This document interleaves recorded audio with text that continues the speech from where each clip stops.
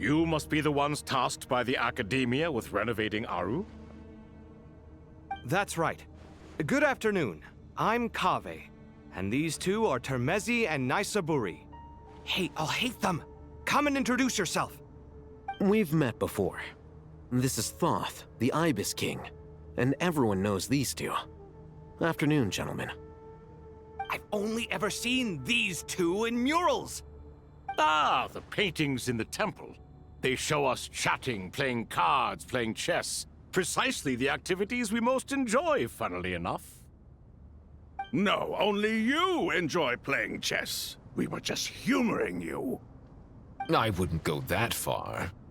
Back to the matter at hand. A preliminary assessment by the Academia indicates that this project requires expertise in various disciplines, including the deciphering of ancient texts, mechanical engineering, the restoration of ancient ruins, and elemental theory. The most capable minds in their respective fields are here before you. If there are no objections, we'd like to begin our work. The artisans who built Aru for Al-Ahmar gave their very lives to create this splendid work. Follow their example by giving your utmost devotion to this project. I didn't know that. We'll do our best, of course, but we certainly won't be sacrificing our lives. Such brazen words. Humans these days are a far cry from their ancestors. What little respect you show for King Deshret. No, that's not what he meant. Please, don't mind him. He shares your sentiments, just not your, penchant for hyperbole. Assuming that's what you were going for? I just think it's important to manage expectations. Forgive my lack of courtesy, but we simply can't sacrifice our lives to the gods on completion of the project like people in the legends of old. Here's a first draft of the project proposal for your perusal. Please let us know if you have any requests. Normally, I'd have made it look a lot more visually appealing, but we were really pressed for time on this occasion. I hope you'll forgive me if it's a little rough around the edges. Naturally. If my fellow ministers deem this meager display of respect sufficient, I suppose I can consider agreeing to their proposal. Why are you so preoccupied with the ostentatious displays of respect to Al-Ahmar? We should be trying to make things easy for them. You never know. We might have to rely on these young people to look after us in our old age. Exactly. This is Aru's mainframe. Be reminded to use it with great caution. We certainly will. Thank you for your assistance. You may attempt to lay out punishment should you so desire, though I'm afraid it would be futile. You and I both know that certain components of Aru can only be operated by humans. King Deshret always believed in humanity. Still, the reason that Aru's modules are designed that way is not so much because he trusted them, but more because he was wary of you. Is that true? No wonder human artisans helped to build Aru then. He actually required human assistance to create his greatest work. Naturally. Have you noticed that the Goat King keeps giving superficial responses? It's like he's just going through the motions and leaving the real debate to his colleagues. He understands the art of perfunctory speech. That's what earned him his position as the Minister of Ministers. It seems the rumors about King Deshret being a poor judge of character are baseless after all. Excuse me for being blunt, but it sounds suspiciously like you're putting yourself on a pedestal and mocking me. You're mistaken. And while there's nothing strictly wrong with making every conversation about yourself, it's not exactly a positive tendency either. You? Whatever. I knew it'd be like this working with you. All right, let me past. I need to look at this console. It's your job to activate it after all. Let's begin. Everyone, please proceed with the external checks and preparations as per the procedures outlined in the engineering plan.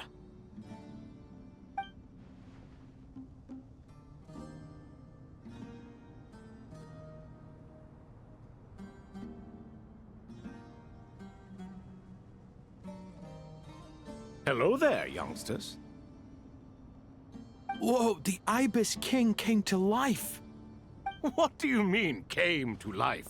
I've been alive the whole time! You did say we could start our research, right? Are you having second thoughts now? I've reviewed the proposal. The work you're planning to carry out on this grand device is ambitious in its scope. You have ample confidence in your abilities, I take it? I wouldn't say I'm feeling hugely confident, but given how bad things are, I'd rather at least try something than sit around waiting to die. You are the top scholars of your day. I trust you are aware that there are countless links between Aru and the Akasha? Aru and the Akasha? But... I thought the Akasha was the Academia's greatest technological accomplishment, created years ago by the Dendro Archon to help her people access knowledge. And you too? Do you not know either? You've read the instruction manual, right? You tell them. An instruction manual? The Akasha has an instruction manual? The Dendro Archon is a kind and thoughtful god indeed. It used to sit on a shelf in the corner at the House of Dana. Not the most popular read. If the manual is to be believed, Aru was in fact the original inspiration for the Akasha system. what? But there are so few records about Aru anywhere. And practically none of the scientific expeditions into the desert had anything to do with it. Ah, but this is something you could not possibly have known.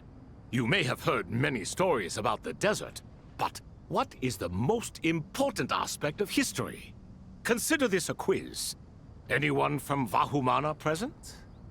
I'm from Vahumana. It's, well, veracity. Precisely. And a large part of veracity is the chronological order in which events occur. I may as well tell you. In the beginning, Nabu Malikata, the goddess of flowers, descended upon Sumeru. The glory of the heaven was within her. She brought life, oases, and knowledge to this land. Then she created the Jinn, enlightened them, and ordered them to serve her.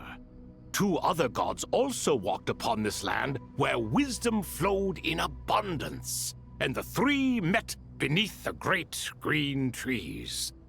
It was the first and greatest alliance. We should speak with reverence of this covenant between the three, which transcended both time and life. For they promised that in Sumeru, wisdom would be shared with all. All the great changes in Sumeru's history began with the goddess of flowers. For King Deshret's sake, she pried into the secrets of Celestia, and for this was burned to ashes by the flames of wrath. So grieved was King Deshret by her passing that he lost all interest in state affairs and devoted himself instead to the knowledge that she had brought back. It was after learning of the technology from that floating island in the sky that he first conceived of Aru. And so, the Akasha was inspired by Aru, while the basis for Aru itself came from Celestia's technology. Well, if the two share a common technological origin, then connecting one system to the other is an entirely feasible idea. Unbelievable. Have you no reverence at all for celestial technology?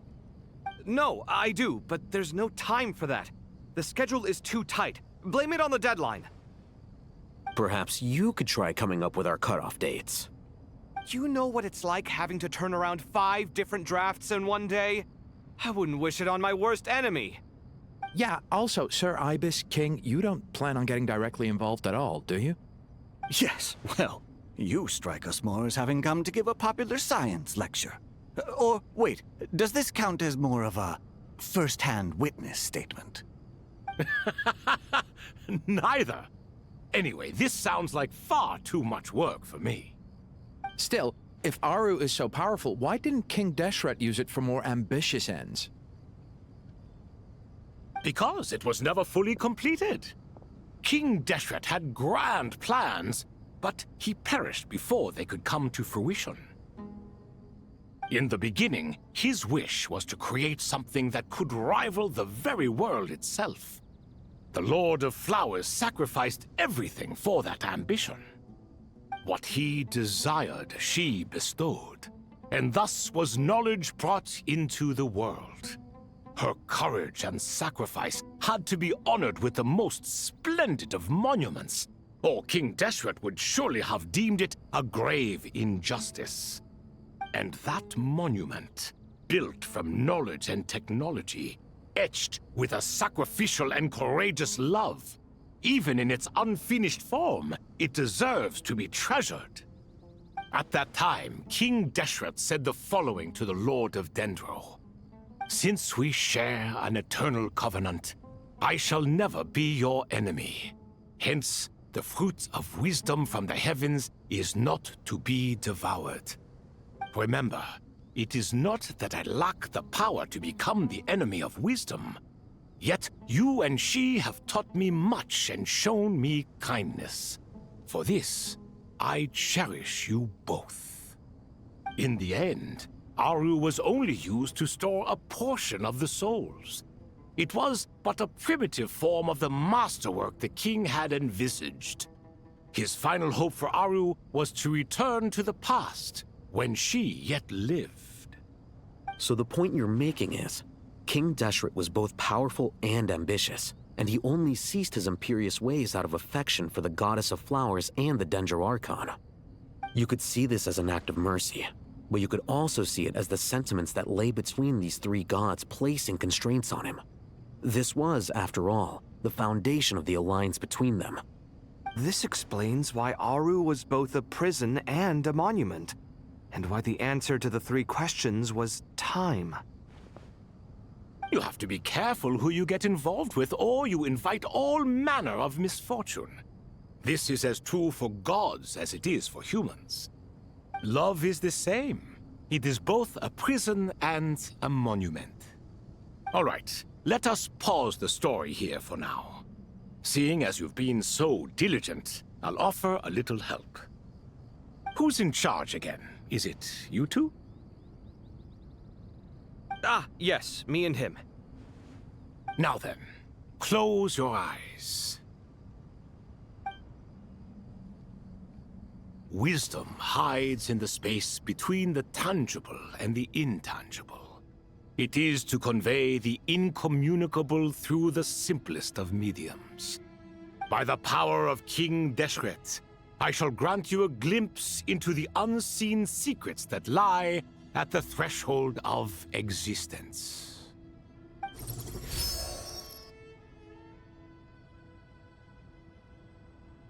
Where did this come from? Is it a new mechanism? It looks more like some form of externalized information. You've rendered it visible? Just as the Akasha allows you to access a greater range of knowledge, the power of our king permits one to perceive ingenuities that do not belong to this world. This is no ordinary mechanism. It reflects the internal structure of Aru. Whether you choose to increase or decrease, keep or discard. Come, use these to achieve the outcome you desire. Looks mechanical to me. Better let me handle it, just in case. But wait, how do I get up there? Turn around. So that's where the elevator is.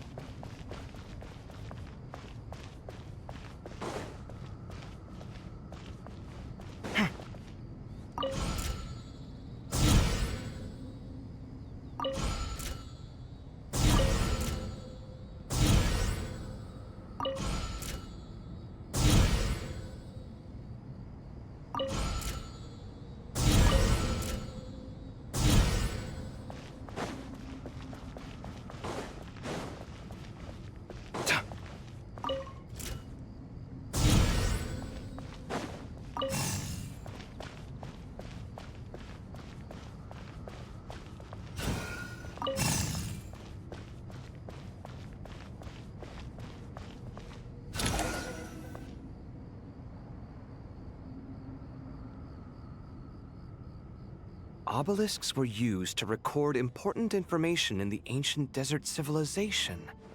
Hey, Al-Haytham, there's some writing here I'll need you to decipher. I've sent it to your screen. Do you see it? Got it. It's a little blurry, but I should manage. Take a look and tell me what it says. Oh, and I'll send any other similar text directly to you from now on. Let's start with this one. It's a variant of an older script. Herein lie verses written for the Yellow Sands. Looks like cultural information from the age of King Deshret. If so, I suggest you delete it. Words thrown together merely for fun. I had no idea Aru kept a record of this. Well, as long as you're certain that this is strictly private information, that's fine. It is unimportant. All right, well, I guess I'll start now.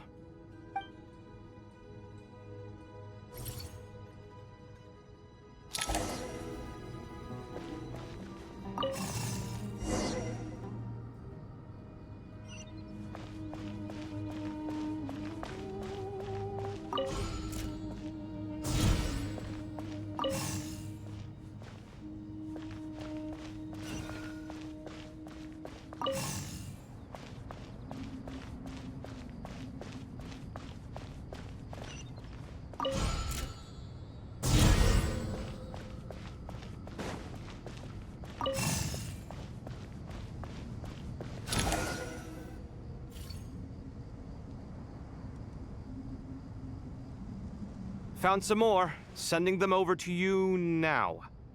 These are all reports about the Gurubad conflict. Can we delete them? I'd say so. Most of this information has already been archived anyway. What if there are details in there that Vahumana missed? What are we supposed to do if they come after us in the future? They'll just have to live with it. If we don't resolve these issues now, there won't even be an academia in the future, let alone a Vahumana Darshan. Yeah, you're right. Okay, done. There's some other similar monuments nearby. I'll check them out.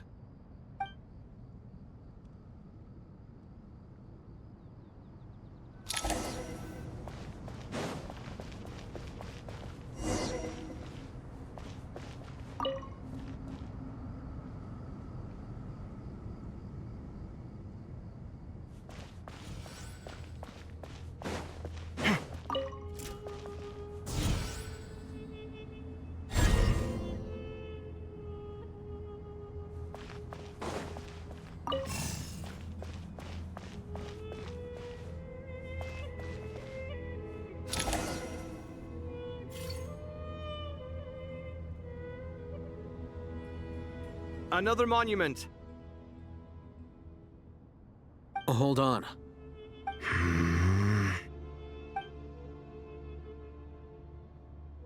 You're still reading it? How long is it?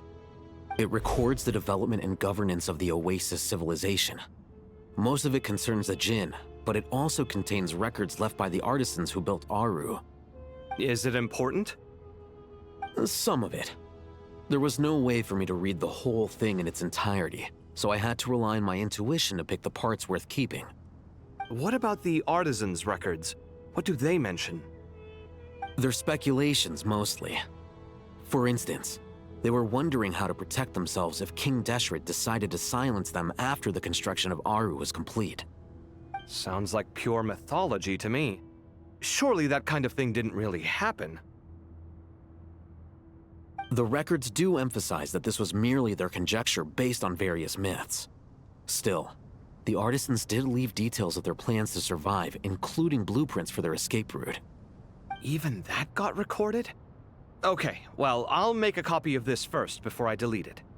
Is that truly necessary? You won't be needing those. No, the blueprints are important. I want to keep them as a memento.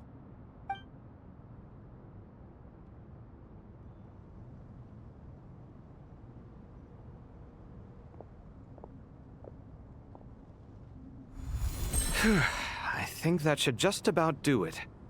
It meets the requirements of the contingency plans, so we should be good.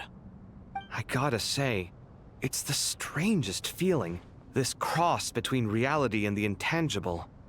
It's like drifting between life and death, or in and out of a dream, using my own hands to manipulate illusions that are forever out of reach. Chasing dreams in the most literal sense. Definitely a novel experience. What happens if my spirit just floats away? That won't happen. Anyway, I wouldn't celebrate just yet if I were you. There's likely to be a phase 2 of this project. All right. I'd better keep my wits about me then.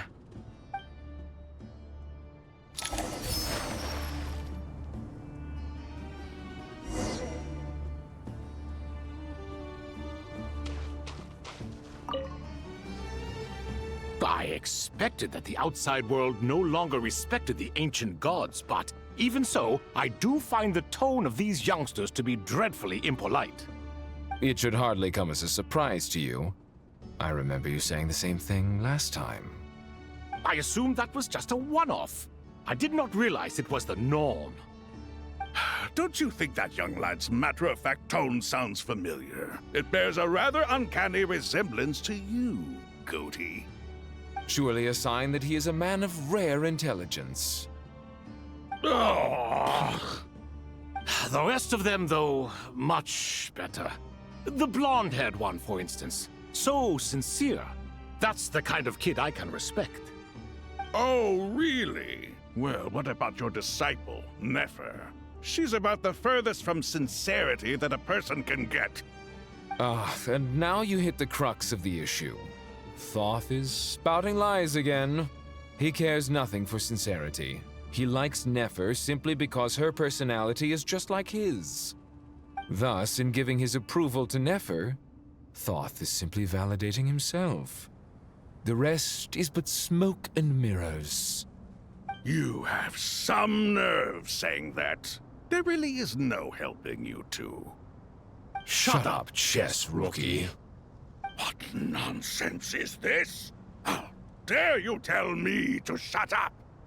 How can you engage in such banal chitter-chatter at a time like this?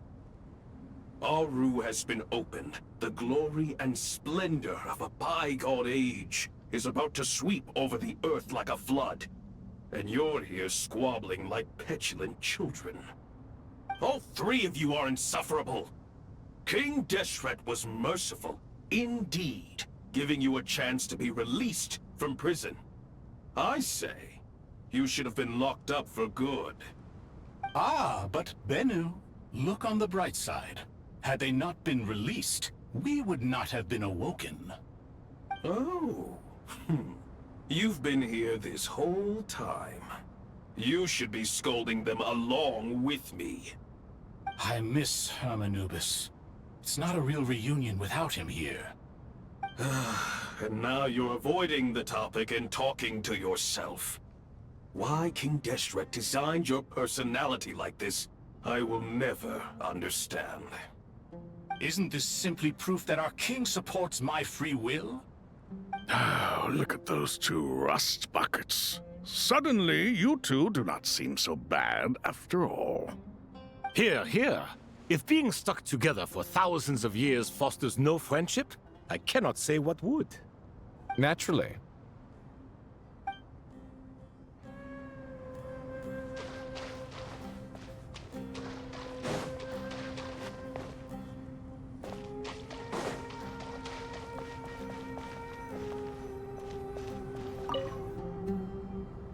How's it going? Are things progressing smoothly? Well enough, I suppose. You know how it is.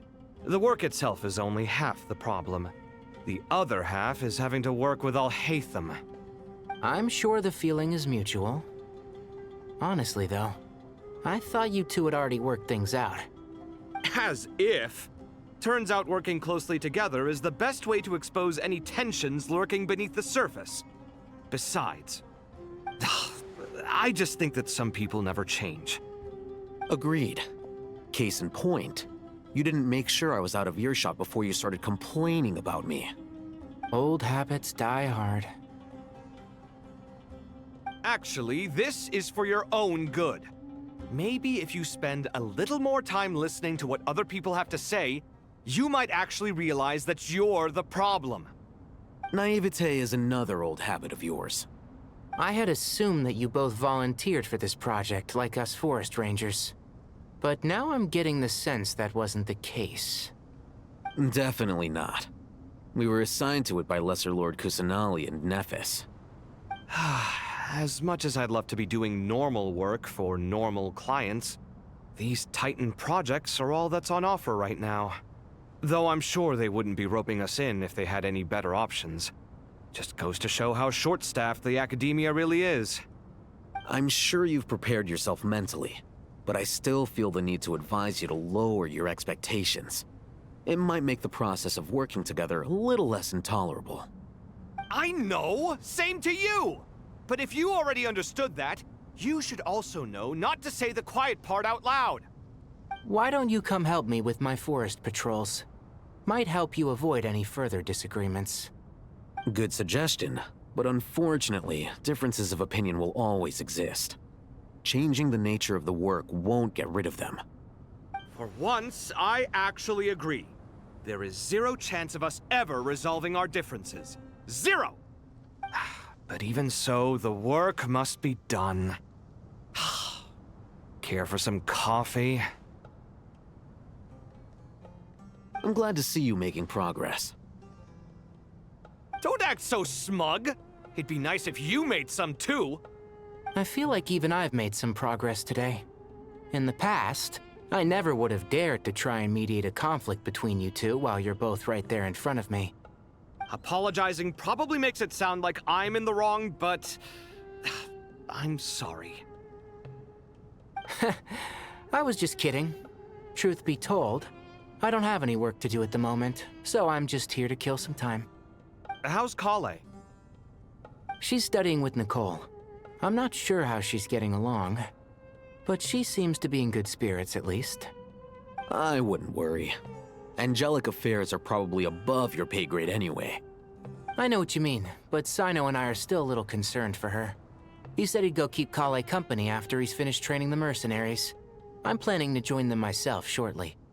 Kale will be okay. Have faith in her. Even we can see how much more confident and outgoing she's become in these past few years.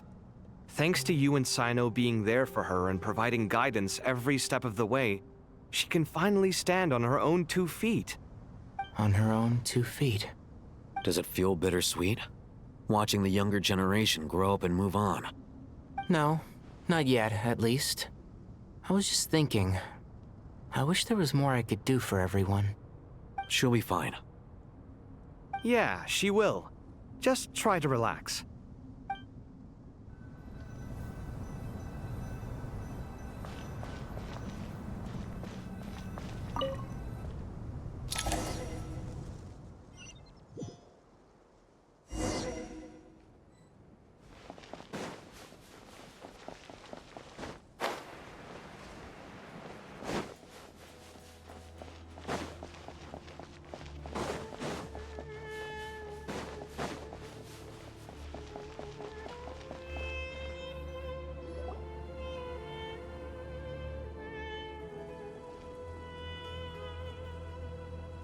Traveler from afar, do you worry for the fate of Sumeru as well?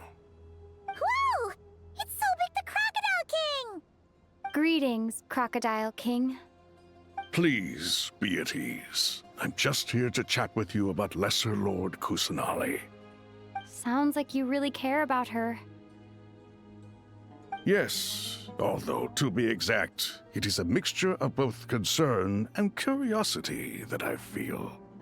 Speaking of Nahida, Paimon was wondering how she's doing. Wait a moment.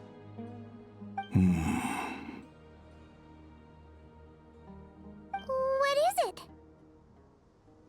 I tried calling out to a pep, but there was no response. This can only mean that she is focusing all her energy on taking care of Lesser Lord Kusanali.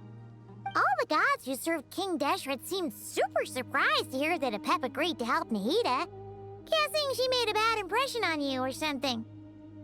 Are you aware of the history between her and our king? Then you are learned indeed. I'm glad to know that Sumeru has the support of someone like you. At the end of his life, King Deshret tricked the Dendro Dragon into swallowing him whole, leaving her to bear the torment of his sins. The Dendro Dragon despised King Deshret, yet he outwitted her. Rather than bringing disaster to the land, he chose to deceive her and thereby ensure his annihilation. An act that surely displays his love for humanity. The Dendro Dragon stands for the glory of a bygone era. She hated Al-Ahmar and what he represented. All the gods, all the power they wielded. And so, her willingness to help the Dendro Archon through this crisis comes as a great surprise indeed. It makes one wonder whether, perhaps, the Dendro Archon assisted her in the past. Yep, Nahida did her a huge favor.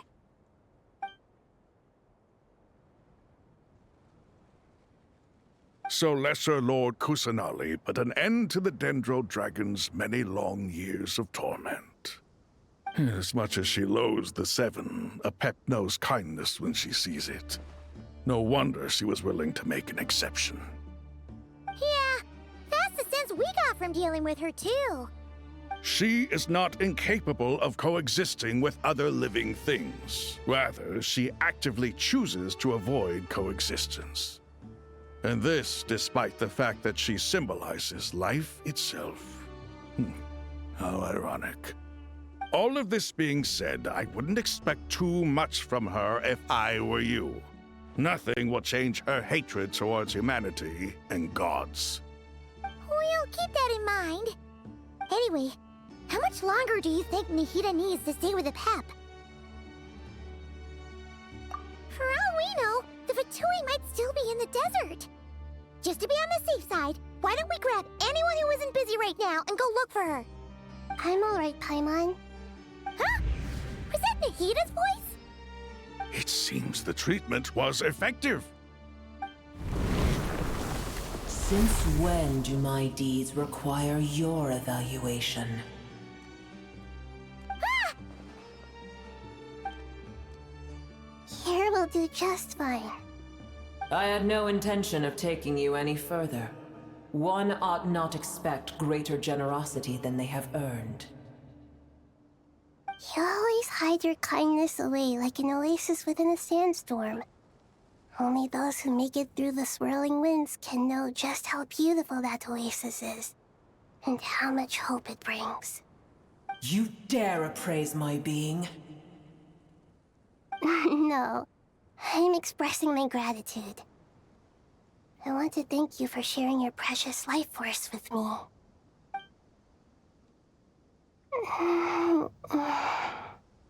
Awake already? You are more resilient than I thought. Pep. I feel much better. Thank you. Gods and their gratitude mean little to me. I would rather you give me your assurance that the situation with Irminsul and Sumeru's ley lines will be competently managed. If I suffer any ill effects from the ley lines, you, as the god of this land, will be held responsible. And you would not enjoy being held to account by me. I understand what you require, but I would assume this task even if you did not demand it. Sumeru is my responsibility. I must resume my duties as soon as possible. A farcical notion. God of Sumeru, I hope you realize how unextraordinary your strength is. And yet, maybe it is precisely what defines me. A god of wisdom is not meant to rule by force. Then hold steady. We go forth. Well, I'll be. Is that a pep? Do my eyes deceive me? Of all places, the Dendro Dragon has decided to visit the mausoleum of King Deshret? I see that after all this time, El Ahmar's menagerie of ministers remain as vile as ever. It's a pleasure, Dendro Dragon. Had you arrived but a little sooner, you might have attended a meeting of the Seven Pillars. What a nauseating thought. You are not the first insects I have had the displeasure of dealing with today. A swarm of them tugged on my tail on my way over. Goodness knows what hovels they crawled from. Why do all the creatures of this world remain so lowly after all this time? What did you do with them? I cast them away. What would you have me do? Keep them as trinkets? Boer, this is where we shall part ways. To be clear, I do not wish to see you or anyone else here ever again, unless absolutely necessary. Then I wish you peace as you return to your dwelling place. It matters not to me. Simply refrain from bothering me again.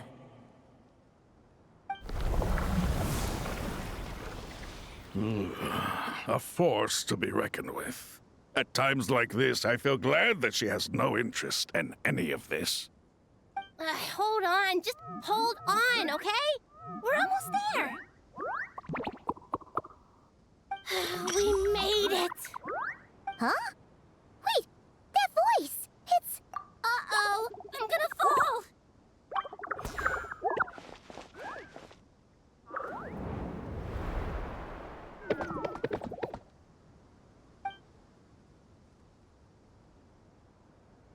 Well, that's a relief. A pair of safe hands indeed. The Dendro Archon's familiars. They are the last thing I expected to see here. Huh? Wait, what are the Aranara doing here? Don't you guys hate the desert? Obviously I was worried about the Dendro Archon. I've been supporting them with my Pari powers the whole way here. Oh, you seem pretty nervous. Is it because there are too many people around? Not just people. It's all these non-human beings, too. It's hard on them. I can't believe you made such a long and dangerous journey just for my sake. I appreciate your support so much. Thank you all. I'll have to ask everyone to wait while I help our new arrival settle in. Once I'm done, I'll gather everyone to discuss our next steps. Traveler, Paimon, shall we find a place for our friends to stay? Awesome! Let's go! Well, first I have some questions.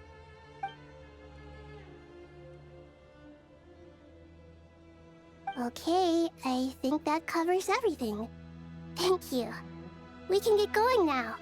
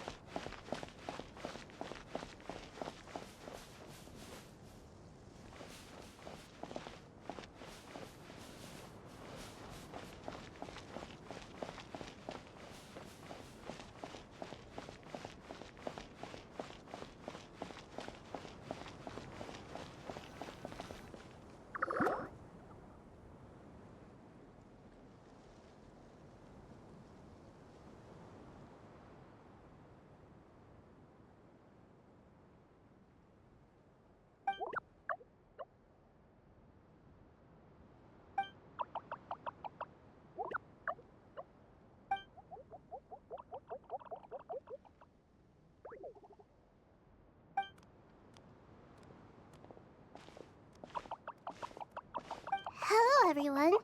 It's only us.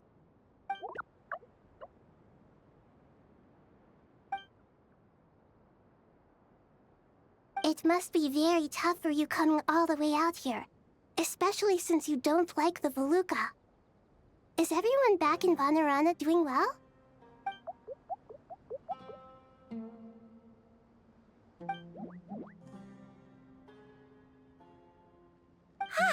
Everyone's here. Good. Are you okay? You look like you were about to pass out back there. Then you're forgetting who I am. Don't underestimate me.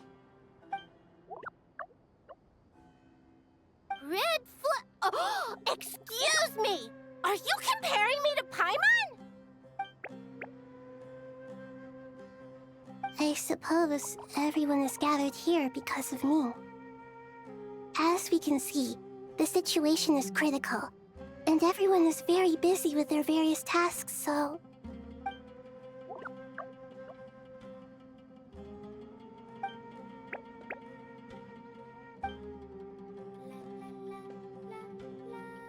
I can't thank you enough. Right now, we're focused on restructuring Aru, processing excess information, and helping restore everyone's confidence. I'm sure you'll find it all very straightforward. I can help too. Just let me know where I'm needed.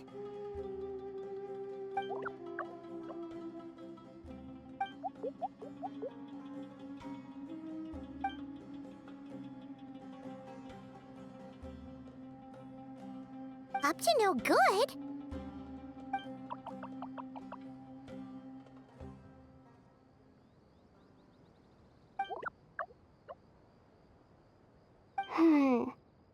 That definitely sounds suspicious. Traveler, Paimon, I have other work to attend to here that needs to take priority. Could I trouble you to investigate the situation Arabalika spoke of? No problem. Leave it to us. Thank you. I'm counting on you.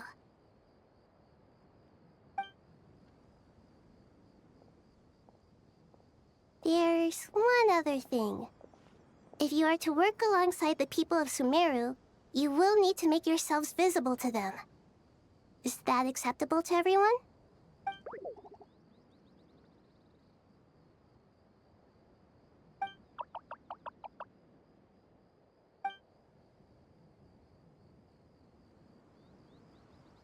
There's nothing to fear. No one here will hurt you. But if you do feel afraid, don't worry. Just call my name and I'll be there. Very well. Now, I shall bestow a small blessing upon you all. Whenever people see you and interact with you, from the moment their gaze meets yours, they will experience the most beautiful of dreams.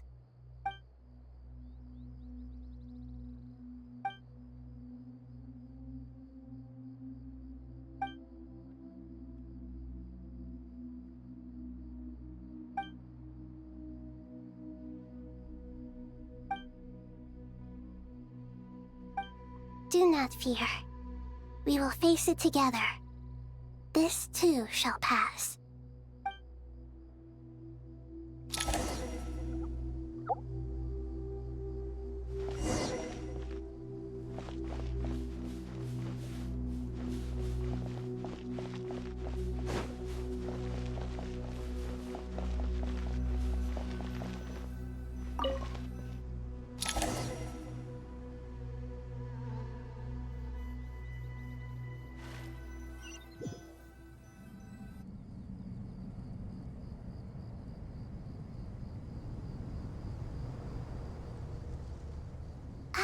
Everyone's here. Wonderful. Dendro-Archon, you're back. Are you recovering all right? You mustn't push yourself too hard. I'm doing very well. Thank you for your concern. I see. Using the power of Aru to reboot the Akasha and gain access to Irminsul. It's a sound plan, although... I regret to be the bearer of bad news, but with the state that Irminsul is currently in, it's impossible to access via traditional means. Even the Akasha won't change that. Alas, we had feared this may be the case. And what about non-traditional means? Non-traditional means? Are you saying... Desperate times call for new measures.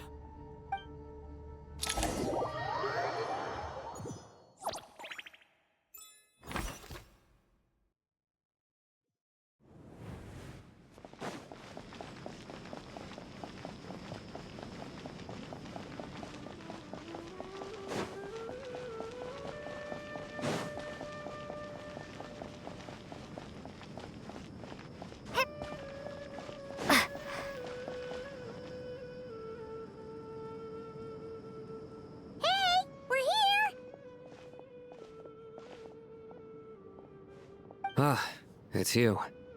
Is there a situation?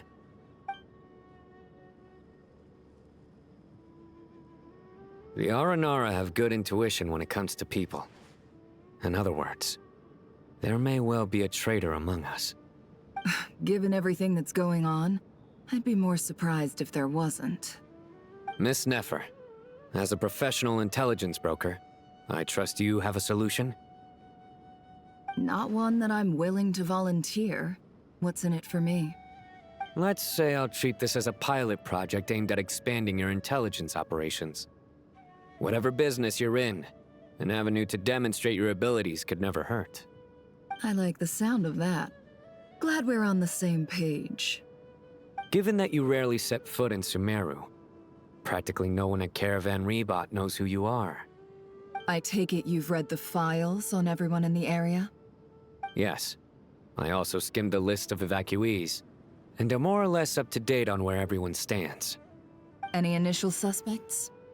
Limiting the scopes to males whose recent activity could be viewed as suspicious. I've identified 3 names. The Aranara saw 2 people talking, but currently we only have 1 suspect. The other person was probably just a messenger, and in all likelihood has already left Caravan Rebot. Everyone is heading for the desert per the evacuation order. Anyone willing to turn back at this stage is almost certainly with the Fatui. There's no way it was a spur-of-the-moment decision to act at a time like this. This spy must have been planted long ago.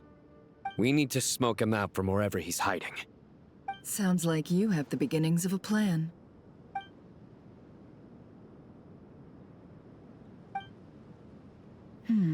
I see. Your suspicions are well-founded. I'd be watching him too if I were you. So far, we still lack solid evidence that he's been bribed. He hasn't made any recent purchases that would indicate he came into some cash.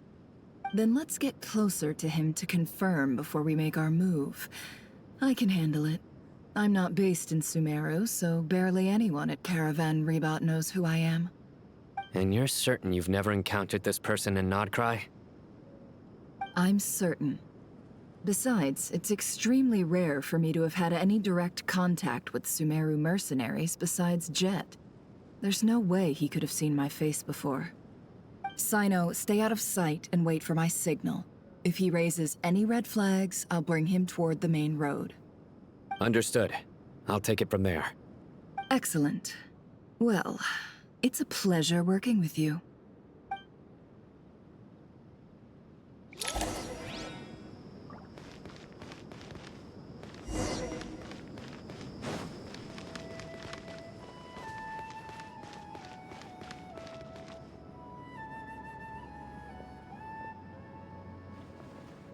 Darker skin, scars, frequents the desert and has ample combat experience. Nothing unusual about how he dresses or acts. What's that he's looking at? A coin. Interesting. Could that be how his contact paid him? Conveniently discreet for someone trying to hide any unexplained income.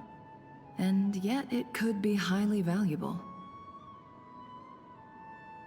Sorry to bother you. Has everyone here already left? I don't suppose you happen to see a lady wearing a hat?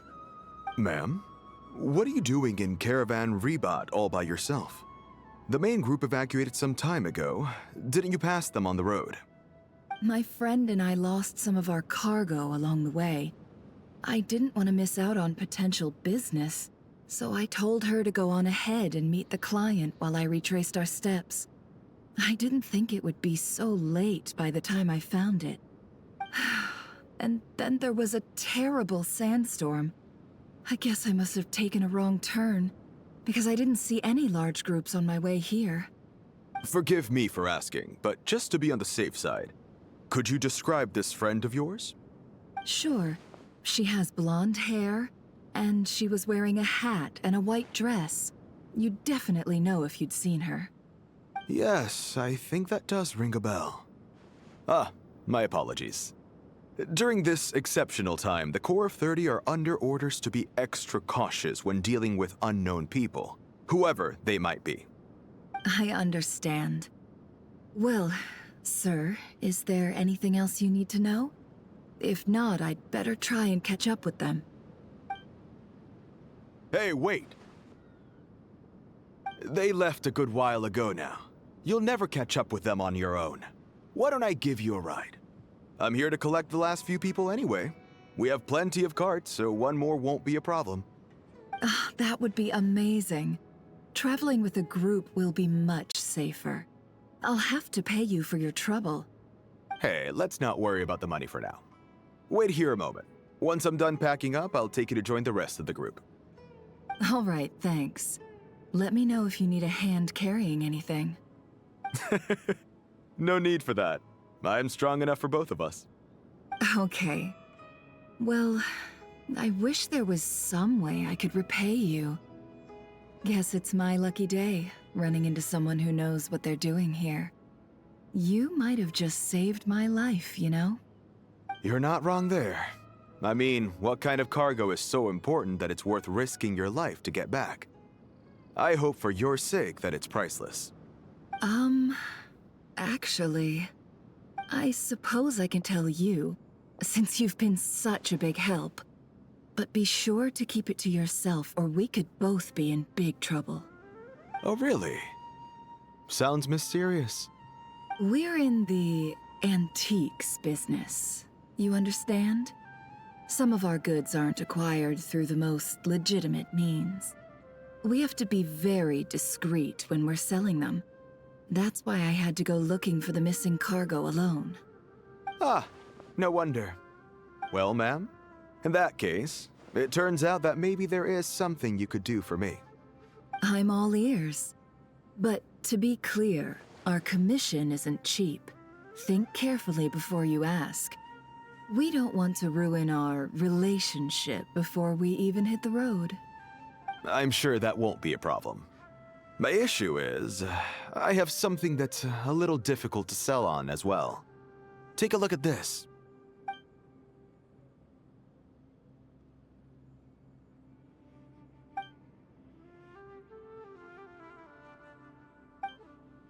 Pure gold.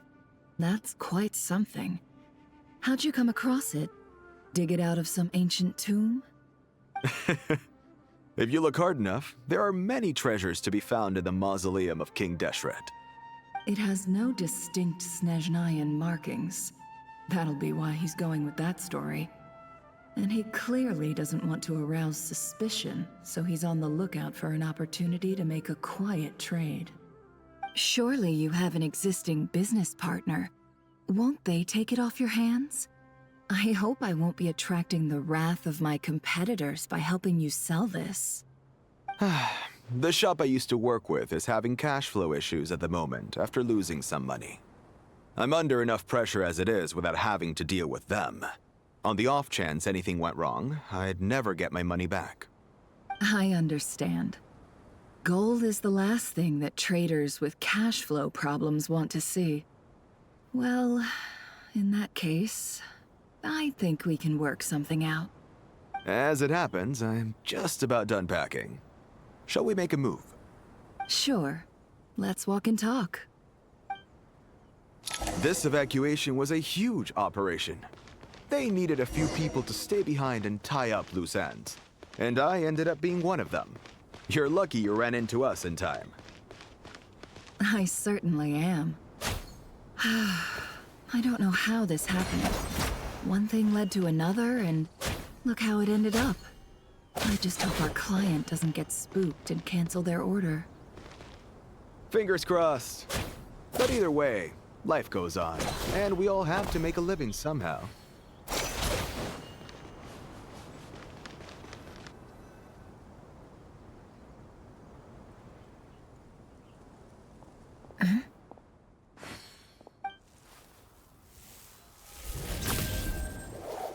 Hands where I can see them. General Mahamudra! No, wait! What are you doing?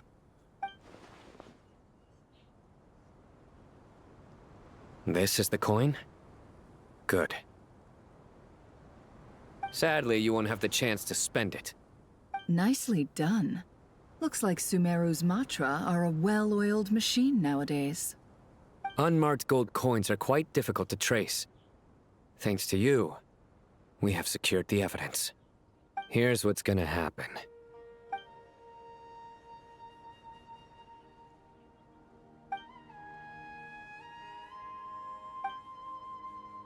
Southeast from here, leeward side of the hill.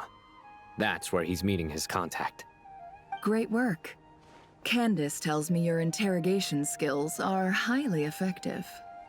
Hers are quickly catching up. She's improved a lot in recent years. Looks like it's over to you for the next step. Because I'm quickest on my feet? Because you know how to trail a target.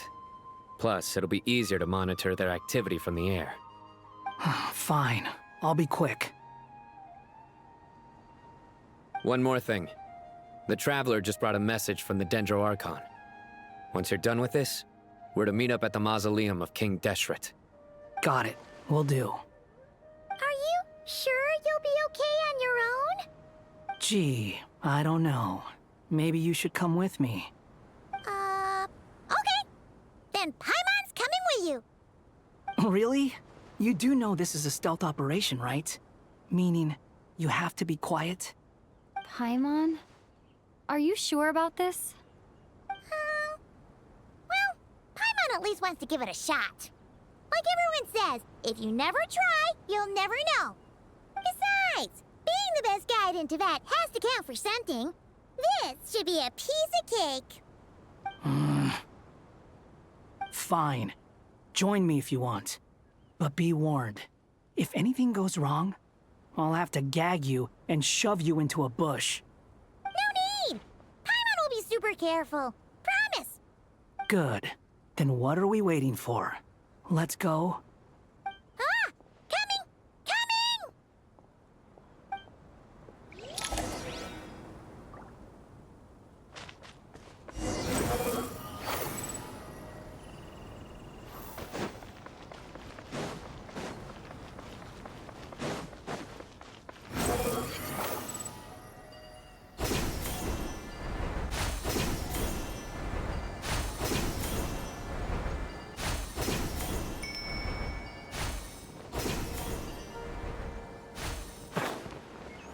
Squall and Fury.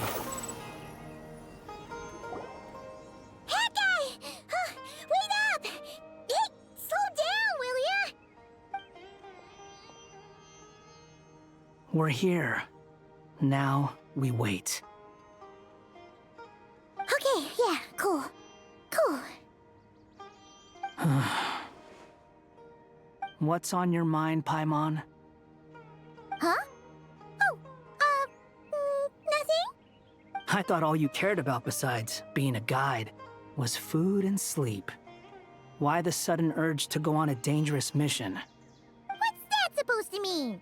Paimon's been on plenty of dangerous missions before. But never on your own.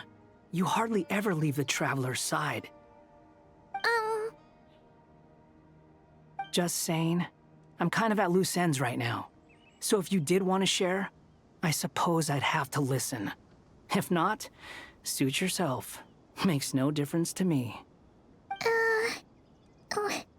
Hat guy? Do you think Paimon is useless? What? Where's that coming from? When we were in Notcry, Paimon suddenly realized something. Even though Paimon's with the Traveler every single day, whenever we face real danger, she can't do anything to help. Paimon doesn't get like this very often. She just got really scared when the Traveler got kidnapped that time. What if she never came back? What would Paimon do then? And the more Paimon thought about it, the more useless she felt. But Paimon doesn't want to be a burden. Paimon wants to be a friend who's actually useful. Does that make any sense? You know, that feeling of just being completely useless and... Oh. Paimon probably sounds so ridiculous right now. You asked the right person. Boy, do I know that feeling. Oh, Hat Guy. I'm not gonna try and encourage you. What I will say is this. When you start doubting yourself, you have two choices. Give up or change. You have to make the decision to move forward. Otherwise, no amount of consultation from other people is gonna help you. So ask yourself, what do you want? To get stronger? To learn more? Whatever it is, go do it. You won't have any regrets if you can at least say that you tried. Oh. All right. Something's not right. Shouldn't they be here by now? Paimon, is it just me? Or is it a little too quiet around here? Should Paimon take a look? We'll give it another hour. If nothing happens, we head back. Okay.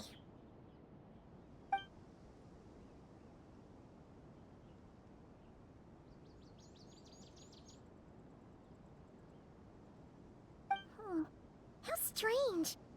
We've been here for ages. Where the heck are they? Have we been stood up? What is it? Did you think of something? Something feels off about this whole situation, but I can't quite explain why.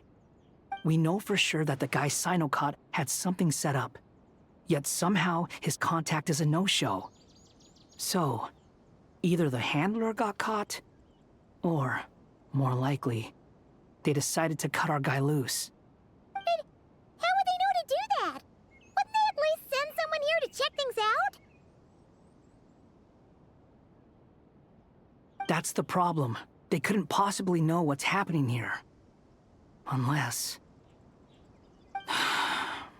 This feels all too familiar. Come on, let's head back.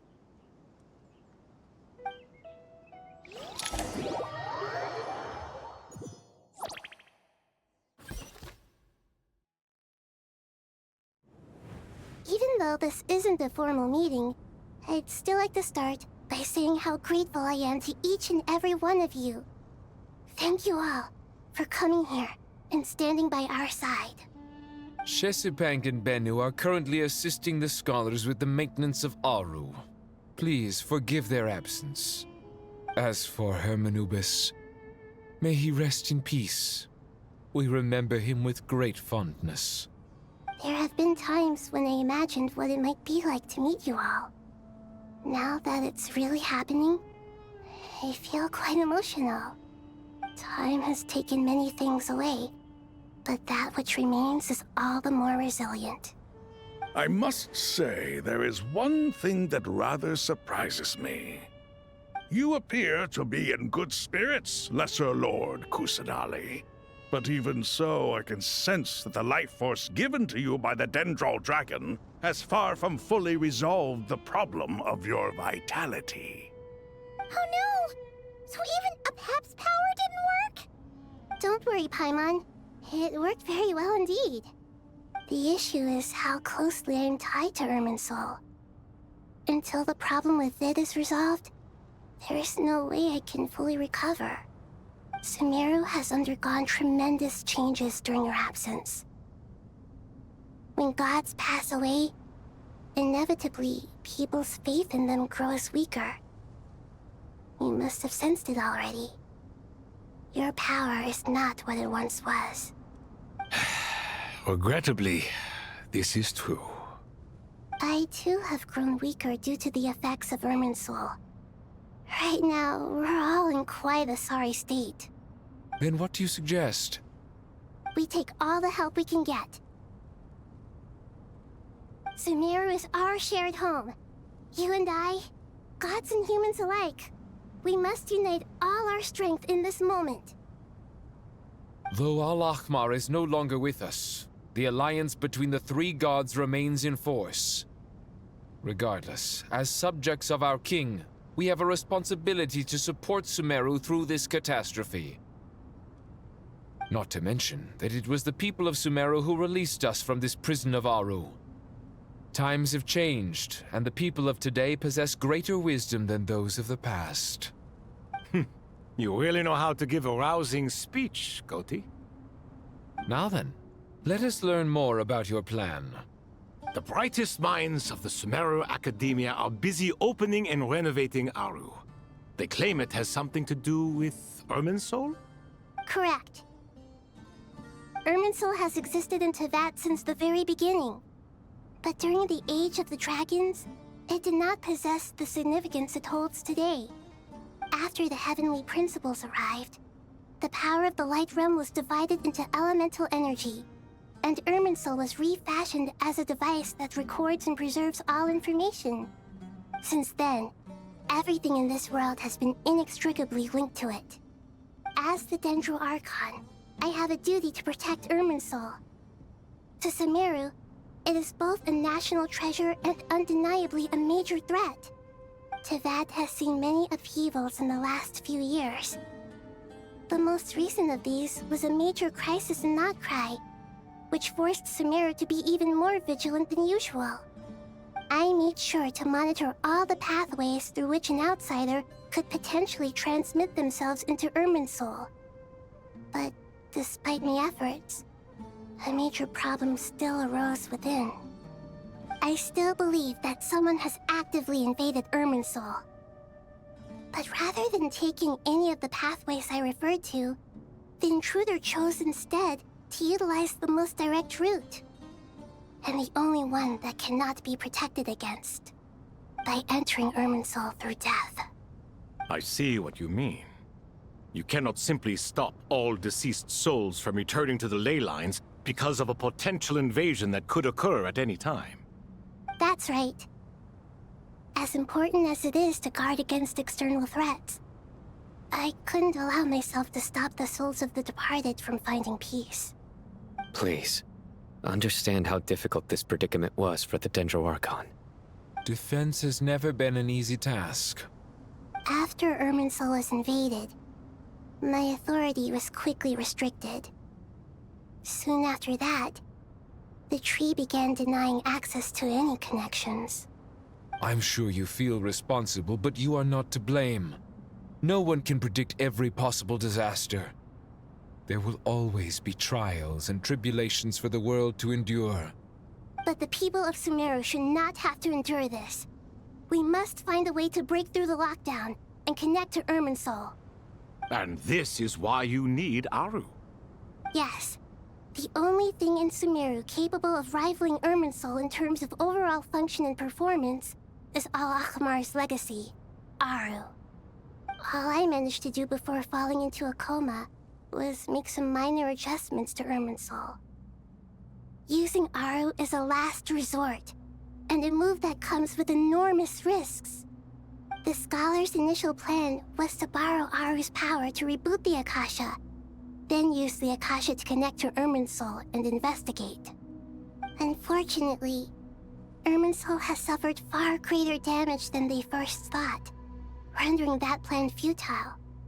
To rise to the challenge, we had to resort to more extreme and far costlier means. This has led to a number of new contingency plans. To reclaim Irminsul, her brightest scholars have made further modifications to Aru with multiple goals in mind. I thank you all for giving them your blessing in this endeavor.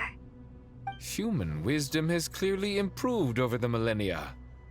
You have not only our support, but that of the Jinn, the Aranara, and the Pari.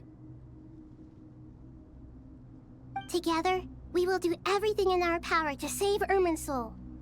By the way, when you spoke earlier of an intruder, it almost sounded as if you knew who you were dealing with and what they were capable of. Well, since you ask...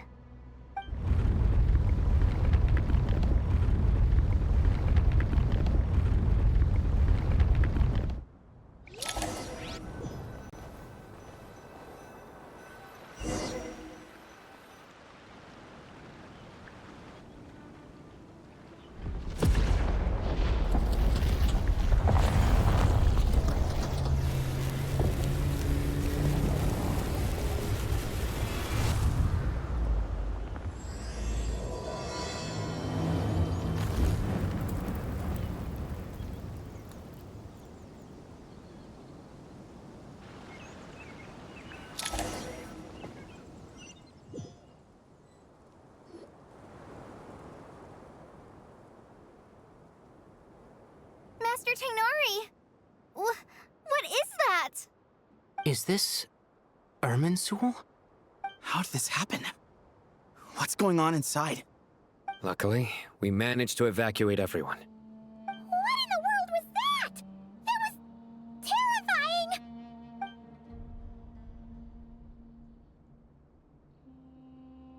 Oh my. I understand now, Dendroarchon. You make yourself quite clear indeed. Not once over the millennia has Irminsul been so terribly afflicted as this. Please continue, Dendroarchon. Irminsul's root system is what comprises the ley lines. In the past, it has always been hidden away, going unseen by the general populace. But now, an evil intruder is making it reveal itself. It has become a tree of unbridled greed.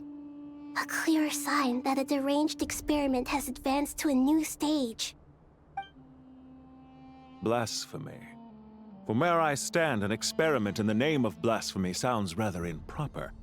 But if we are to honor Dottore will, this is what we must do. The birth of this tree proves to me beyond doubt that this incident is connected to him. But to explain the situation in full, there is someone I need to tell you about.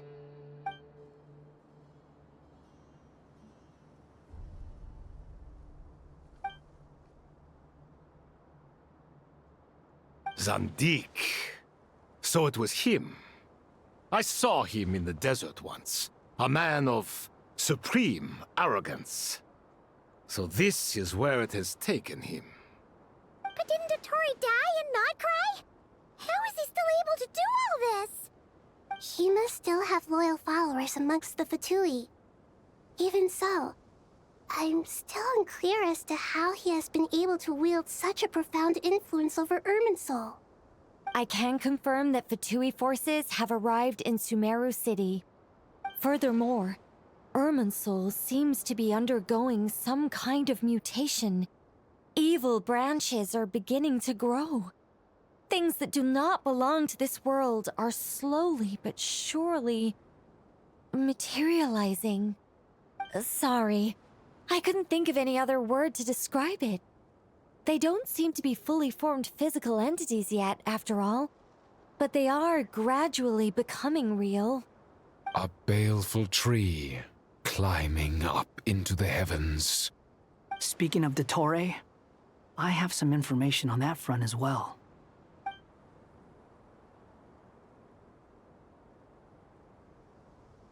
I didn't think it was wise to state this out in the open. But my theory is, the mole wasn't cut off after he was caught. They wrote him off from the beginning. You mean, the Fatui never intended to follow through with him? Then why plant a mole at all? It's hardly a conventional strategy, and the rationale behind it is pretty twisted. But as it happens, I know someone who works exactly this way. And when it comes down to it, his goals are very simple. He just wants to confuse people, so they can't figure out what he's up to. He's been a collaborator of Dottore's from the outset. That fact alone confirms that Dottore is involved with this somehow.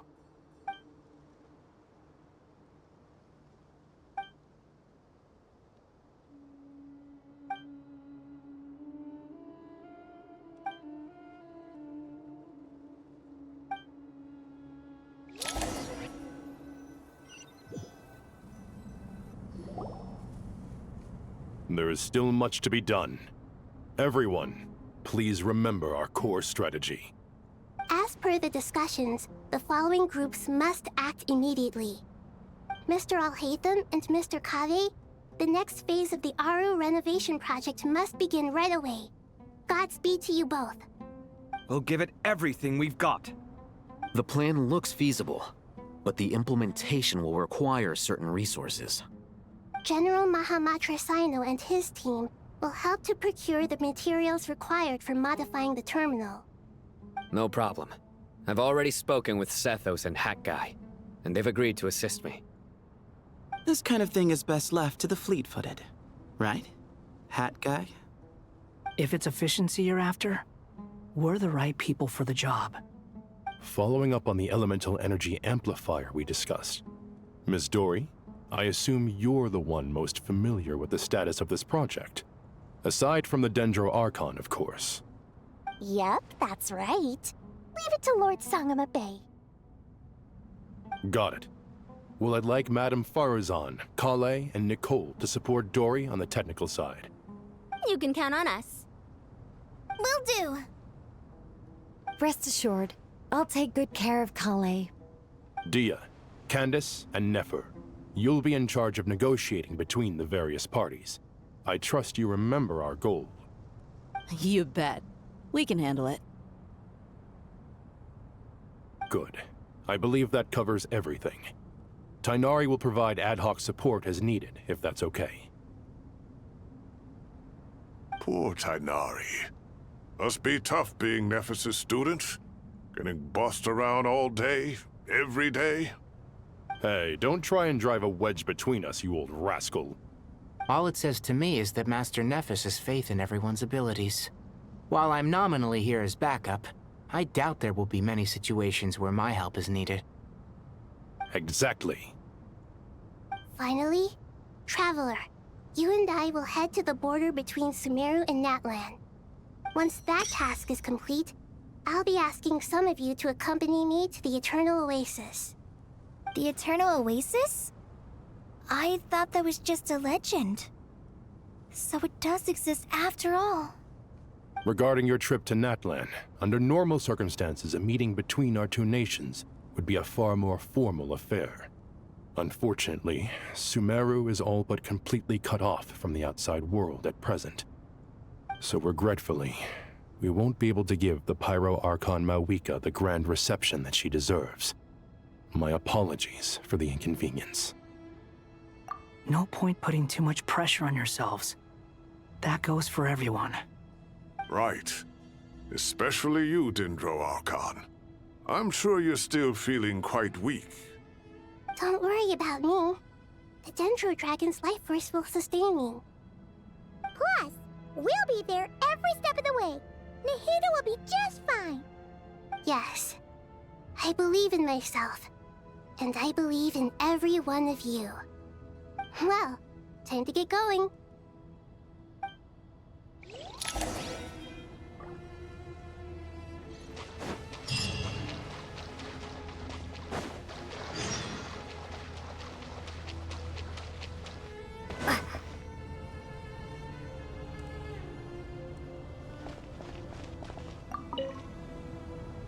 To what extent we can implement the final plan depends on how successfully the Akasha can be modified and configured. And to make sure the configuration works, Aru will also need some further optimization. Yeah, no surprises there. Once we roll this out, any Sumeru citizens who already have Akasha terminals can simply continue to use their existing devices. This still leaves us with a significant equipment shortage, though. Many groups of people were never issued Akasha terminals, including mercenaries, the desert folk, and many others. We'll need a supply of rare materials for the renovation of Aru and the production of new terminals. Right now, the best place to source these locally is from the primal constructs within King Deshret's mausoleum. Time is not on our side here. It's gonna be a race against the clock. The Aru merge and renovation project will have to be carried out by you two. Everything's riding on this, so failure is not an option. Best of luck to you both. As discussed, General Mahamatra Sino and Mr. Hat Guy will source the required materials. Mr. Sethos is quite familiar with the layout of King Deshret's mausoleum. With him accompanying them, things should go quite smoothly. I have every confidence. In the meantime, we may as well take a breather. Makes sense. There's not much we can do until the materials arrive. Get information and stay close. What is this, boot camp? Knock it off. It's just Sino being Sino. You know what he's like. Everyone clear on our mission objective. Look at the excess primal constructs, dismantle them, and extract the required materials. And King Deshret's 7 pillars agreed to this? If they're just sitting there doing nothing, we might as well put them to use. Thoth's words, not mine.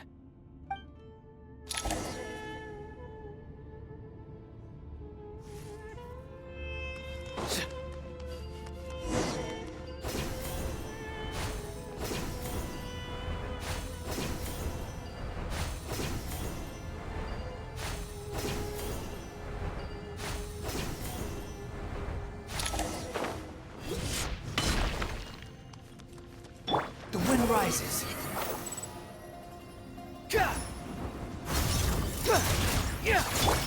Surrender! Judgment is upon you.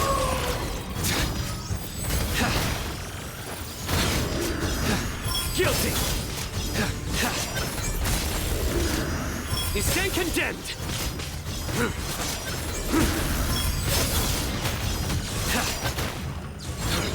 Guilty!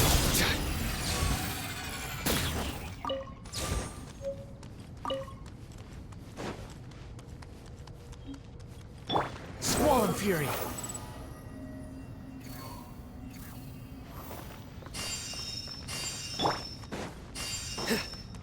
Nowhere to run! Give me some space. The sage's wisdom!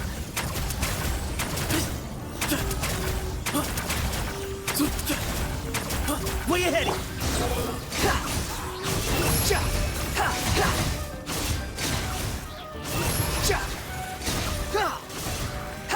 Unsightly insects! Futile! Your sins weigh upon your soul!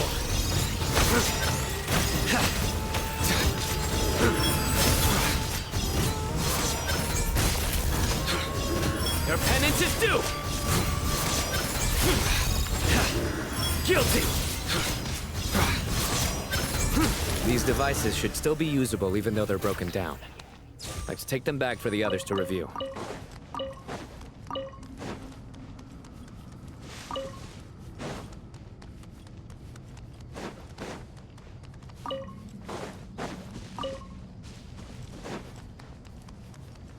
Nowhere to run! Behold!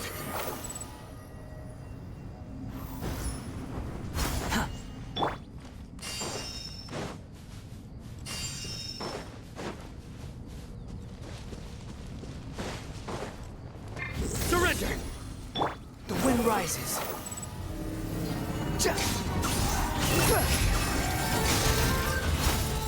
Excuse me? Move to Al Akbar! Not getting up.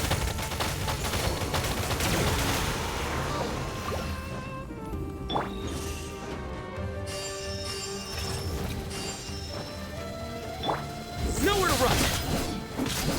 Through me, justice is served! Your penance is due! You stand condemned! Your penance is due! Where you heading?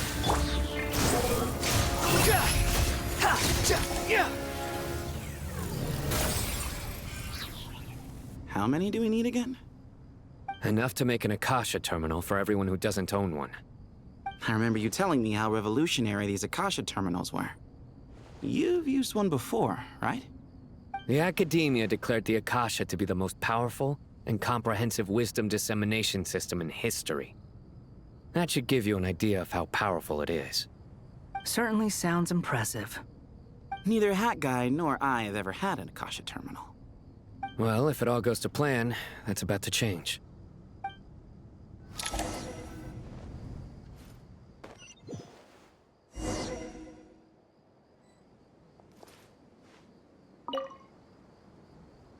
Oh, goody! Thank you so much for handling the delivery. What a long way it was.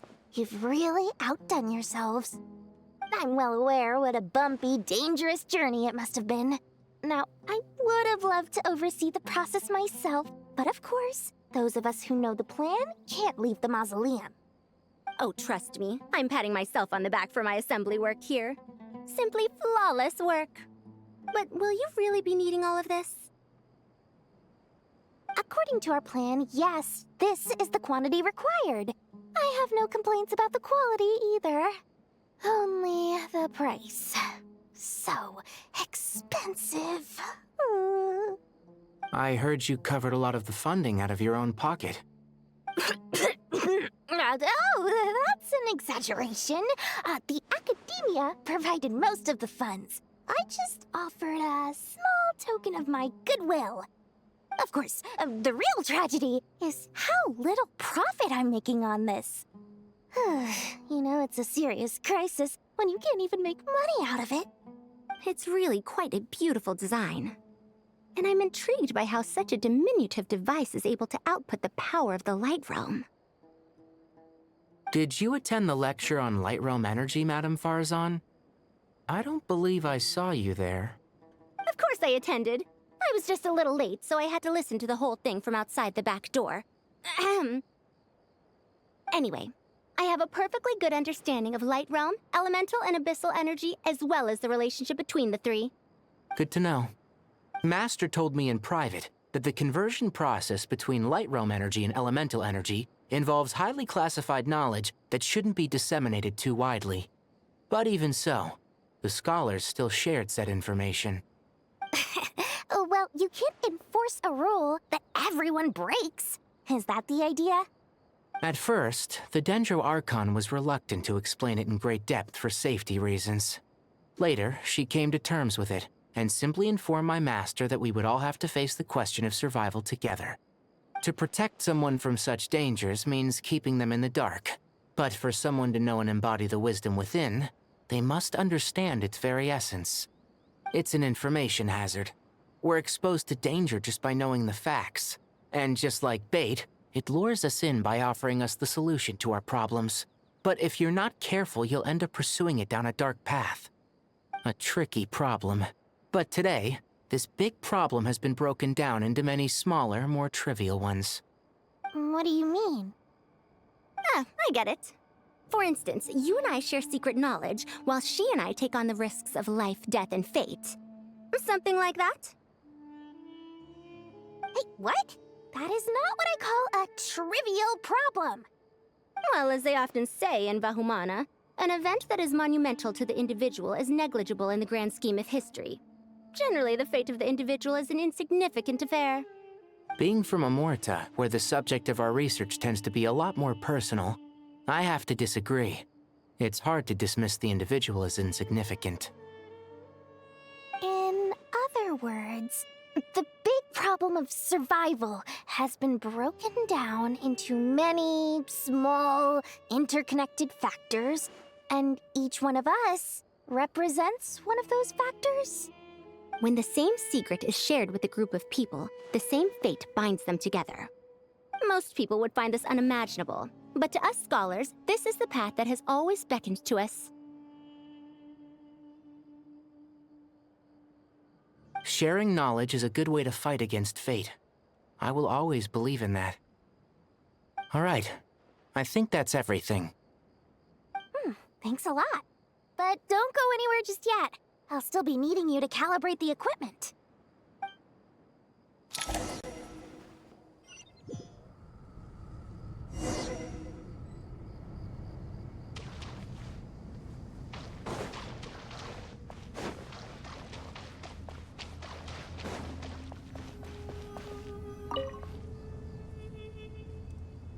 Okay, the materials are ready.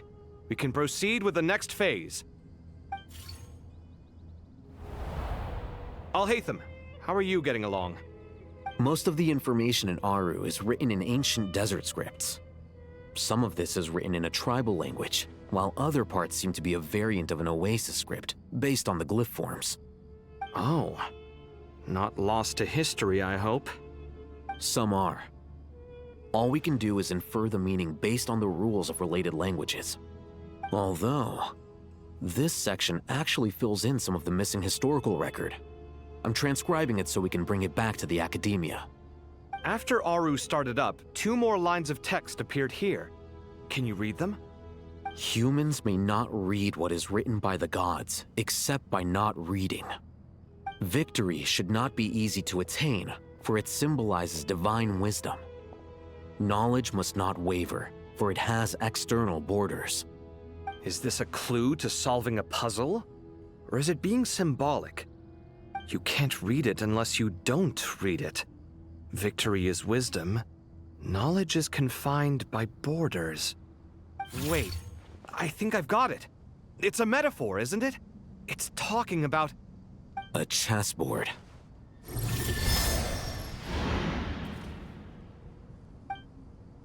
You were right. The youth of today are skilled at solving riddles. Have the secrets buried in the desert not been unearthed over the years all the same? Since Aru is a place reachable through wisdom, this day was bound to come sooner or later. Oh, I've always been against overly cryptic sentences. Don't you get tired of reading and writing all that? Ah, it's you three. Just in time. We've been delving deep into Aru, and now this board has appeared. I've heard this was how you'd while away your free hours. You must be quite the experts by now in that case. It is true. King Deshret's chess games are some of the most well-loved of all his wonderful creations.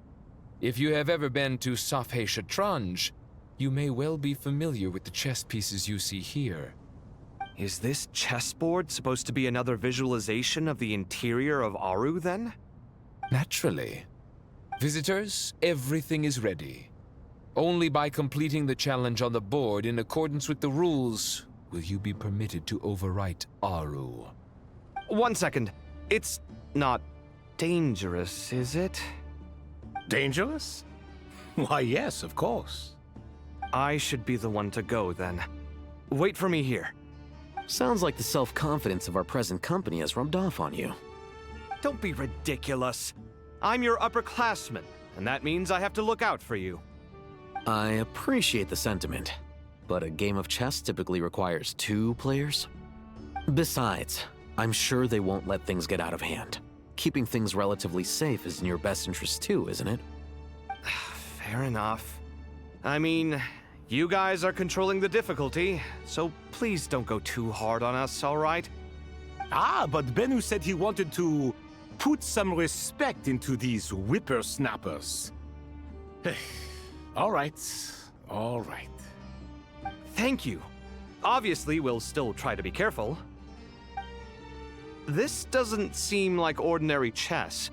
Is the goal to defeat the opponent? No, you must enter the board and pass the trials we have placed there. Ready? Let's do it.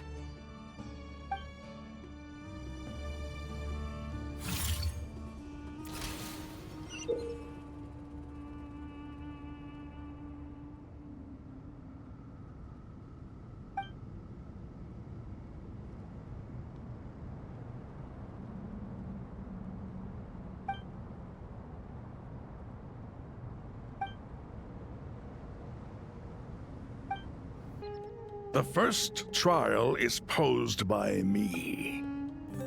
I don't think this is gonna stop us. Ah, but the key to this game lies in working together. Otherwise, you will be deemed to have broken the rules. Looks like it's up to me. Marak, can you open it? King Deshret's favorite primal construct. Living on in suitcase form, of all things. Amusing. Ho ho! Excellent work.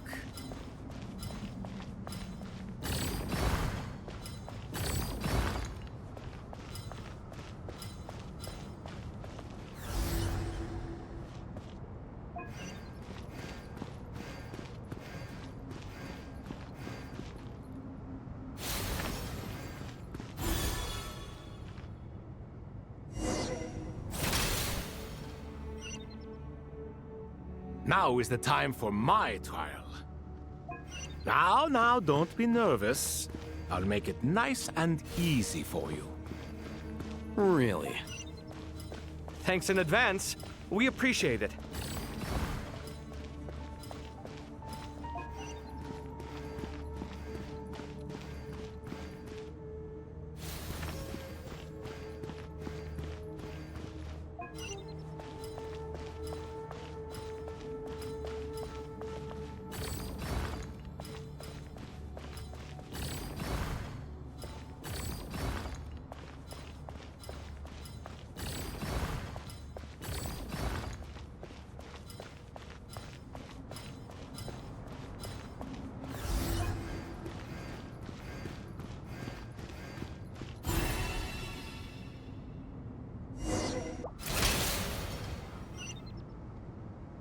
Ibis King, don't you think this all rather inappropriate? You may as well be handing them victory on a silver platter. Do not expect me to follow your lead. Ha! Suit yourself.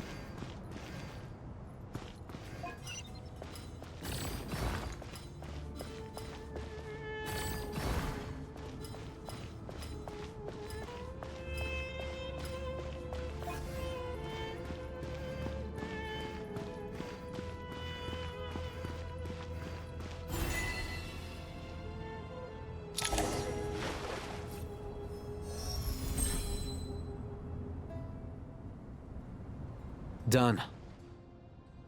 Finally. It's over. But seriously, that was incredible. Standing on the chessboard felt completely different from standing on solid ground. And also...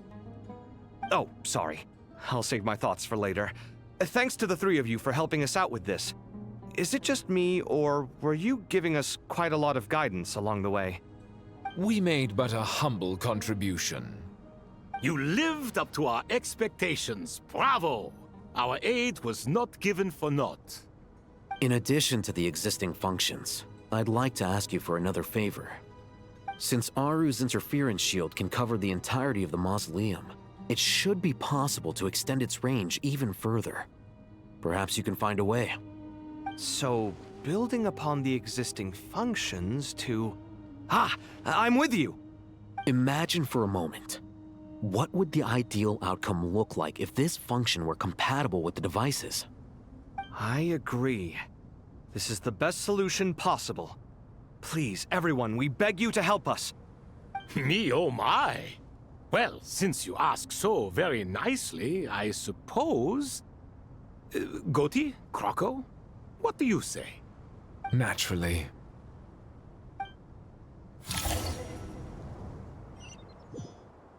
Time to go! Let's go find Nahida!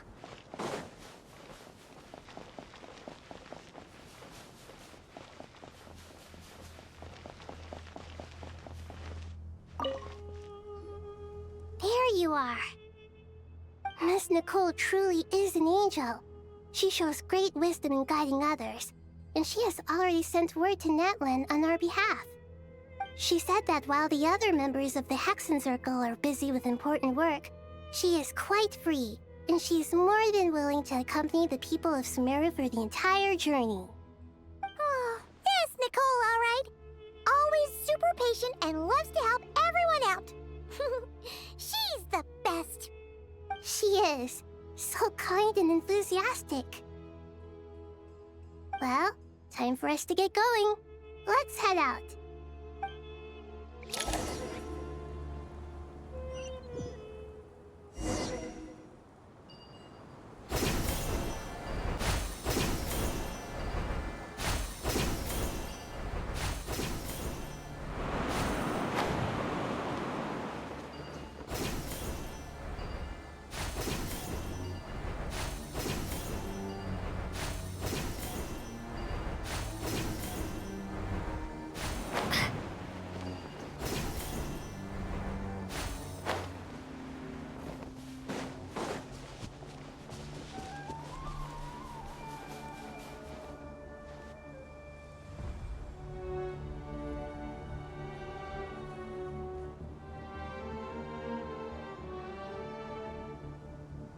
This should be one of the closest places to Natlan in all of Sumeru.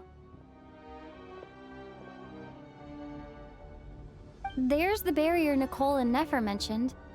It completely cuts this nation off from the others. But why? Why separate you from the rest of the world now, specifically? And if I'm not mistaken, Irminsul was polluted once before, wasn't it?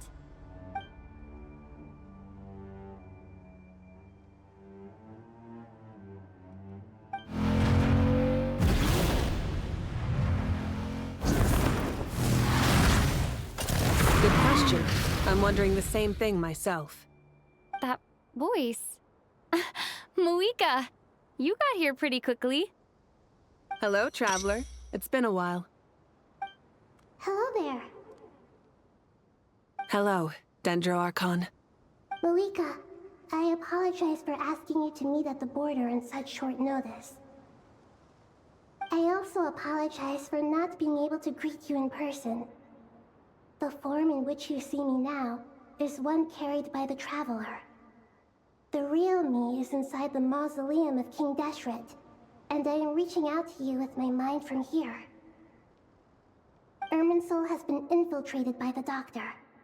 We must be on our guard, as he can spy on information in the world from within the tree. Fortunately, there is no record of the Traveler in Irminsul, and you are still within Natlan's borders. My records will be preserved in the Night Kingdom, rather than the ley lines. As long as the Night Kingdom remains disconnected from the ley line cycle, the Doctor has no way of knowing my movements. Exactly. So by meeting each other in this way, the meeting essentially never happened. No wonder Paimon didn't come. You were concerned that her activity would be recorded by Irminsul. The Natlanese have heard about the situation in Sumeru. With the borders sealed off, merchants have been forced to stop their shipments. It's pretty serious, and you're the ones bearing the brunt of it. I'd like to address the question you raised at the beginning. I can offer a brief explanation, although it will sound rather cruel. I don't reach this conclusion gladly, but Irminsul predates the Heavenly Principles. It existed long ago, when the dragons of Natlan were at the height of their power. So even when the people of Sumeru became ill because of pollution, it was not a critical issue from the perspective of Irminsul itself. As long as it continues to function normally, the barrier will not be activated. But this time, the Doctor's invasion has directly affected the tree. That is what caused the barrier to deploy. The Heavenly Principles established a rule that when Irminsul is plunged into grave danger, a portion of power will be reserved to isolate Sumeru. That way, even if Sumeru is destroyed, the outside world at least has some time to catch its breath. We'd certainly need it. The Heavenly Principles created almost everything that exists in Teyvat today. To them, preserving the existence of the world and its inhabitants takes priority over protecting Sumeru. Meaning, protecting Sumeru now falls to you. Yes. My own power may be limited, especially compared to yours. But that doesn't mean that we're just gonna sit around and wait for the end. If necessary, I will utilize any and every means at my disposal. Nicole of the Hexen Circle didn't say exactly what this meeting was about. But after hearing everything you've said so far, I think I can guess where this is going. That's right. Nahida and I discussed it at length. We both know how presumptuous this is, but... You need the pyronosis, don't you? Yes, you guessed correctly. Originally, I only intended to borrow it, but the situation is far graver than I foresaw. So instead, what I ask of you is to please give the pyronosis to Sumeru. Why do you sound so nervous? There's no need to be shy. Surely a gnosis is pretty important to a god.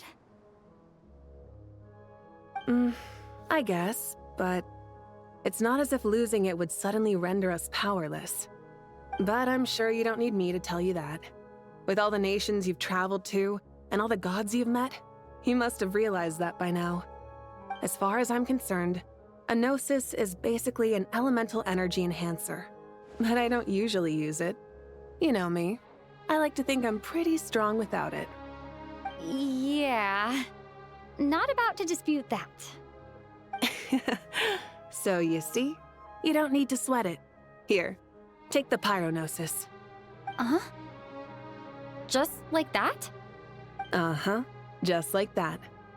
To tell the truth, I've always toyed with the idea of giving it to someone who needs it more than I do. I know you accompanied Nahida here to try and increase the chance of success. It's a good thing you did, because your involvement is one of the main reasons you've managed to persuade me. Are you sure about this? Handing over your gnosis just because of me?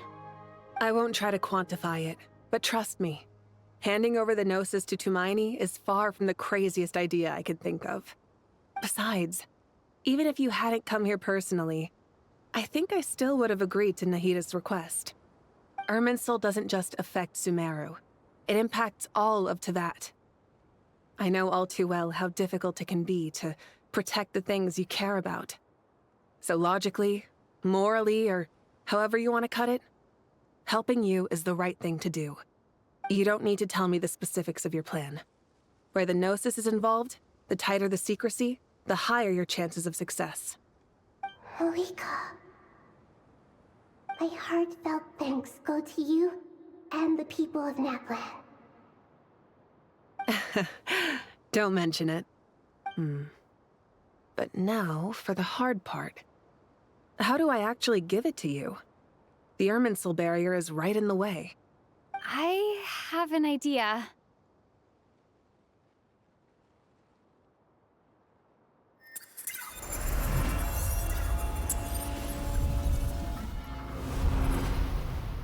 Just as I thought. Incredible. What did you do? Just made a lucky guess.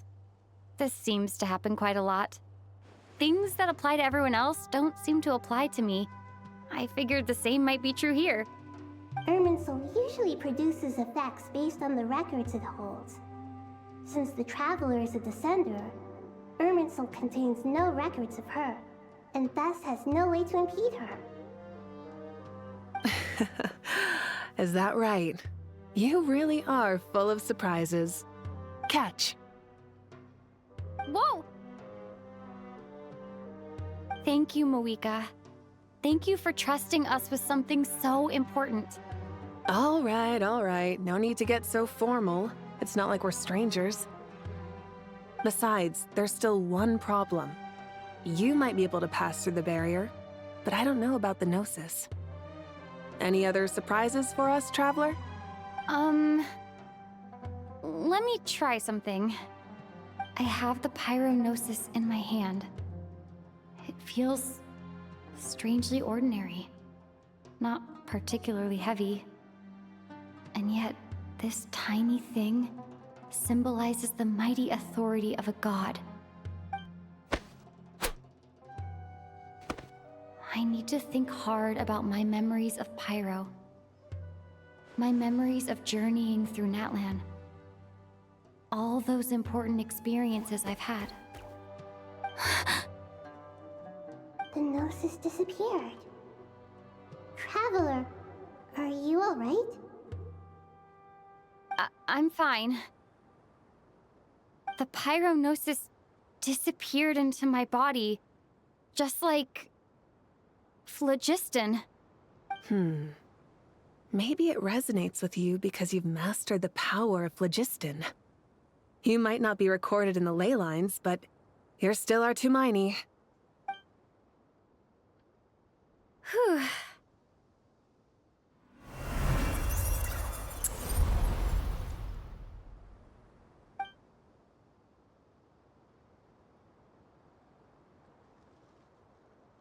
Please allow me to express my gratitude once again, Malika. Pleasure. Well, I've given you all the help I can. The rest is up to you. Good luck. We won't let you down. Yeah, we aren't about to lose.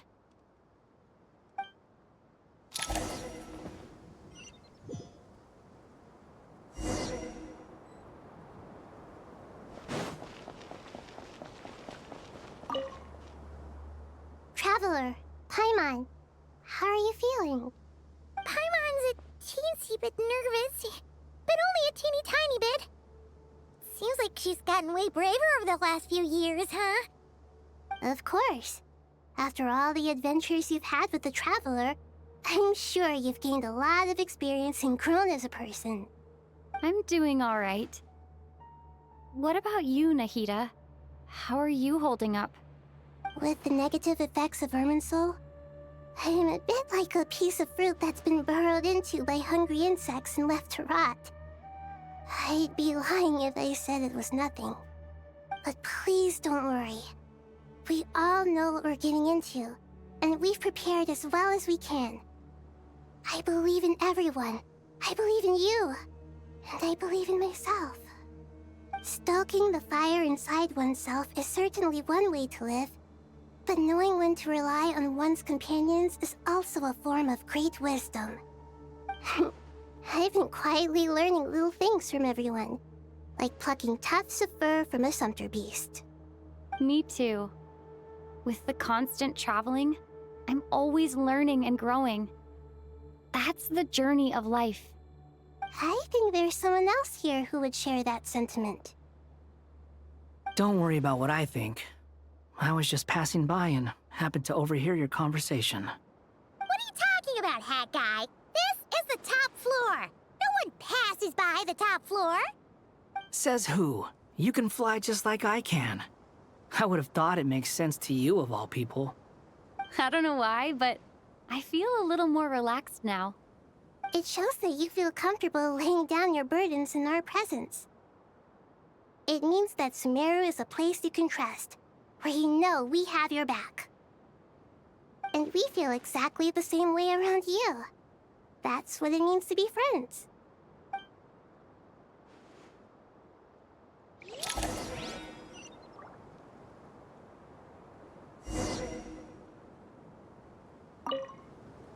Feel free to mingle if you'd like some time to catch up with people. Just remember to get a good night's sleep when you're done. Tomorrow is a very important day.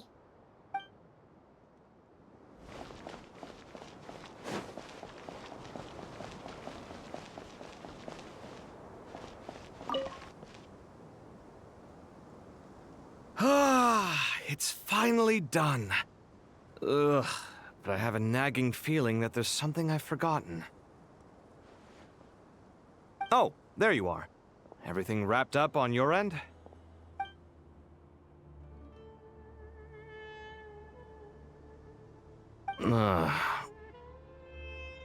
Okay, fair enough. That was a pointless question. We were working in tandem, after all. You must really be exhausted. Well, it's been a busy day for both of us.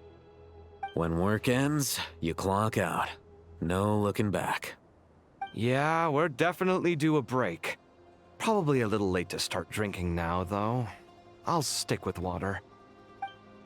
Here, this one's for you. Thanks. You want a bite to eat? I can grab us something. Or wait, I think there's a stove nearby. Let me take a look. Are you nervous? A little, yeah. Unlike you, it seems. How are you not feeling at all nervous? Because everything that happens next is beyond my individual control. I don't worry about things I cannot influence. What do you mean, cannot influence? You're the one who came up with half of the strategies we ended up using. There's only so much I can do. I was only doing my duty. Was it like this last time, too? You mean with Azar and his accomplices? Yes and no.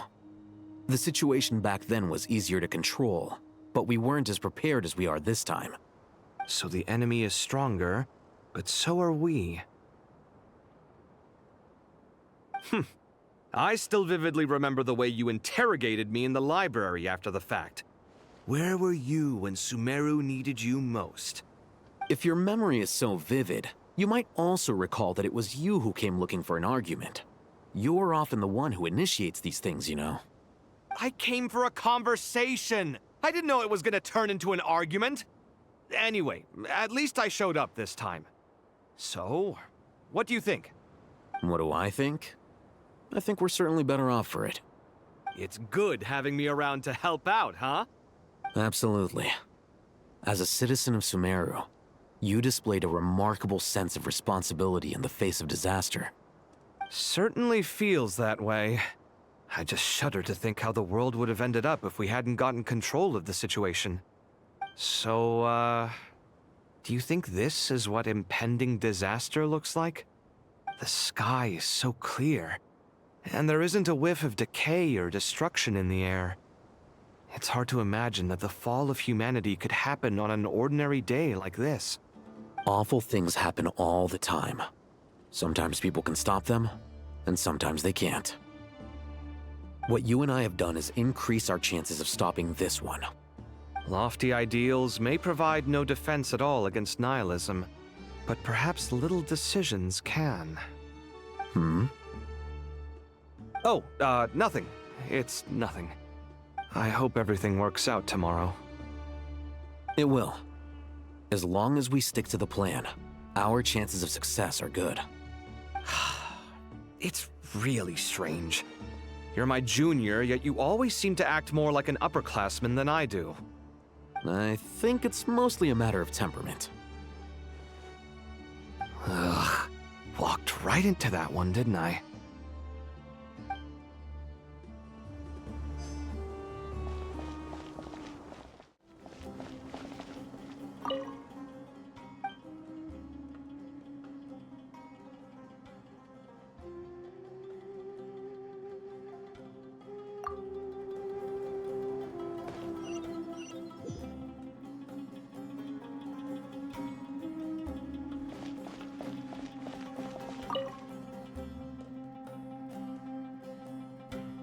We'll make our move after sunrise tomorrow.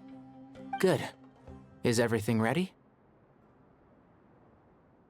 As much as possible. That'll be enough. Don't let the pressure get to you. We'll take things one step at a time. That's how we've always done it. Master Tainari! Mr. Sino! So this is where you were. I brought some juice and some water. Would you like some? I know how easily you get dehydrated in the desert, so you should definitely have some water. In which case, I'll have the juice. I gotta ask, though. Who's on juice-making duty at a time like this? Madame Farazan said she was feeling a little nervous, so I told her about the automatic juicer my friend invented. She took it right off me and started making carton after carton of juice.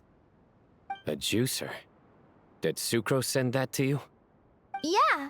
I hadn't had the chance to try it out before this incident occurred, but I couldn't bear to leave it behind in Gandharvaville.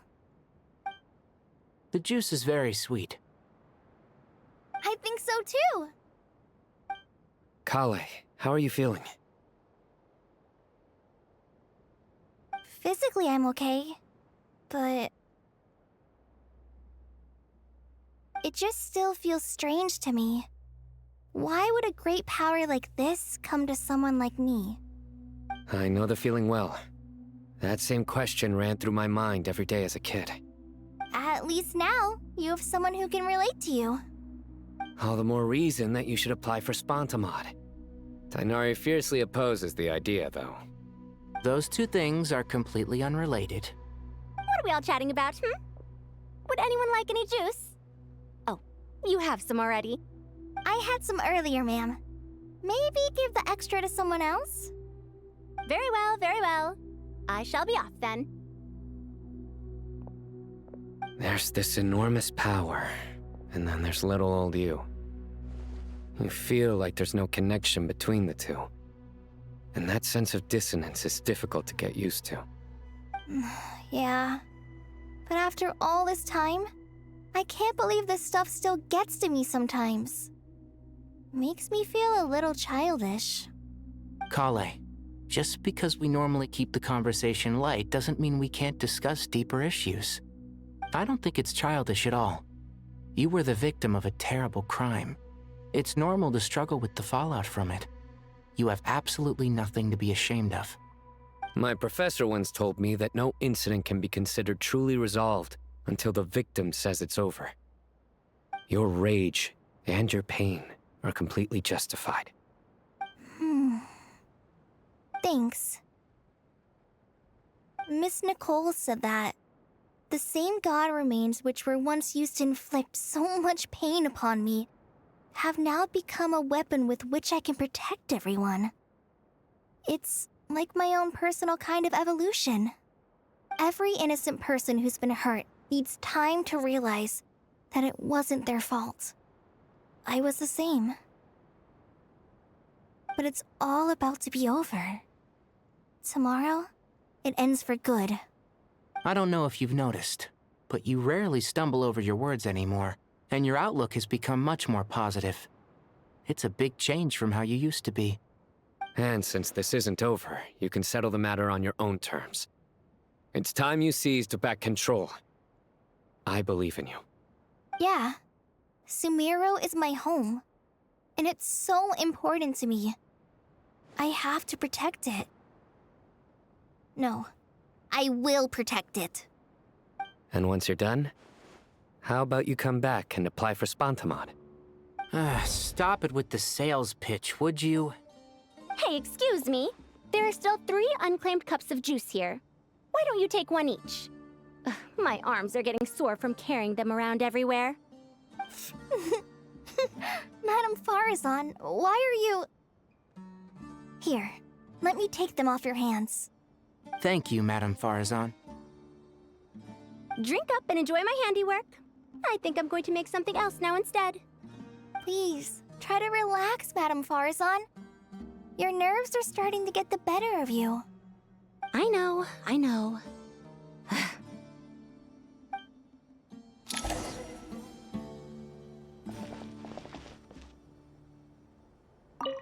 Drink up and enjoy my handiwork. I think I'm going to make something else now instead. Please, try to relax, Madame Farazan. Your nerves are starting to get the better of you. I know, I know.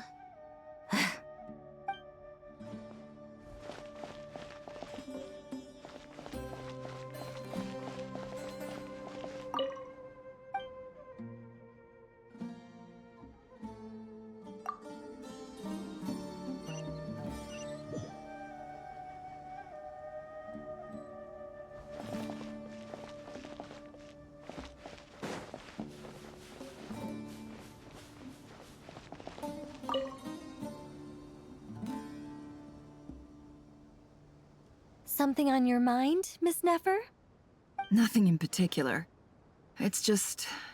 right now, the future feels strange and unfamiliar. But the future has not yet arrived. How can you say how it feels? Some people know that there's an impending disaster. Others remain blissfully unaware. Each group is imagining an entirely different future while walking towards the same one. But when they get there, they'll still find they feel differently about it. People are shaped by their circumstances. Different circumstances create people with different perspectives. I've always found the perspective of the Vahumana Darshan to be a particularly incisive one. Even at the height of the crisis in Nodcry, people held diverging opinions. But things are different this time. Indeed. Regardless of faith, gender, wealth, skin color, or eye color, everyone in Sumeru knows what will happen tomorrow. The world has never been an especially fair place. Yet now, against all odds, a moment of unprecedented unity and equality is about to take place. It's fascinating. If only my father could have lived to see this era. Era. To me, that term represents a much greater span of time. It can be an unsettling word. I would even say I'm afraid of it. Do angels even feel fear? Yes, at least I do. I fear the gap that grows wider with each passing day and the never-ending flow of time. Time renders all memories insignificant and reduces all splendor to nothing. But those memories are the one thing I do not want to lose. You're very human in that regard. If angels draw too close to humanity, our wings burn away in the bright flame of awareness, and we fall to the earth. After spending so long among humans, I have lost much of my former glory. Maybe that's a good thing. You're more human than some humans are. I've been talking to Kale a lot in recent days. We seem to be in completely opposite situations. I suppose that makes us good case studies for comparison. Case studies for who? Myself, I suppose. After comparing the two of us, I suddenly discovered that I desired more than before. It was a gentle, pleasant sensation. Just as most people pursue glory and miracles, I too am pursuing miracles of my own. Guiding humans to make the miracles in their hearts a reality. That is my miracle. It doesn't sound so bad, does it?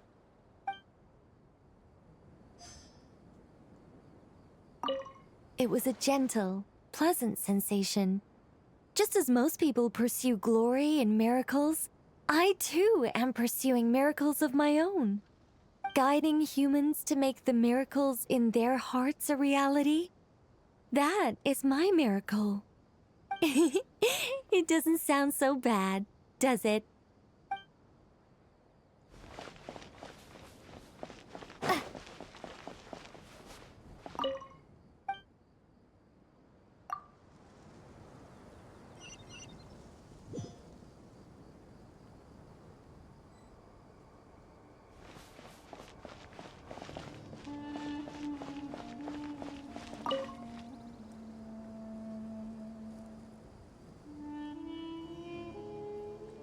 Look at the time. I should head back. I'm so sorry. I was in a hurry and didn't look where I was going. Are you all right?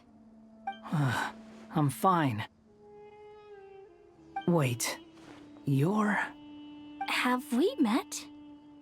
Not exactly. I think we may have crossed paths by the house of Dana before. Oh. You're Hat Guy! From Vahumana, right? You recognize me? The clue's in the name, Mr. Hat Guy. Fair point. It's getting pretty late. What's keeping you up? I could ask you the same question. If I'm not mistaken, all the workload for the Ratawa Histarshan wrapped up a good while ago. Well, I have something of a background in Satyavada life, so I was helping the Dendro Archon make some preparations. But I must have lost track of time. Did you find the experience enlightening at all? Honestly, it was tedious and uneventful at first. But eventually, I think I did sense some profound truths.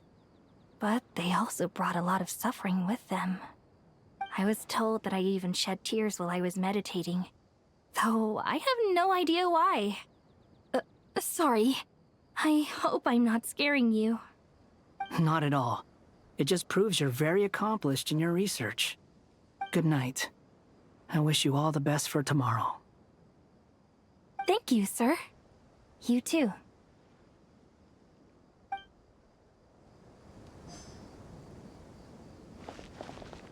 Good night.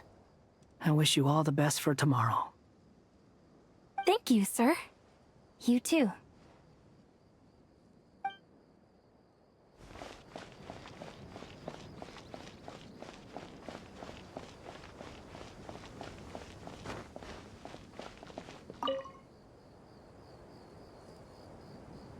Too bad we've got to fight tomorrow.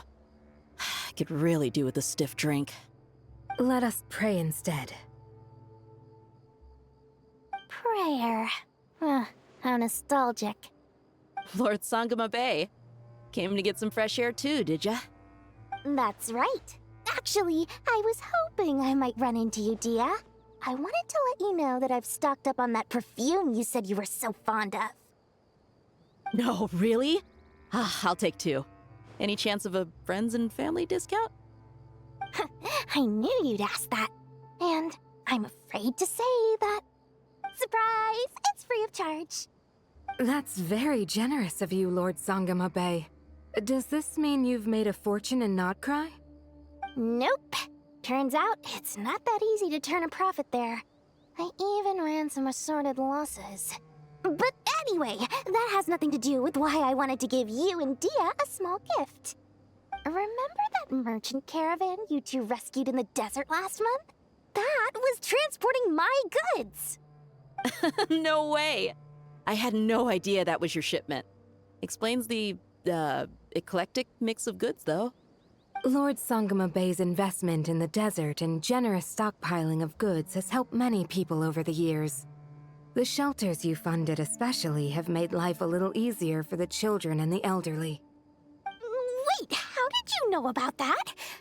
Oh, I see. Nefer told you, didn't she? Ugh, that pesky lady. Aren't intel brokers at least supposed to charge for divulging people's secrets? She and Candace go way back. It's normal for close friends to share things you wouldn't tell to everyone else. Sure, but why did they have to be things about me? That's how Nefer shows that she cares. She wishes for all of us to know what a generous person you truly are. It must be hard trying to make a living far away from home. Just because we can tell what kind of person you are doesn't mean everyone else can. Well, maybe her intentions were partly good, but I don't think that's the full story. I'm sure she enjoyed knowing how much it would annoy me. I'm telling you, Nefer's got a mean streak. Definitely with you on that. Does praying help you stay calm? Defending one's home is a just cause. My heart is filled with a mix of anger and hope. Anger. You know, being able to get angry is a good thing. It shows that you're in touch with the real world, and that you have the passion to pursue something you believe in. My lady? What are you doing out here? Just taking a walk to clear my head, and look where I ended up. Were you praying just now? Yes, Miss Dunyarzad. Would you like to join us?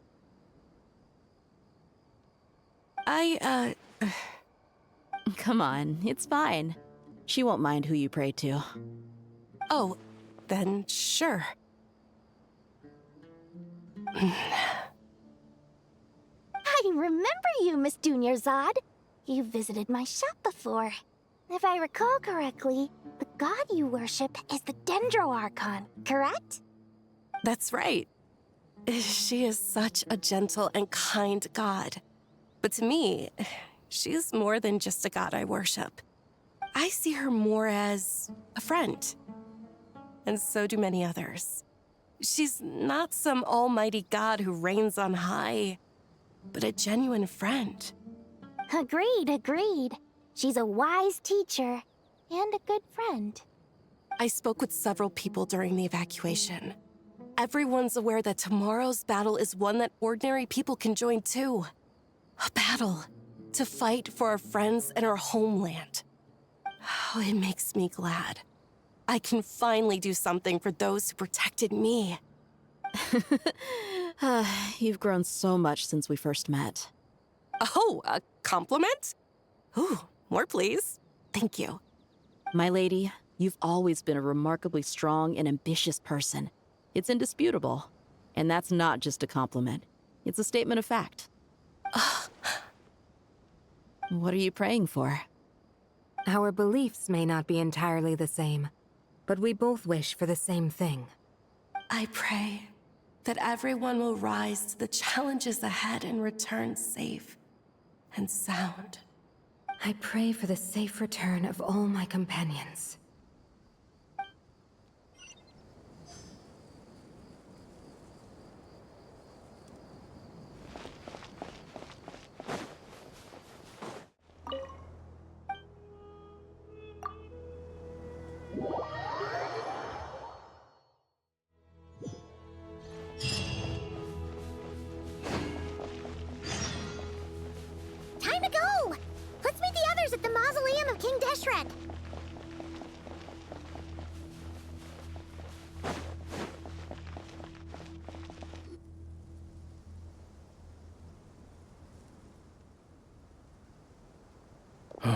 have not felt this way in a long time. Standing up high, gazing out at the rolling dunes. One cannot know what freedom truly means without first losing it. The golden slumber truly lives up to its name as a dreamland. Though desert sands exist there too, no mirage, no matter how glorious, can compare to true beauty. Dendro Archon, what is on your mind? I was wondering whose counsel I should seek on the questions in my heart. What kind of questions? So many. More than can be put into words. As I once said to a friend, we look, we see, and we comprehend. But the question still troubles us. What are the many disasters that this world faces, but the sum of all irresolvable questions? The biggest question you should be asking is how to seize victory. Yes. Although, I would express it differently. I must not fail. And so the question I am most curious about now is whether the path to victory will be an arduous one. What we declare to be a young sapling, we may, in fact, find to be a towering tree, if we would only cast aside our ignorance and look beyond the veil of time to see her true form. Nahida! We're here! Just in time. My preparations are almost complete. Ready when you are. We're here too. Miss Nicole! Miss Nicole! You run so fast! I thought I'd get a lot of exercise as a forest ranger, but I can barely keep up with you. Sorry, I got a little carried away. Lesser Lord Kusanali, the equipment is ready, and the modifications to Aru are all complete. As discussed during our meeting, Accessing Irminsul via the Akasha is no longer feasible at this stage. There are other options, it's just they're a little more extreme and more technologically demanding to implement. Maybe you should take it from here. The architecture and functionality of the Akasha terminals overlap considerably with Aru. There is reasonable evidence to suggest that one was developed based on the other, or that they both utilize technology of the same origin. As long as the transplant and merge operation succeeds, Aru should theoretically work on a scale greater than the Akasha and approximately equal to Irminsul. It will become the largest active computing device in all of Teyvat. A system this powerful is capable of a lot of different things. In the past, the Akasha was primarily used for one-way information transmission, but I suspect it could also serve as a central bridging hub. In the pursuit of greater knowledge, some scholars have attempted to connect their consciousness to Irminsul through the use of terminals, incense, and meditation. Correct. In academic language, scholars who reach that stage are said to have entered Satyavata life. Hypatia has performed this practice many times in the past, and she was once under my care for a period of time. Right. And this at least proves that there is a zone within Irminsul that can be connected to. That's right. Providing wisdom to the people is one of the very reasons for Irminsul's existence. I think I understand where you're going. Please, continue. In that case, I'll skip to the conclusion then. We need to further modify Aru, merge it with the Akasha, manufacture terminals, and distribute them to every single person we can reach. Every person? Even the desert folk? Yes, everyone. I've already calculated the amount of raw materials we need. so you mean we're going to get new Akasha terminals? Yes, but this time the people of Sumeru won't be using them to acquire knowledge, just to connect to Irminsul. That's the key. When we evacuated the city, we brought all the important assets from the House of Dana, in case we ended up needing them. Fortunately, this included the Akasha system's main terminal. We've checked all the relevant records, and one thing is certain. Nothing like this has ever been done on this scale before, so... Everyone in Sumeru is part of the plan. Whoever controls the people controls the situation. Since this function of Irminsul was introduced, it has only ever been made available to scholars, who don't constitute a particularly large group of people. But by expanding the scale to include all the people of Sumeru, all the individual connections will stack up to create a significant load on the system. Under normal circumstances, Irminsul would be able to cope with the additional load. But with it already being under strain from other activities, its remaining capacity is limited. Thus, it might be possible to shut it down completely by overloading it.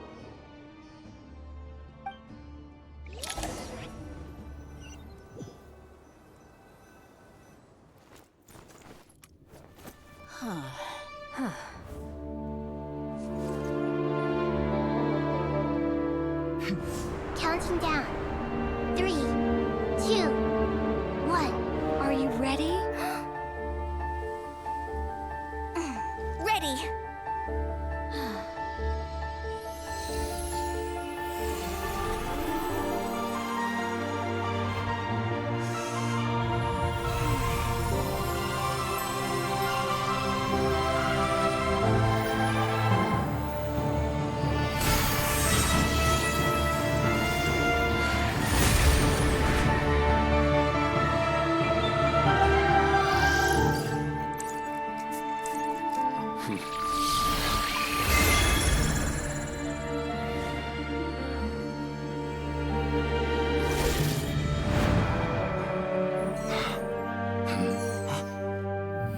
In the past, when people sought knowledge, they turned to the Tree of Wisdom.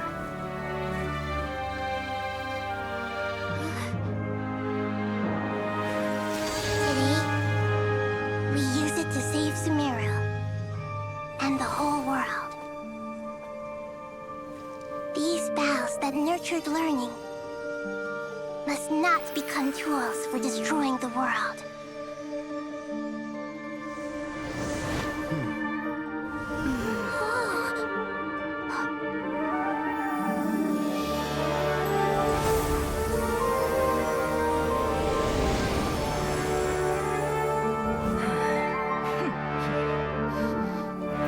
Stop. Please stop. End this transformation.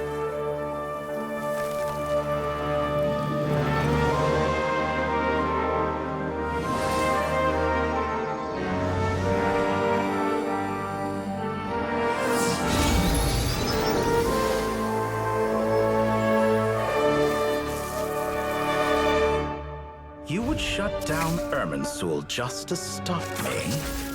You fools.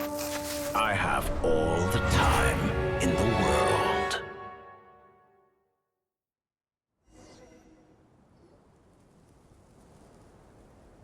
Success! The evil Irminsul tree has stopped growing! Great.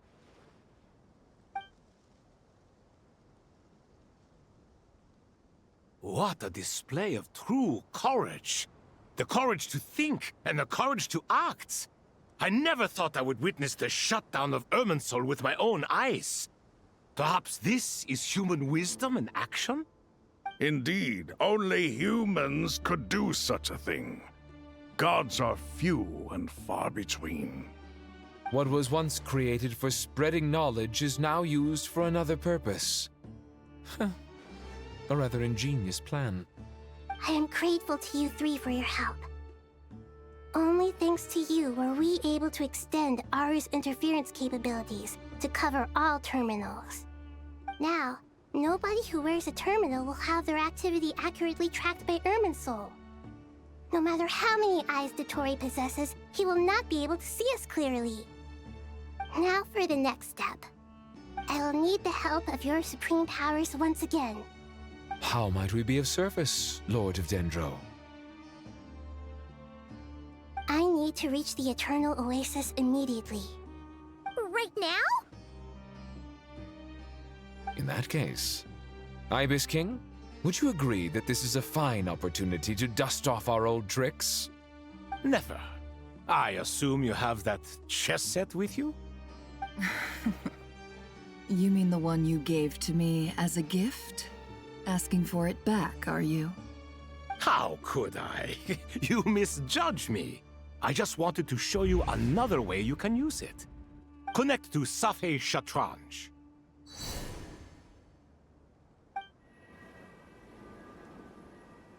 Safei Shatranj?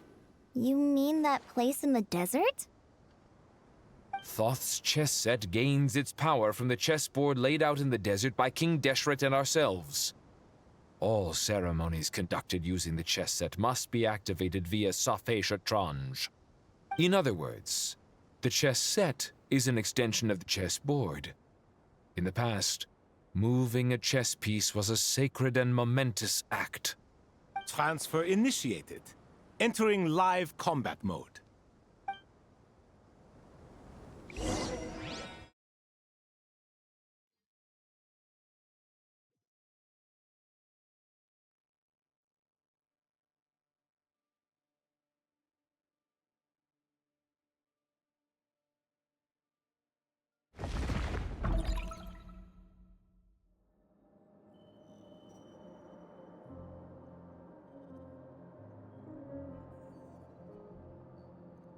We haven't heard a single word from our spy in the desert.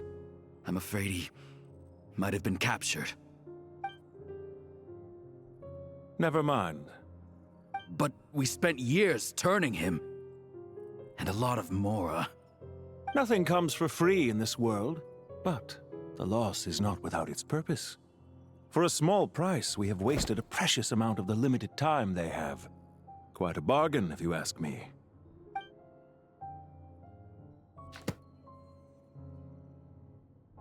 Understood. Weighing profit against loss is a necessary part of life. But to tell the truth, I have been operating at a loss since this all began. Since many centuries ago, in fact. For instance, why would a banker act as the executor of a will? If you hadn't deposited your personal belongings at Northland Bank, I would have no reason to be here right now.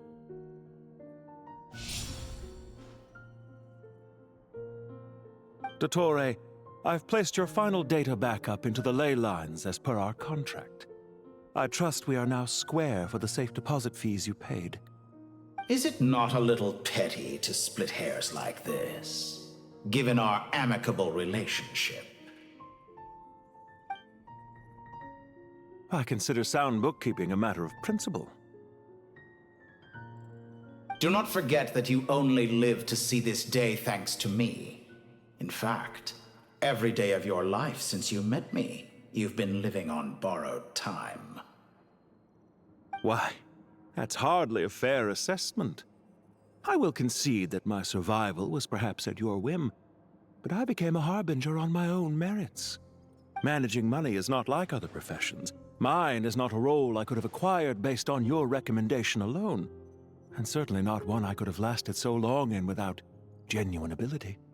The information stored in the ley lines is quite comprehensive. Rest assured, I have not forgotten how strong your pride is. Well, I presume you have no sense of fragmentation while talking with me. How could anything possibly go wrong with such strict measures in place? The remainder of your soul was split in two, with one half sent to Nodcry and the other stored in the most secure vault of the Northland Bank. Though I must say, your disdain for the other segments is quite amusing. Zandik is you, and you are Zandik. Zandik created the segments, yet you, a segment yourself, reject him.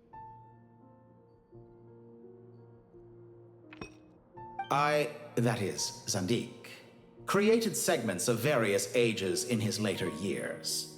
To achieve this, he had to freeze time and part with a portion of his soul. But as constructive as it sounds, it erases my uniqueness. If each segment is equally me, then by the same token, none of them are truly me. A soul living forever in the past inevitably holds different views than he did in his later years. The same thing that completes me also restricts me.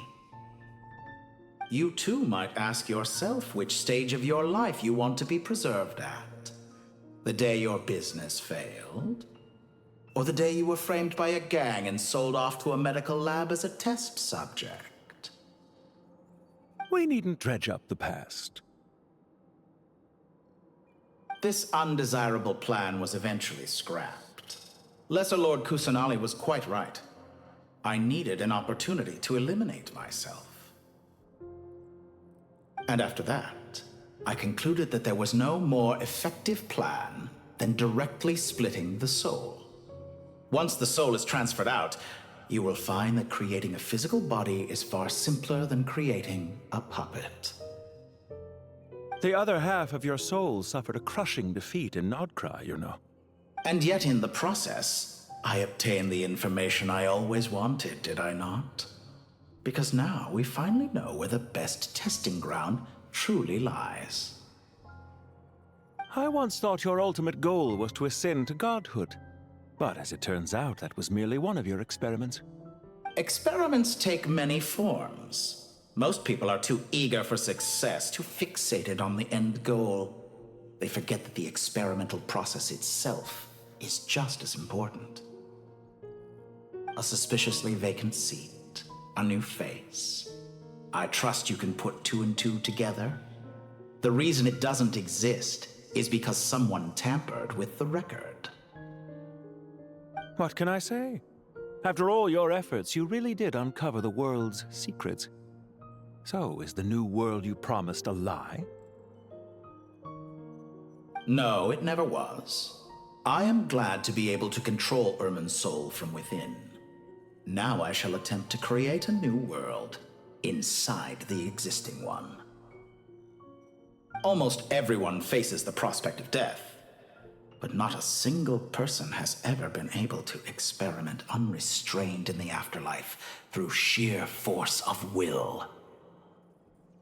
I am the only one to have overcome this enormous challenge. Would I not be letting the world down if I didn't make the most of the opportunity to experiment? Clearly, the dividing of your soul did not affect the magnitude of your ego.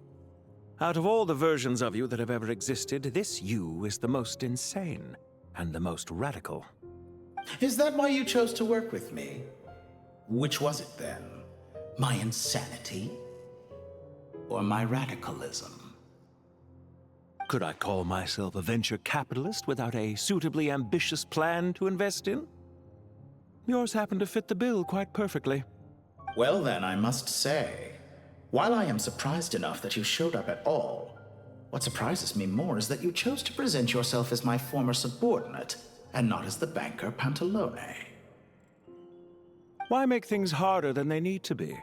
Exposing my true identity in a situation like this would only serve to destroy diplomatic relations between Snezhnaya and Sumeru. I daren't imagine the consequences. Showing up in the name of the original antagonist gives you the recognition you rightly deserve, while also being sensitive to Snezhnaya's predicament. It was an easy win. As for why I'm here, if you're suggesting that your credit is in the negative, I won't argue with that. Many people say that about you. I'd argue that a significant factor in your willingness to cooperate is the fact that you have but a few years of life left after my death. Living and dying together has a way of binding two parties together rather closely. Is it not true that a relationship should be judged by both the positive and negative returns it yields? So some of what I said actually made it into your head after all. It's true that I hope you don't die too soon, but don't you find that a strange thing for me to say? After all, you've already had quite a long life, especially for a human being. Let's not pretend that you're any more innocent than I am. Are we not the same in this regard? We both despise the existing laws of this world, and neither of us enjoy being under anyone else's control. Is it really so greedy to want the world to operate by a new set of rules? Of course not, my dear friend. And as I've said before, mutual interest is the foundation for the most reliable of relationships. You can attest to that. I just hope there never comes a day when I have to work too hard to prove that. Regrader, sir. People have been spotted approaching Sumeru City. How strange. Despite your access to Irminsol's data, it appears the soldiers noticed before you did. They must have found a workaround. Well, Dottore, I trust you know what this means. The fact is... They're coming. They'll breach the city gates any moment now. But even so, I would say Irminsol is a wonderfully convenient thing on the whole. If you do manage to create a new world, perhaps you could plant one outside my office, too. I'll consider it. What do you need me to do? Stall them? The experiment will take time. Stall them for as long as possible. Very well. But you're really asking for the moon here. Have you heard this story? There was once a guilty man, kneeling in the center of a church while an angry mob outside waited to bring him to justice. He pleaded with the gods, begging them to grant him one final request, the chance to finish confessing his sins before he was sentenced. Many suns and moons passed, seasons changed, and still his confession continued, as if he intended to speak until the end of time. Are you suggesting I worship you as a god? Or were you hoping that I might confess my sins to you? Certainly not the latter. That would make my life miserable indeed. For someone who despises them so, you never seem to have any objections to me creating or becoming one. At first, I thought you'd be furious. Concerned I would terminate our partnership, were you? Not at all. You had reasons why our partnership must continue. Don't you find people's attitudes toward gods amusing? A god descends from the heavens and people worship it unreservedly, blindly following whatever rules are given to them.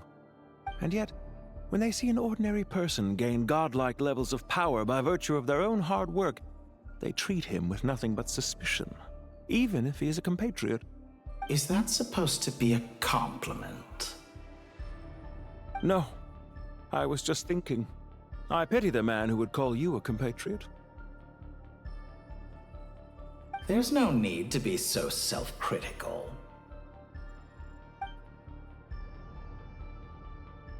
I know it's a little late in the day to be asking this, but how have you been keeping? I'm flattered that you would take the time out of your busy schedule to consider my well-being, Doctor.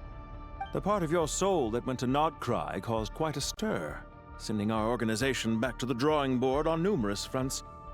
It was quite a headache for everyone involved. Dear me, I must have caused you no end of trouble. You certainly did. I had the rare honor of being summoned before the Tsaritsa with Pulcinella to answer for myself. A terrifying ordeal. Don't worry, I pulled through. At most, it's a public relations nightmare. I made sure of that. Now I'm curious. How did you explain yourself? Oh, it was quite simple. I just pinned the blame on someone who wasn't there to defend himself.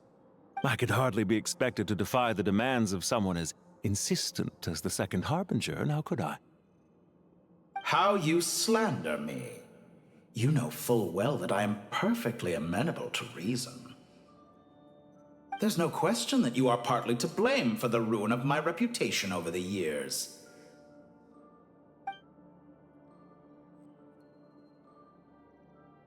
Do you have anything lined up for when this is all over? Hard to say.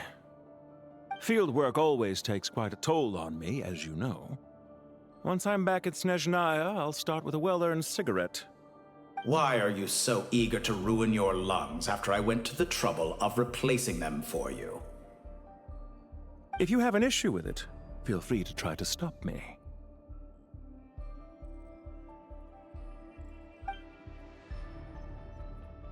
What's on your mind?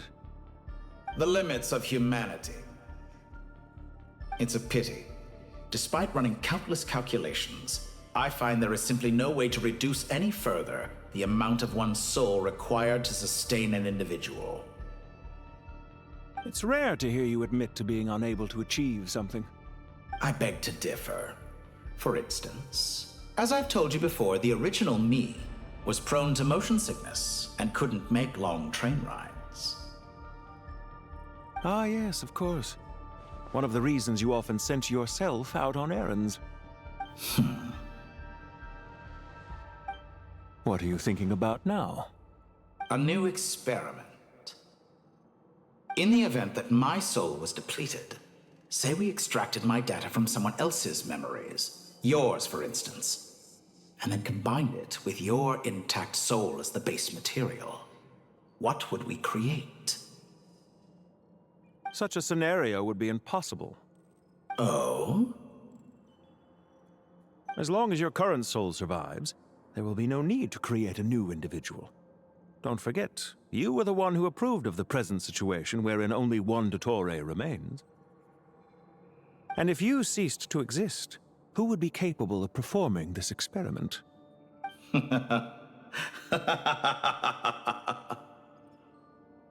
Since the day I met you, you've always excelled at talking your way out of a quandary. Isn't it a little too early to be saying goodbye? Not that I wish to keep you from your business, of course. Very well. Let's leave the conversation there for now.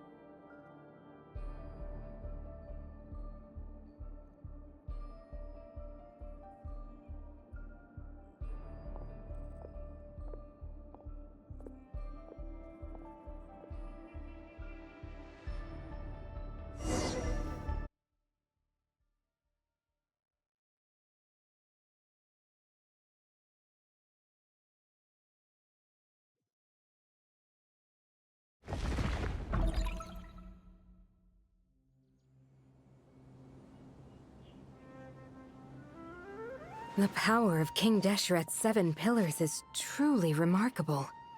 With just a chessboard, you can move an entire unit across the material plane. Yeah, sets us up for a much easier fight. Really makes my day. The last time we stormed the city, it involved a lot more running around. I wonder how many people can say they stormed a city twice in their lifetime. I was just thinking that. I've definitely had more than my fair share of unusual experiences in my life. This is my first time here, actually. We never usually leave Gandharvaville. I hope this will be my last time. Does everyone have to chime in? Can't we just fight? What an amusing comment, my dear lady. Yet humans often alleviate tension via small talk, do they not? Whoa! Why is Candace's shield talking? Because the image on her shield is one of me. And I, of course, can appear wherever I wish to. Huh.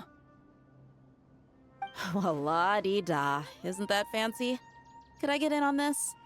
You wish for your gauntlet to speak? Why, certainly. Ahem. I think you'll find that it is I whose image is carved hereupon. Thanks. Definitely feel stronger now. You're welcome, my lady. I am glad to lend you my power. Sino, what's the situation? There are troops stationed at every entrance. As we expected. A frontal assault will suffice. Everyone, stick to the plan. We'll take the main entrance. You head for the House of Dana's side door. Move out.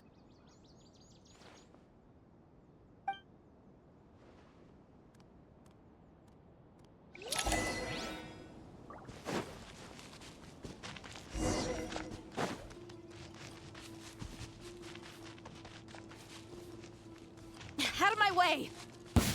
Now, Take this! Your maker! Walk out! Get lost! Whew. Thank you, Jet. You gotta be more careful. If you're not ready to put your life on the line, you can't be certain of defeating your opponent.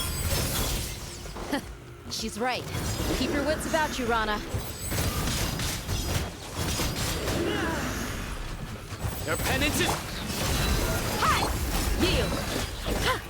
Hear my prayer! Surrender! Can't run from death.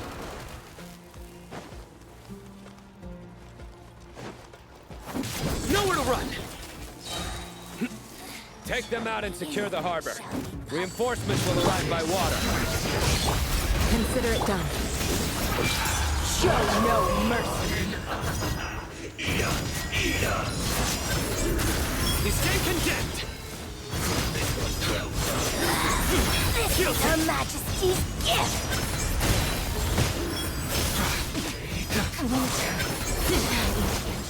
Their penance is due! Yield! We shall prevail!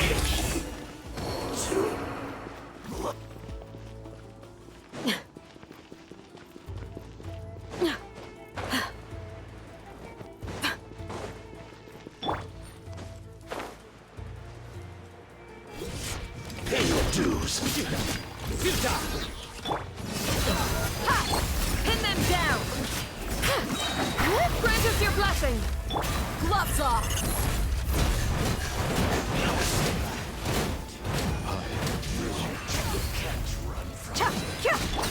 Surrender!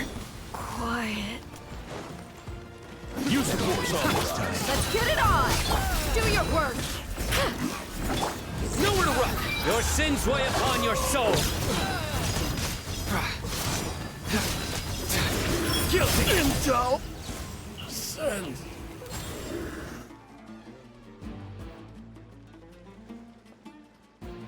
Waterway secured.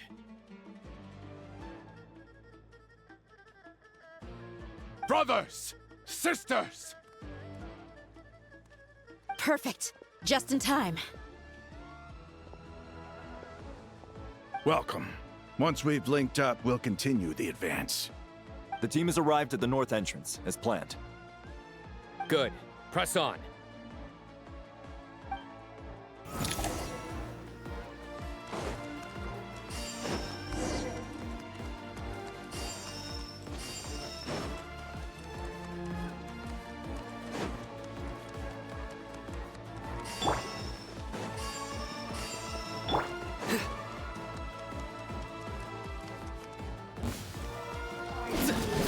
Here to play with me. Please, hear my prayer.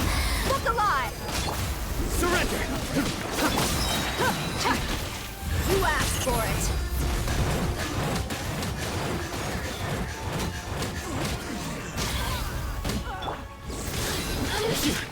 Blink! Through me, justice is served! Let me amuse myself. Over here! Stand condemned! Guilty! You stand condemned! Your penance is due! Futile! Kneel! Grant us your blessing! Buckle up! Did it take too long?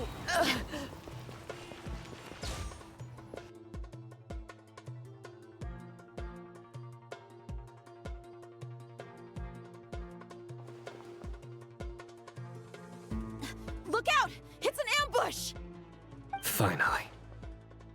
We need to hurry. Take the middle road now. Mahamacho Sino, area clear. Don't relax just yet.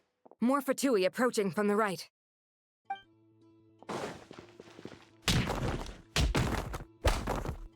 Irminsul cannot track our movements. If necessary, we could split up. Don't worry. We'll wipe them all out. As you can see, our people came raring to go. Good, good. How are things with the Traveler? Can Tainari keep her safe? Don't underestimate Tainari just because he's a forest watcher. He can handle it. All right. You know that's not what I meant.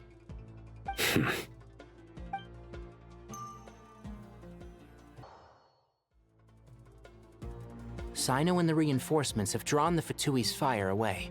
It's our turn. By using a cluster leaf of cultivation, we can pass through certain terrain silently. Good luck with that. We'll just fly up there. Huh? Oh, yeah.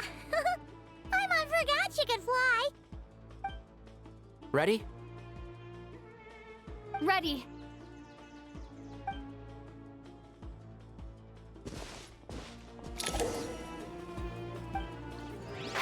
Can't see?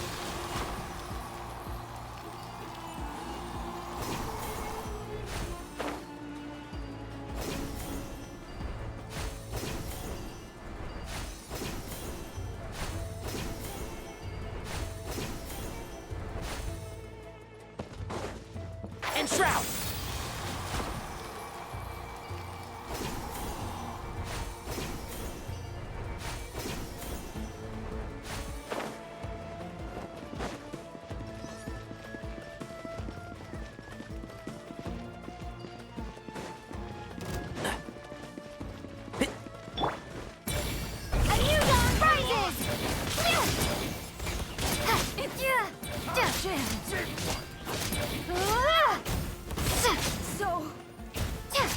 Behold!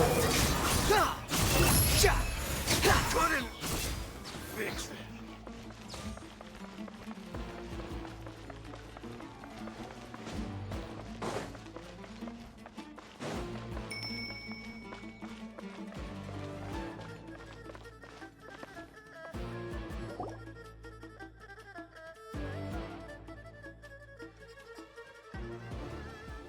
Fatui soldiers up ahead.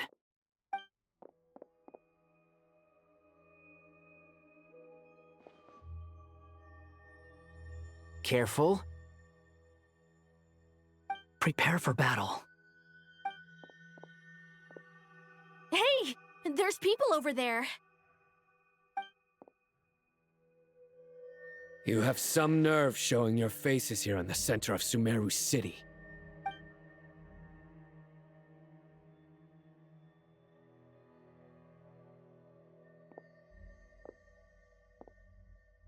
You're right on schedule.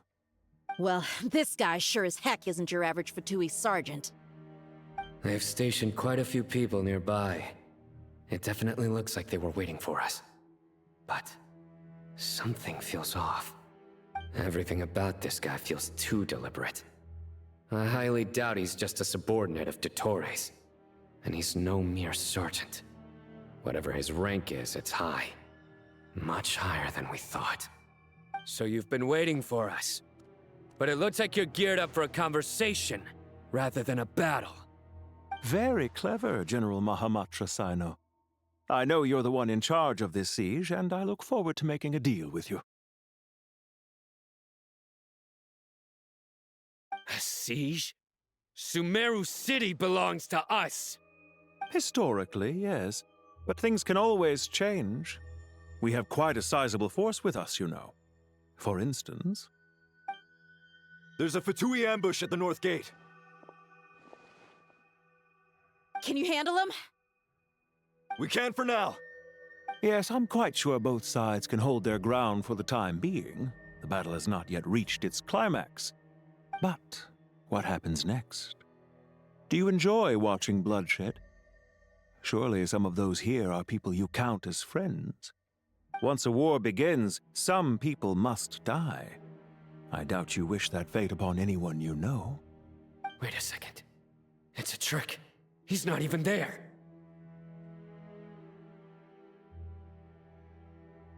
Silence! He disappeared. What was that? A ghost? Curses! He was never there to begin with. That was just a shadow projected there to lure us in. Enough talk! Attack!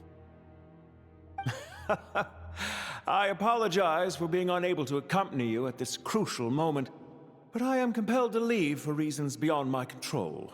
Please excuse me. Sumeru's General Mahamatra is quite ruthless. It's a good thing I wasn't there in person. Your illusion held them up for a time just fine. But now that they have seen through it, they will realize you were just a decoy. Decoy or not, what matters now is that they will be heading your way imminently. Not imminently. They are already here.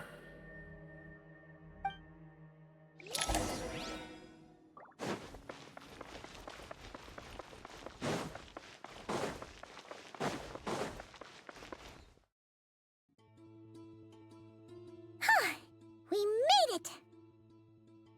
This is far enough. Tainari, you go help Sino. Don't worry about us. We'll manage from here. Are you sure you don't need me to stand guard? No need. Once the connection is established, we'll disappear from the sanctuary of Surasthana. Go help the others. All right. Goodbye for now, then. Please tread carefully.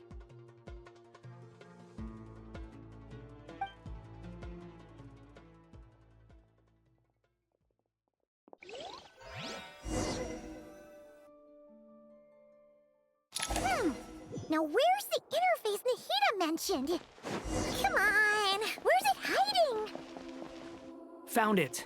It's over here.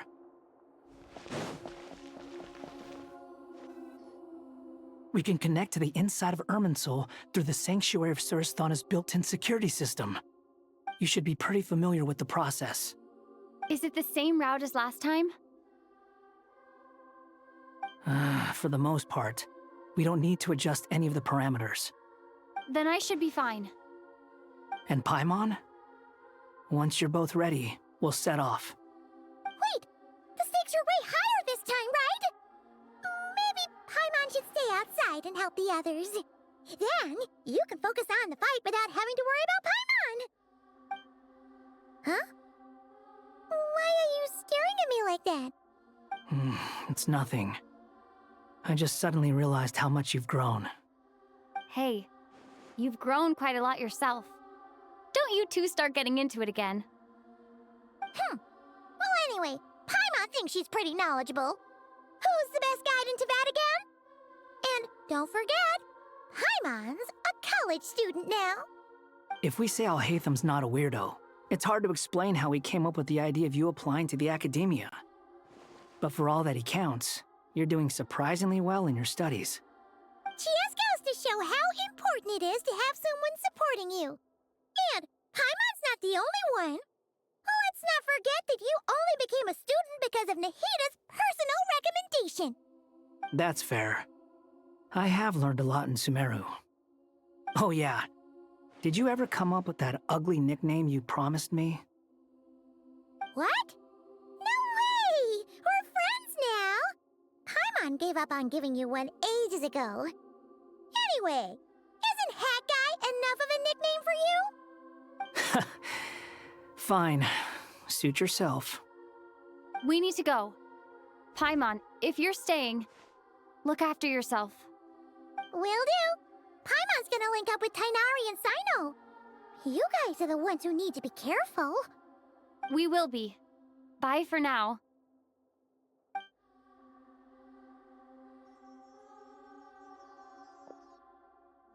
Initiating connection.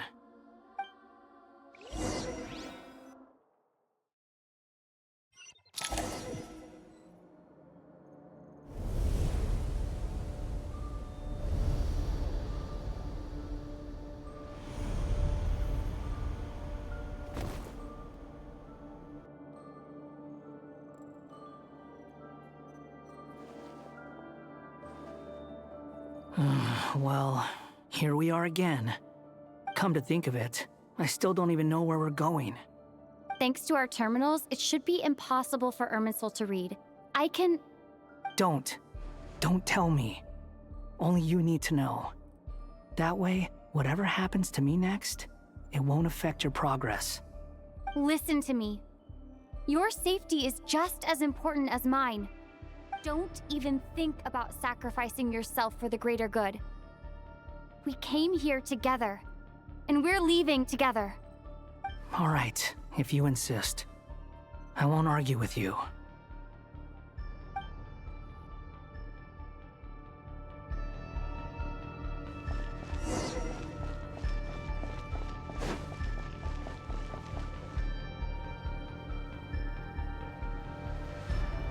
This place looks so different from how I remember. It's unrecognizable. It's a complete mess. Like someone's turned the place upside down. Must be Dottoro's doing. Either he's searching for some information he needs, or... It's still changing. He has to know we've entered Irminsul. But luckily for us, he can't pinpoint our location. Be on your guard. Don't let him find us. The red parts have probably been corrupted by Dottoro's power. Don't touch them, or you might alert him.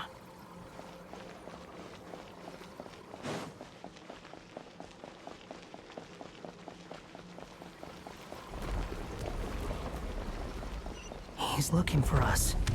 Tread carefully. That wall could be a problem. Fortunately, it looks breakable. Give it a shot.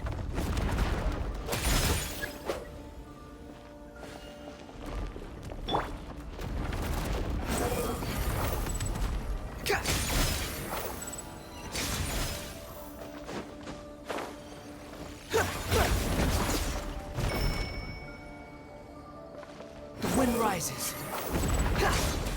Upon the gale.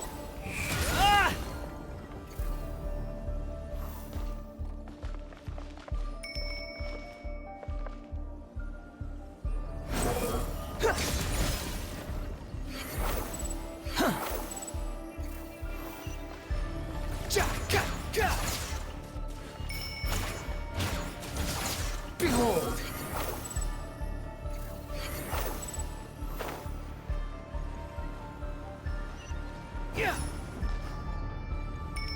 The wind rises.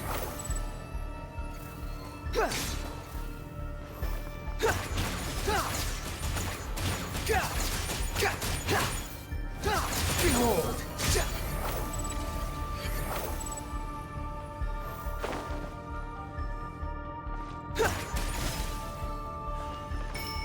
Squall and Fury.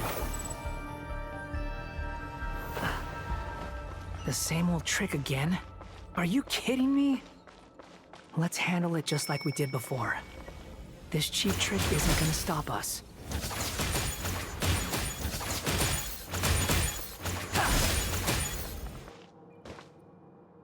Oh no! It's... A trap! Is that why he was using the same trick over and over again? To get us to lower our guard?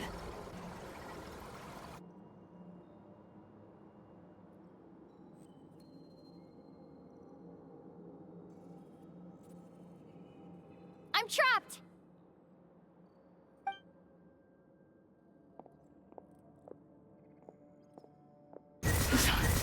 Why won't this thing budge?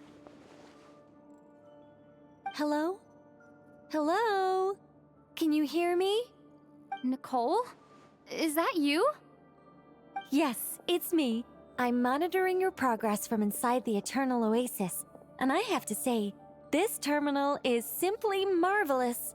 It makes tracking you so much easier.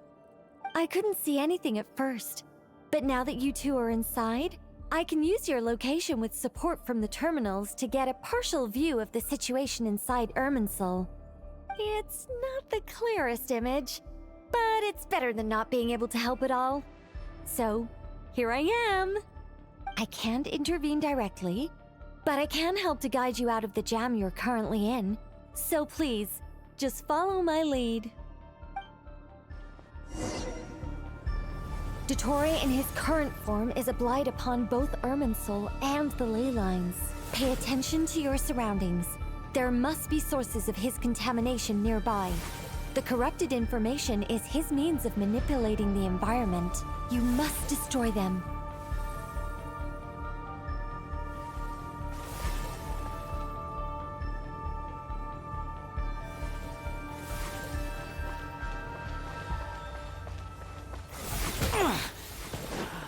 Wind rises. Is that one of them? Precisely.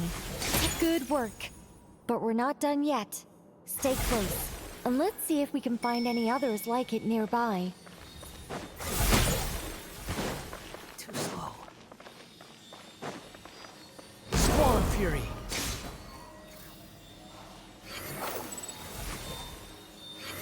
Cut!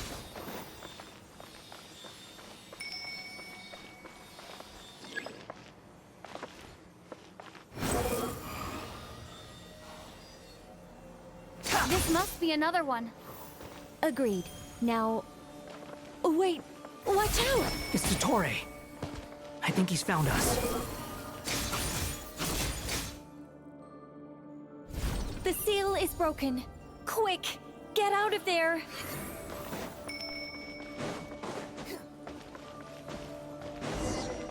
And where exactly do you think you can run to? Wait, what is that? Pursuers. That's gotta be it. Run! Don't let that thing touch you.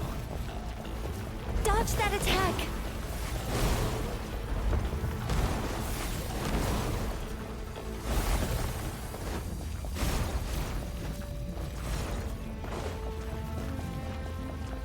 There's more than one path. Which way do we go? To the left. Trust me.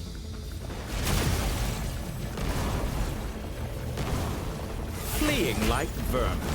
What a pathetic sight. Hey! Watch yourselves. Stay focused. There's a cliff ahead. Jump! More of those corruption sources. Destroy them as you did before, and open the exit as quickly as possible. They're relentless. Is he trying to wear us down? You'll just have to destroy these too.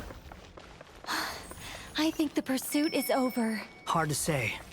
Stay alert.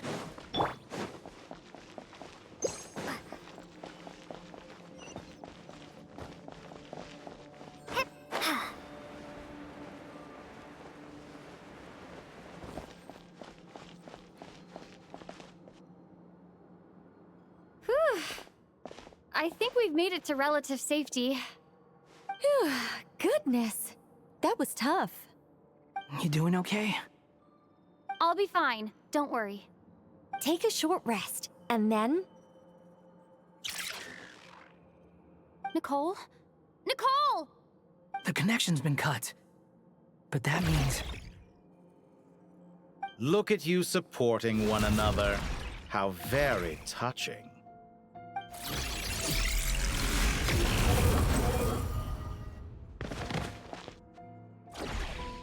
Dottore!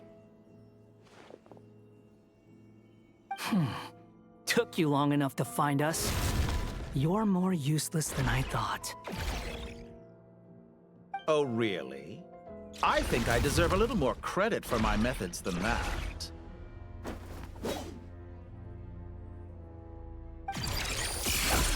Rather than hunting you down, I chose to let you roam free. I indulged your presumption that I was unable to track your movements, played along with your clever little plan.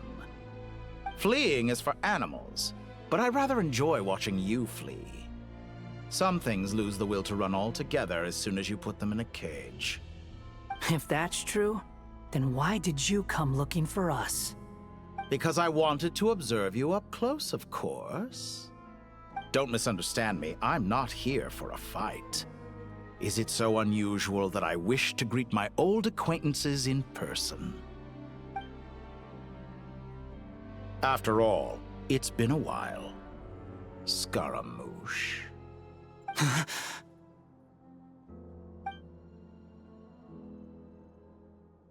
Why are you so afraid?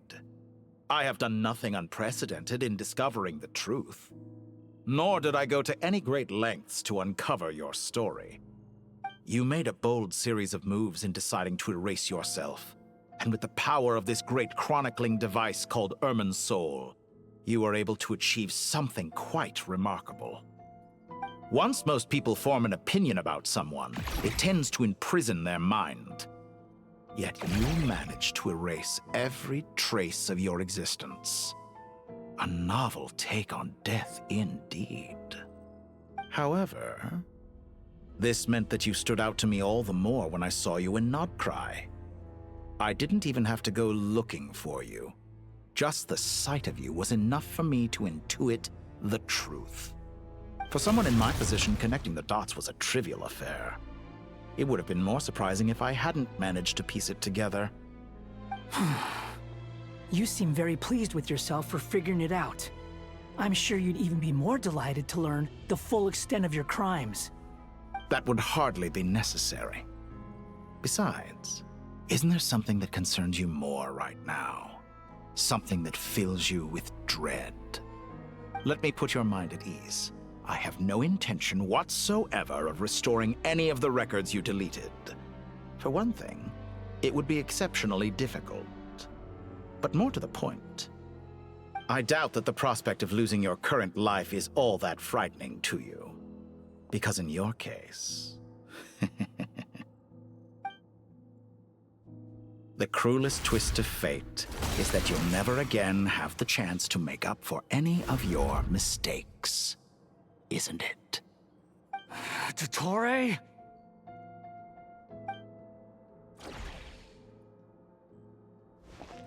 All here shall bend to my will.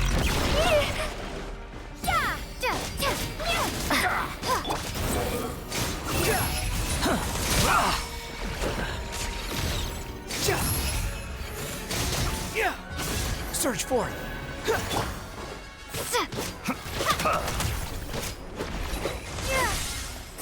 Time to ignite! I'm afraid you'll need to do better than that to take me down. I expected you to have grown stronger. Ah, how foolish of me. I forgot that you lack any means to increase your power. You will pay for everything you've done. Oh, will I now?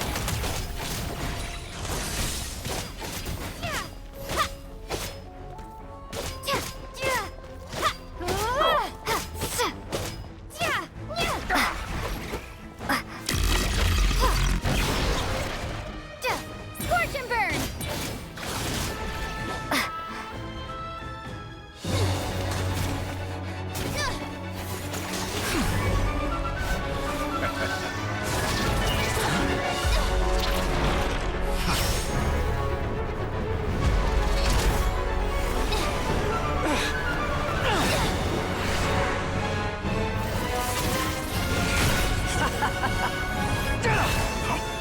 Does the prospect of death amuse you? I could ask you the same question! I'll distract Dottore. You focus on the mission. Got it.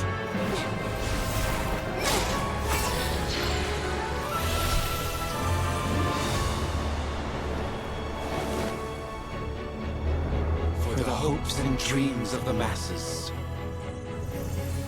Open the secret door on this enchanting night.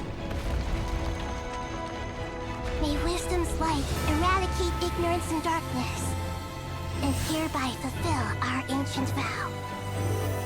Commence data extraction.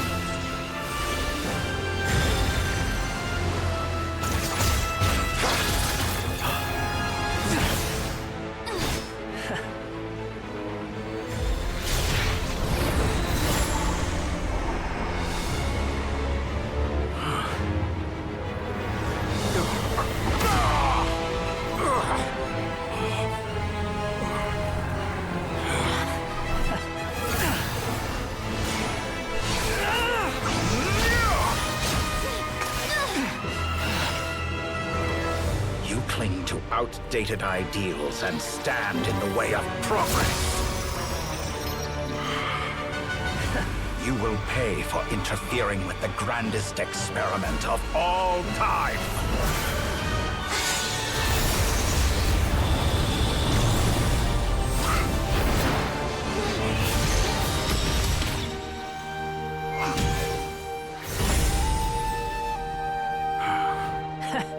Good timing. Dottore, as clever as you are, you fail to understand wisdom. Wisdom takes many forms, but the path you have chosen eschews them all. Huh.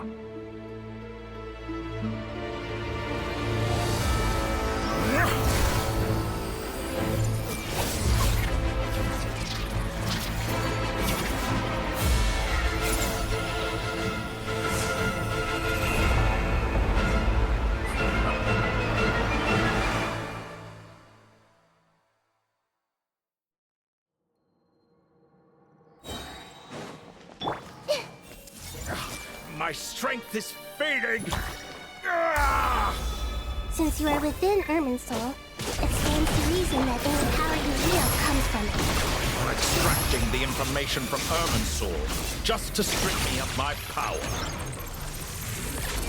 I will find his weakness.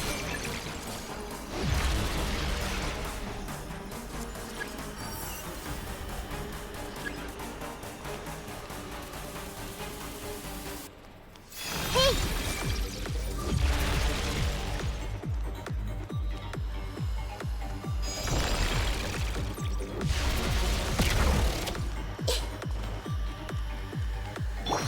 Time to ignite!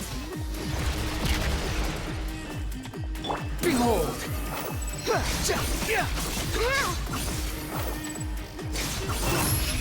I admire your attempt to introduce a new barrier, but it's nowhere near enough! Squall Fury! Search for it! How amusing! Upon the gale! A petty trick! Commit it to memory!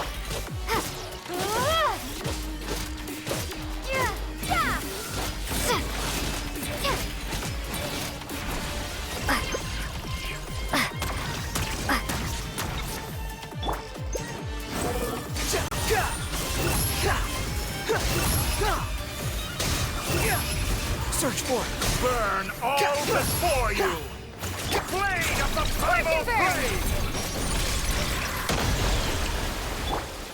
Everyone hold in! The wind rises. You won't just... We're so close! Just hold on a little longer! I'll hold him up. Traveler, Hat Guy, the rest is up to you. We certainly have a knack for surprising each other, don't we? I'm just getting started. It's time! Say your prayers! Stay on the offensive, but watch your back. Squall Fury!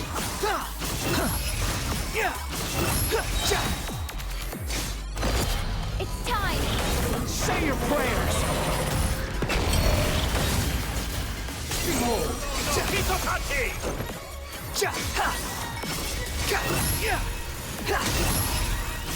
Upon the gale!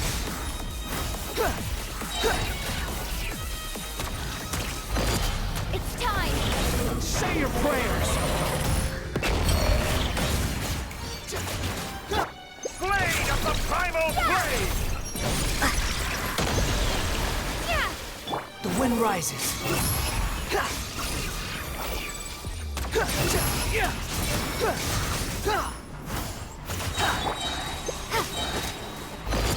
It's time! Say your prayers!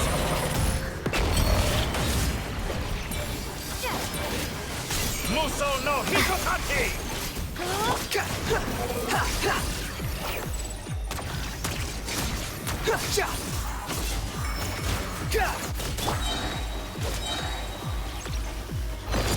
It's time! Say your prayers! Finally, time for you to die. Excited? Time for me to die? How could I have reached this place of death where something I feared? The last gasp struggle of a dying man is a pretty pathetic sight. And I know it when I see it. We shall see about that. It's time! Say your prayers! Squall Fury!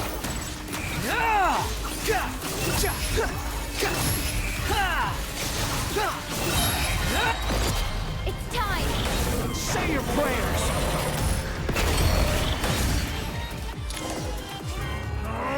That's enough!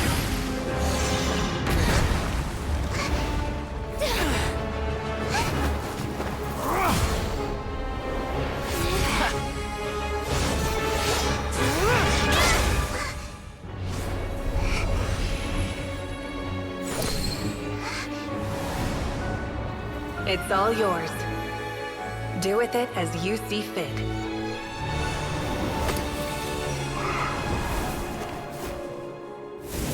Just as you say, this world is home to some archaic things. you suppose, you are a formidable opponent. You have long coveted the secrets of wisdom. So now, I will demonstrate true wisdom in action. I invoke my supreme authority as the keeper of Irminsul. Commend me or condemn me, but give your verdict now!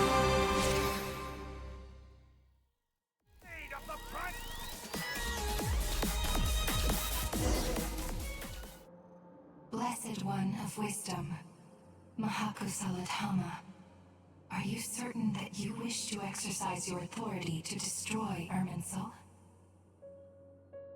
It represents both your roots and your finest accomplishments. You truly intend to abandon the very thing you have always fought for? This is my decision. Irminsul has been corrupted beyond redemption. Irminsul is the original tree of Tevat. It is the means by which the heavenly principles maintains fate itself. The 7 Archons should honor and revere it, for their authority was bestowed upon them by the heavenly principles. It is precisely because I honor and revere it that I fight for the humanity it exists to protect. Wisdom is knowing how to weigh the options and make the right decision. If you truly care about the fortunes of this world, then it is me you should seek to preserve. Planting a seed begins the chain of cause and effect. Since you have become a great tree yourself, why should the loss of another tree be anything to fear? Till we meet again, Lord of Dendro.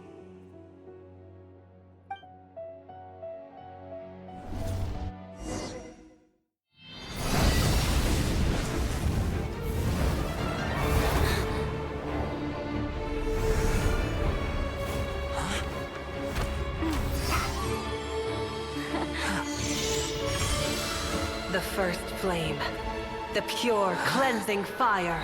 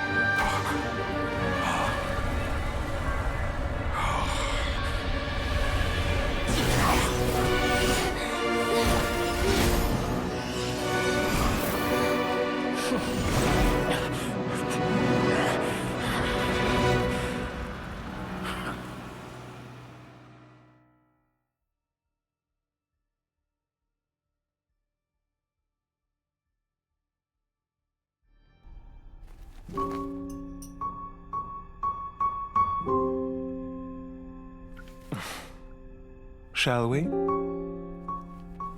Where were we?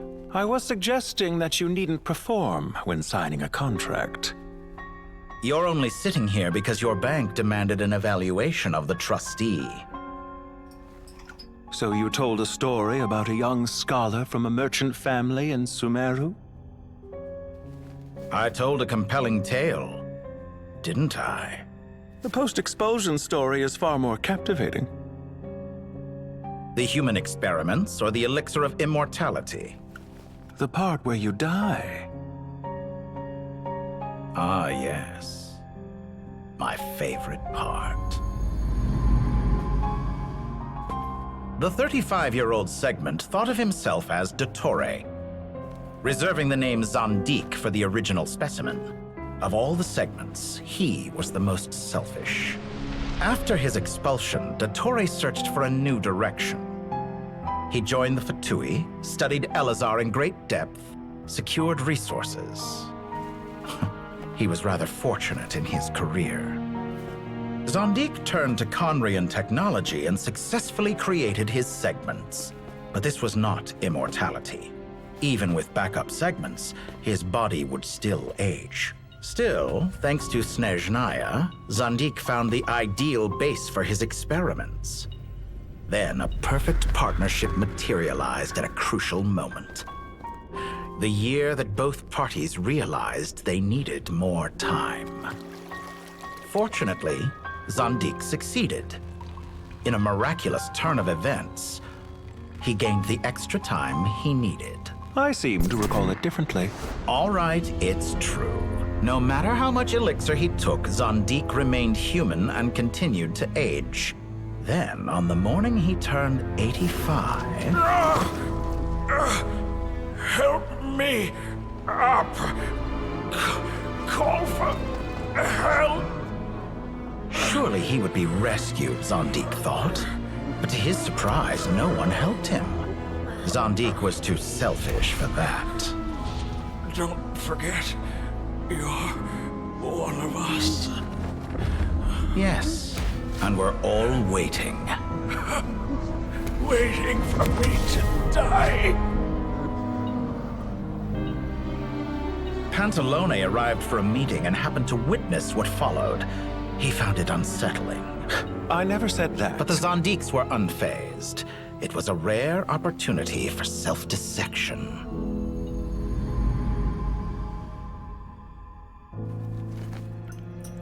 What does all that have to do with you depositing your data at Northland Bank?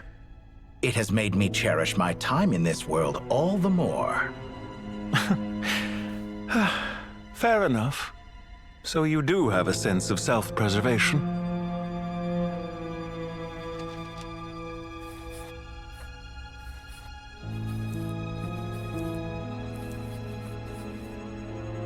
What do you mean? You're hardly normal, and you don't cherish life. You just don't want to admit defeat in the limited time you have. Even so, don't I deserve an interesting ending? I'm counting on it.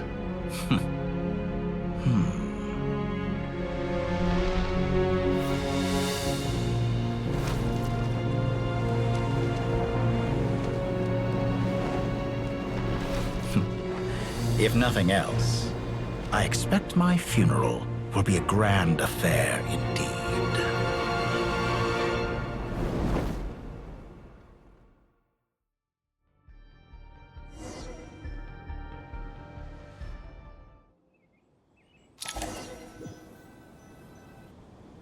What a magnificent fire. In Snezhnaya, we light fires to ward off the cold. Fire, it seems, is antithetical to ideas such as cold, frozen, and unchanging. Perhaps it has always been that way. From the beginning, fire has been used to drive away wild beasts and warm the body and mind. You could say it's a form of treatment. One that cures the human heart of mortal fear. Mortal fear? Something you haven't been acquainted with in a long time, by the sounds of it. Whereas you, I'm sure, must know the feeling quite well indeed. I remember when we first discussed the elixir of immortality, you claimed that extending your lifespan was about buying more time. But was that really the truth? You fear the prospect of dying a wretched end in this world, don't you? Of course I do. I'm only human, after all. And while you may have forgotten it, you cannot deny that you too were once human, Dottore. I do not believe that there is no such fear in your heart. Perhaps you are right. But I abandoned it long ago and devoted myself to my experiments. I have felt no fear since. From the very beginning, I never thought you could win this game. But still you came, contract in hand, to honor our agreement. Because I am a reputable partner. And as we have discussed, experiments are about more than results alone. The process is equally important. I have come here and completed my creation, and I do not regret my decision. I'm afraid your journey ends here. After I die, there will be no one to make the elixir of immortality, and your remaining stock will only last a few more years. How then will you prove that you didn't perish in this incident alongside everyone else? When I feel optimistic about market environments, I never forcibly adjust them. They have their own direction. And I myself am one such environment. I have been quite particular about many things in my life. But where the manner of my death is concerned, I choose not to be. You make yourself sound so magnanimous. Oh, but I am. And I hope you will be too. It may have been a long time since anyone told you this, Dottore, but I recognize that you are a truly rare talent. Ha! I can see it. The experiment in blasphemy that I've been performing all this time. It has been a long process, and I do not care about the results as much as people might imagine. If the very goal of your experiment was to explore infinite possibilities, then there was never any reason for it to end. Indeed. Yet now, the experiment has officially drawn to a close. What should I call you? Zandik? Or do you prefer Dottore? Suit yourself. Goodbye, Feofan.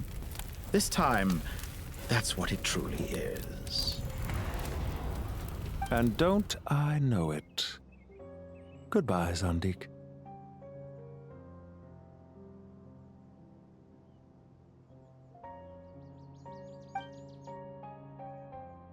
I could have carried out many more experiments, but to me, Lord of Dendro, this outcome is certainly not the worst. I believe you. But unfortunately, this is where it all ends for you. This experiment does not belong to you, nor do any of the results. Experiment? It sounds like you're trying to outdo me in my own field.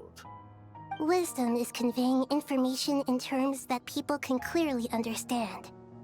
You know exactly what I mean. Indeed. I can see no further outcomes. Ha. You have a formidable mind, and you are braver than I thought. Setting fire to the very thing your survival depends on. Your previous threat was empty, but this time, it is real. When necessary, wisdom can be as fierce as an inferno. Some of the flames that incinerate you come from within yourself. Perhaps you are right. You see what lies at the bottom of the human heart, and that is your wisdom. Here is where your journey comes to an end. All that is yet unknown belongs to those of us who will carry on living. It seems I have unwittingly been your arch-enemy all along. But now, it's all over. I do not deny your intelligence. But what you refer to as experiments, I would never describe in those terms. They are events that take place in the real world, and they are so much more than mere data. Goodbye. We will never meet again.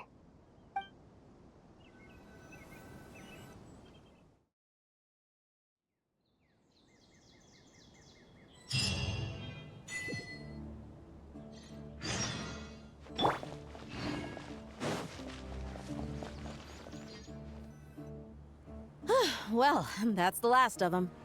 Everyone on the list is already back where they should be. It was a long, hard road, but we finally finished escorting everyone back. I just pray that we'll never need to leave again. I hope we can stay here forever in this peaceful paradise of our own choosing. Paradise. In the annals of the Temple of Silence, that word carries great significance. It represents the hopes and desires of the gods. Their longing for a place to rest. I wouldn't think gods need such a place. People always think they're the only ones who can lose their homes. They forget that gods too need a place to reside. As the Goat King once said, "A god without his people shall cease to exist." Gods need their believers every bit as much as their believers need them. Only we can truly understand how much the desert faith has faded over the centuries. But we still talk about the gods as though they're part of our lives. Given the myriad ways in which gods and humans interact, I'd say they really are. How else could Dunyarzad consider the Dendro Archon a friend? Well, that sounds about right to me. Describing them as friends sure makes us feel a whole lot closer. If you told me a few years back that I'd have this many friends, I'd have called you a liar. Belief is a choice, just like friendship. We've made our choices through battle. The right ones, wouldn't you say? I'll be heading back to the Temple of Silence. I heard the Goat King and the Ibis King decided to pay us a visit. How about you? It's back to Aru Village for us. Still plenty of supplies to distribute and people to help. Until next time, old friend. As long as you can find the time, you're always welcome to visit us in Aru Village. Right back at you. Make sure to drop by the Temple of Silence the next time you're free. Where it is that 2 of the other 7 pillars, Shezapang and Bennu, might also be dropping by. Since you're wearing the symbols of their power, it'd only be fitting if you came to see them for yourselves. Dropping by? That makes it sound like they're visiting a neighbor's home. Well, the temple was founded by Hermanubis, so I guess to them, that's exactly what it is. Guess that's true. All right. We'll make sure to find time to stop by. Stay safe on your journey home. I will.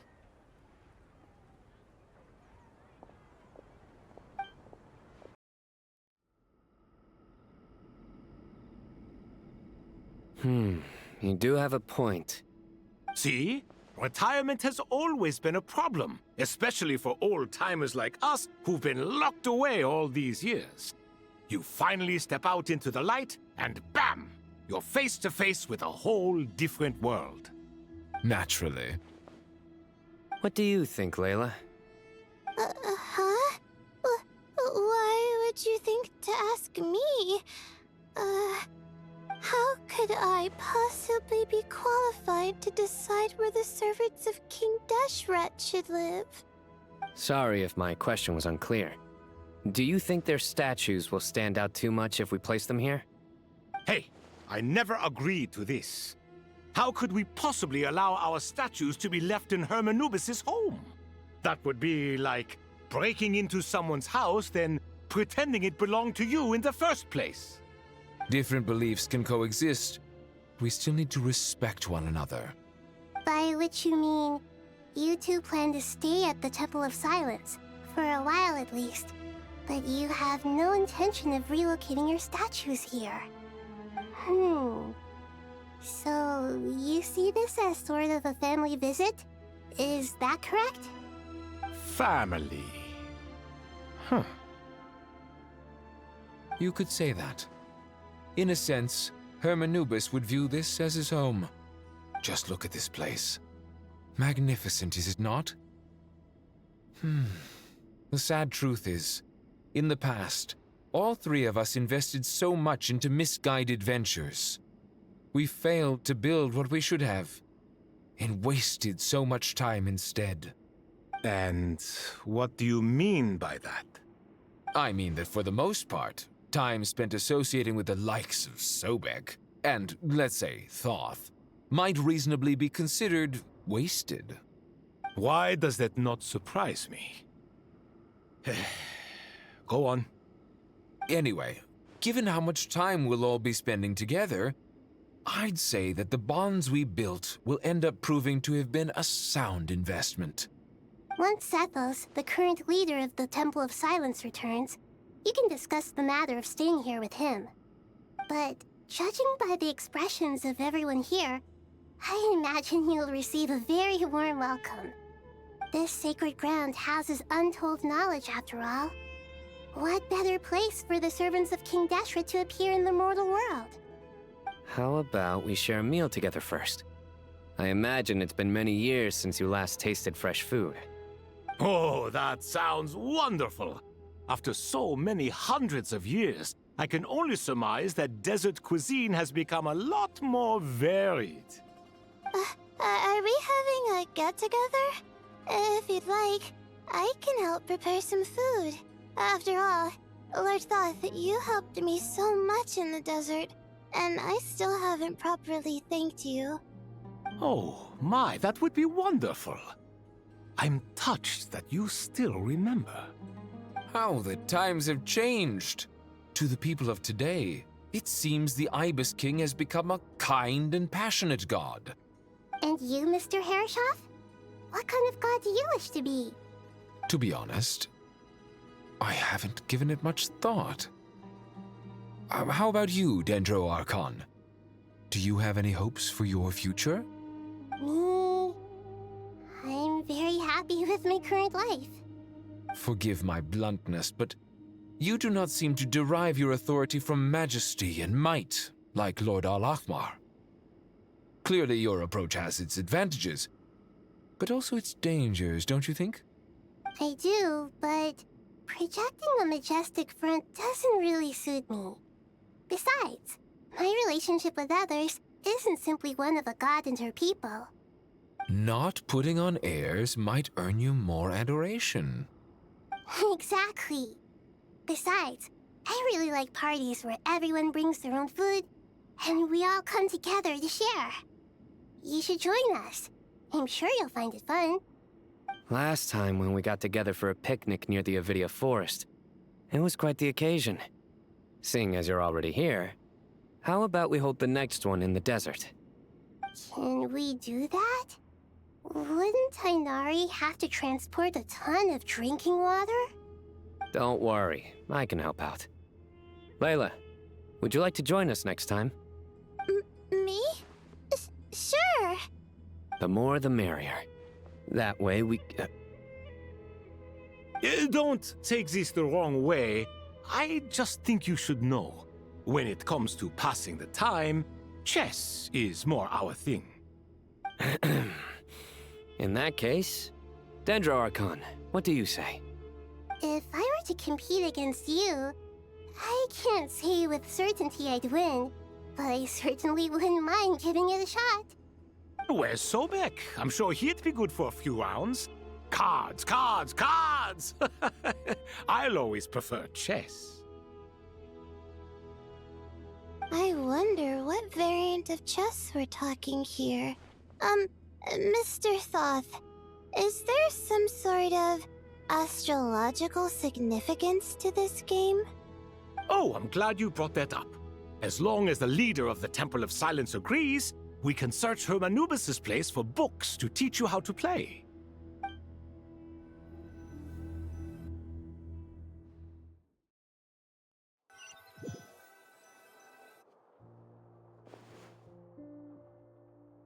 Such devastation visited on Sumeru City. So many houses destroyed or damaged in the fighting. Who could have foreseen this? Look at all of this. It's going to take me forever to tidy up. I suppose living below the academia doesn't always work out to your advantage.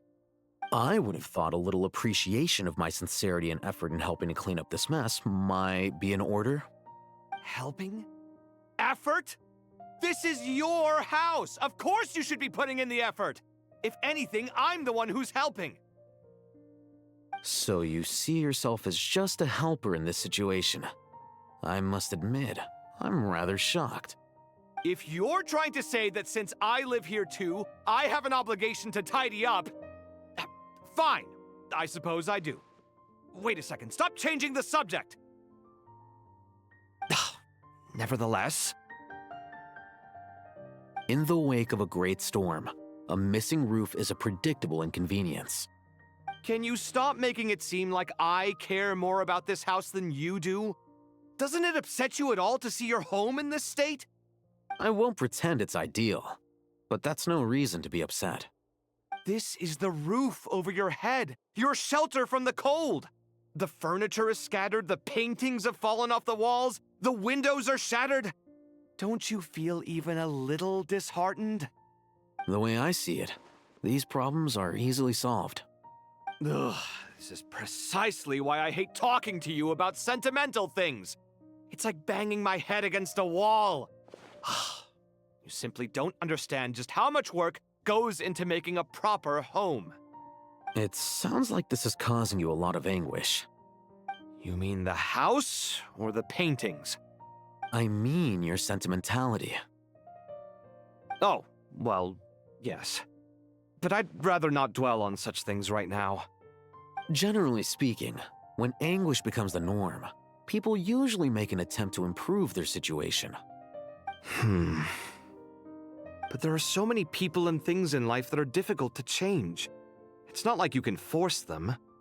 Besides, anguish can be a source of inspiration, and I'm not sure I could break my reliance on it. I'm glad you're able to make yourself think like that. What kind of a response is that? I was stating a profound truth about the very nature of art. Suffering is the cradle of all creation. Even you can't deny that. And I wasn't trying to. I'm just happy for you. Pure and simple. Can't you tell? Happy about what? Happy that you can always find an answer that backs up your views. You... More often than not, life is a process of running into problems and then searching for answers. Yours more than most. Not everyone's so good at justifying things to themselves. It's something that you've been steadily mastering. Huh. What about you, then? What skills have you been mastering lately? Pass me that box. Huh? Okay. You may consider this my progress on the path to mastery. What? Wait a second. Isn't that box mine? Hey, it is! It must have fallen off that shelf! I'll hate them! Those are my paints and inks! Would you like me to put it in your bedroom for you? Huh? I mean, sure, if you don't mind. What kind of progress is this? Does he think he can bribe me? Not that giving me back my own things is much of a bribe. These books on the floor, they're a complete mess. And this one, didn't he say it was an out-of-print collectible? It's completely covered in dust, and some of its pages have even fallen out. Ugh, guess I should help him repair it. This one too. And this one.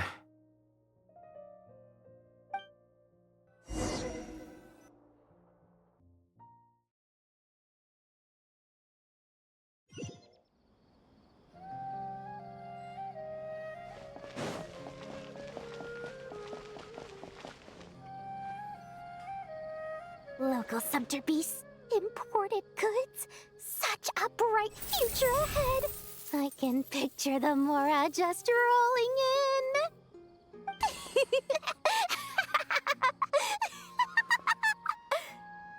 You do realize you sound like a choking cow? It's called being imposing. Can't you feel it? Are you not intimidated? Oh, I'm positively shaking in my sandals. What commands do you have for me, oh mighty Lord Sangama Bay? You've got a lot of nerve, Nefer.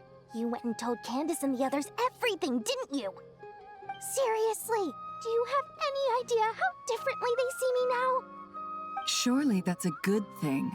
I presume they're more disposed to actually like you now, maybe even view you as a friend. You traded my secret for sympathy! Thanks to you, I've lost every last shred of my mercantile majesty. How am I supposed to make anyone think I'm a big, scary investor now? The dark days of Lord Sangama Bay are behind you. Why not take this chance to make a few honest friends?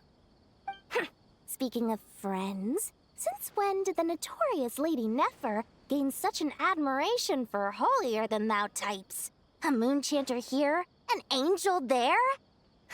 Who'd have thought it? A coming together of fates, nothing more. No need to throw around accusations of admiration. Forget it. You're right about one thing at least. Making friends is never a bad thing for a merchant. Still, I really took a loss this time.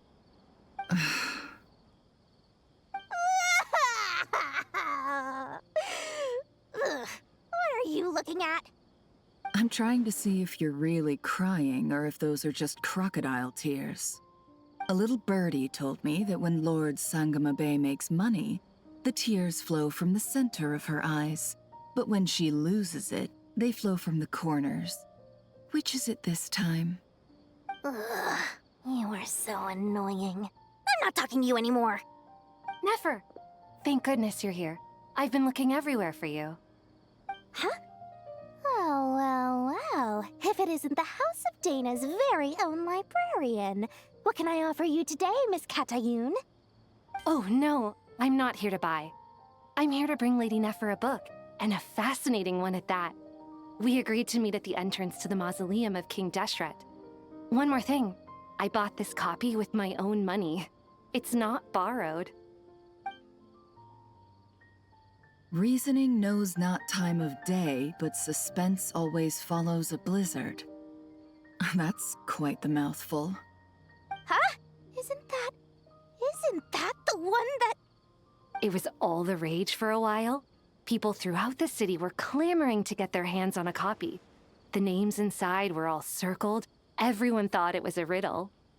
Don't bring up that book in my presence. I don't even want to hear its name. That thing was nothing but a scam! Surprisingly enough, I've actually heard of this book, though it doesn't seem of much consequence. So, what truth lies behind it? You're from the Vahumana and you're asking me what the truth is? I'd say the actual truth was about the least important part of the whole episode.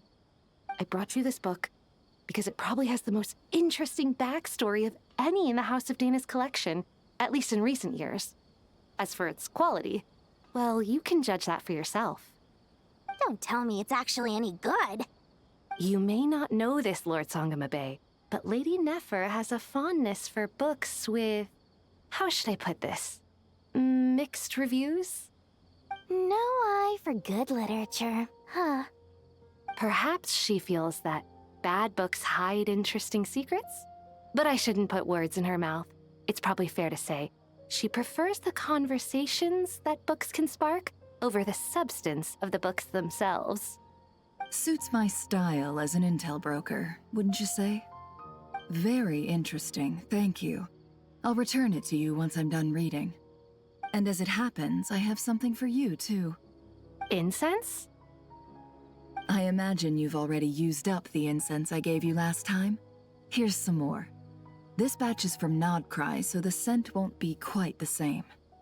Well, actually, I've been saving the incense you gave me. I couldn't bring myself to waste it without a special occasion. But I'll gladly accept this, too. And I promise I'll use it this time. Katayun, you haven't changed a bit.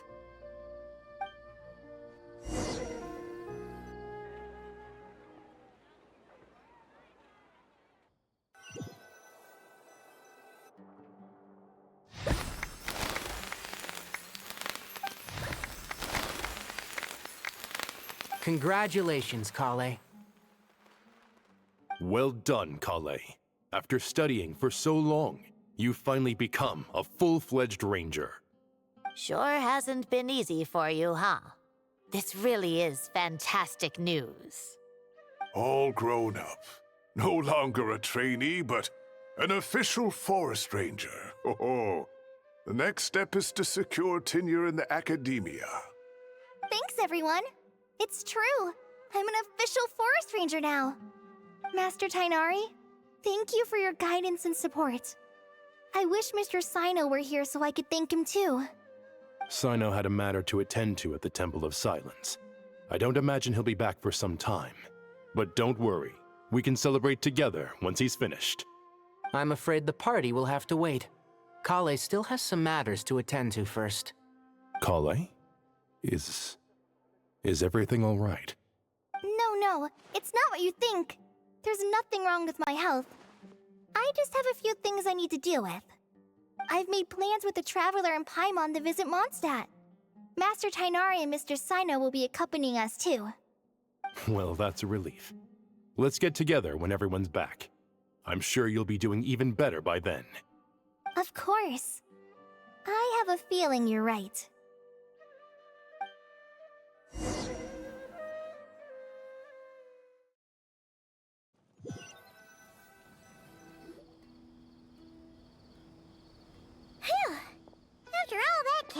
on sleep and food, Paimon's feeling full of vim and vigor again.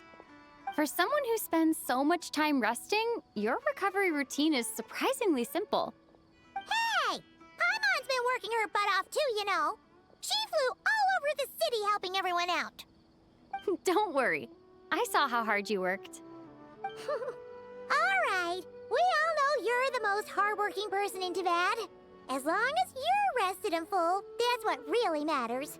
Paimon's been looking around the place, and it seems like the city's already on the mend. But Paimon's been wondering how Nahida's doing. We should check in on her.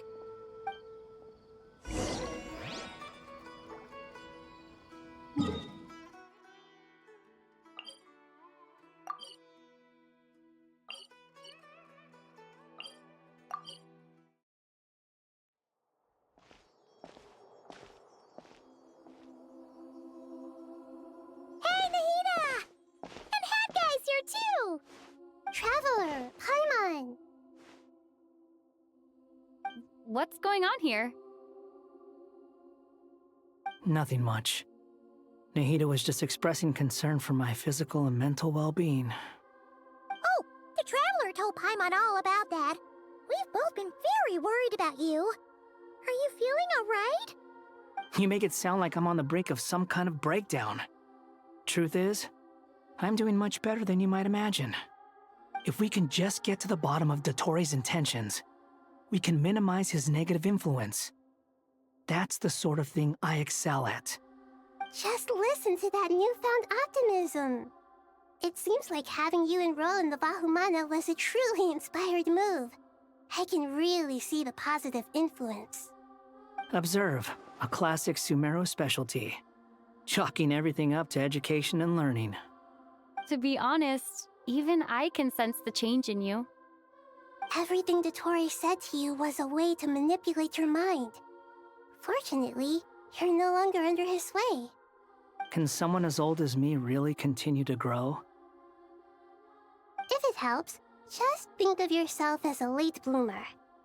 It's all a matter of phrasing, and it comes down to what standards you measure yourself by. For a puppet, developing at such an age is perfectly normal. But if you choose to call yourself a late bloomer, it sounds more like you consider yourself human. However you see yourself, well done. All right, I see what you mean. Anyway, what's your next step? What else can I do but complete my current courses? Everything else can wait. Anyway, that's enough chit-chat. There are still things in the city I need to help out with. I'll be heading there now.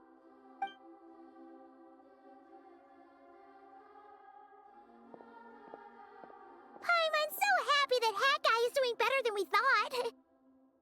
But what about you, Nahida? How are you holding up? The pyronosis burned down the corrupted Irminsul. The flames blazed for 7 days and 7 nights before they finally subsided. All that was left were the parts underground.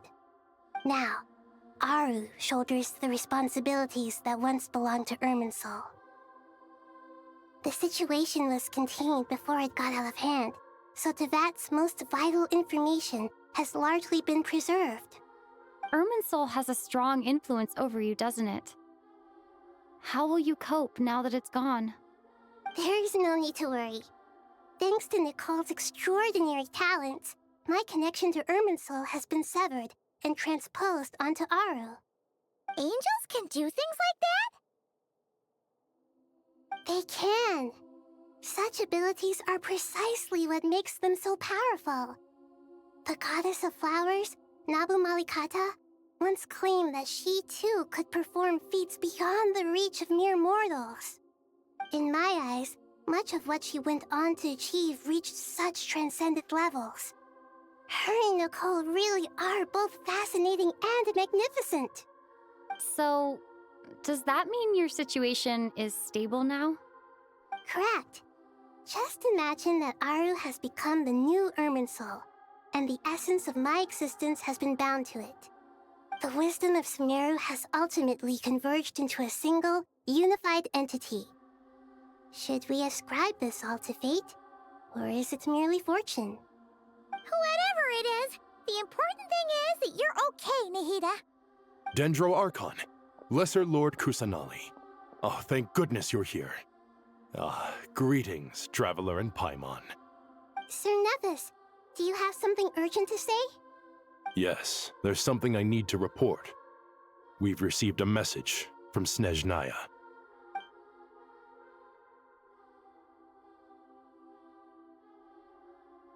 The Fatui Harbinger, the Rooster, sends us his sympathies, along with all the usual pleasantries.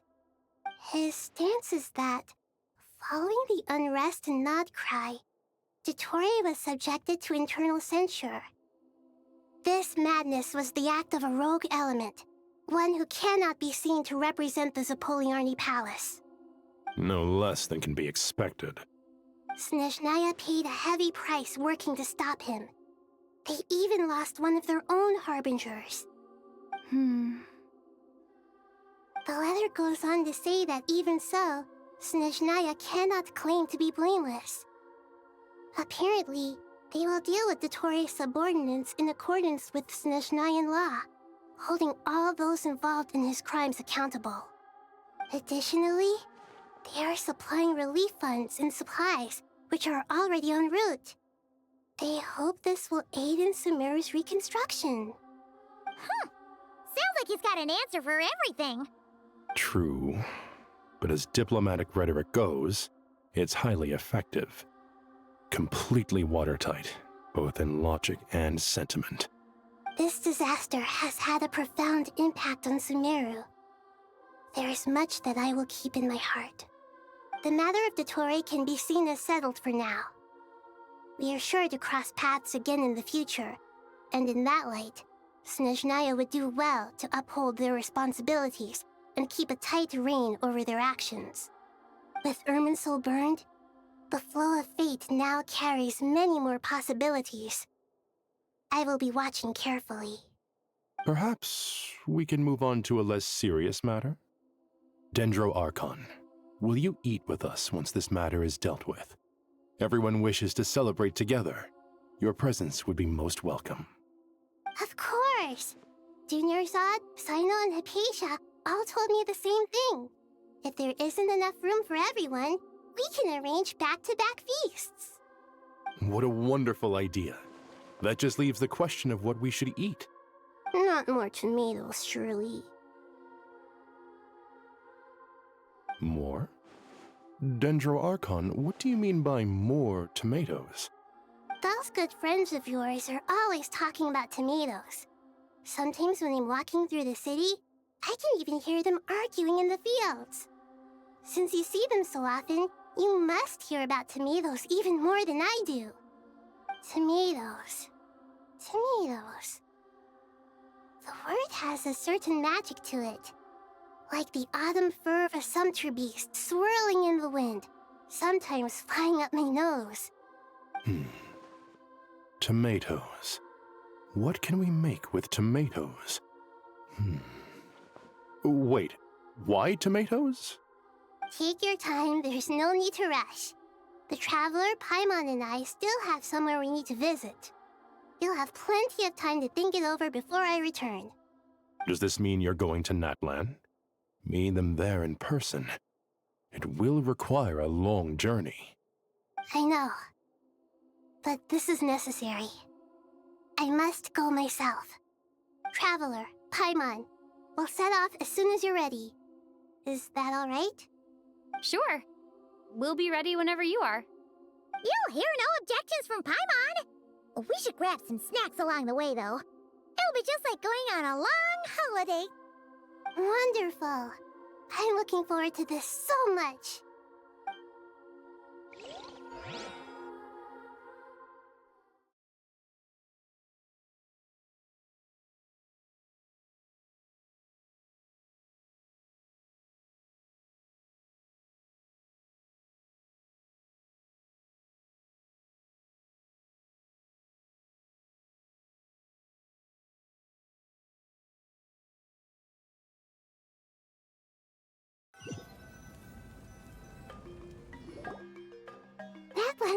such a lively place. It's super cheerful and positive, too. I can see that. There are people outside exercising at all hours. Such a healthy way of life. You came. Welcome, welcome. You must be hungry from your journey. Would you like something to eat? Oh, thanks, but no thanks. We've been eating the whole way here. We had a mushroom platter, Sab's meat stew, butter braised chicken, Hadasara pudding. Oh, Paimon's positively stuffed. All right, all right.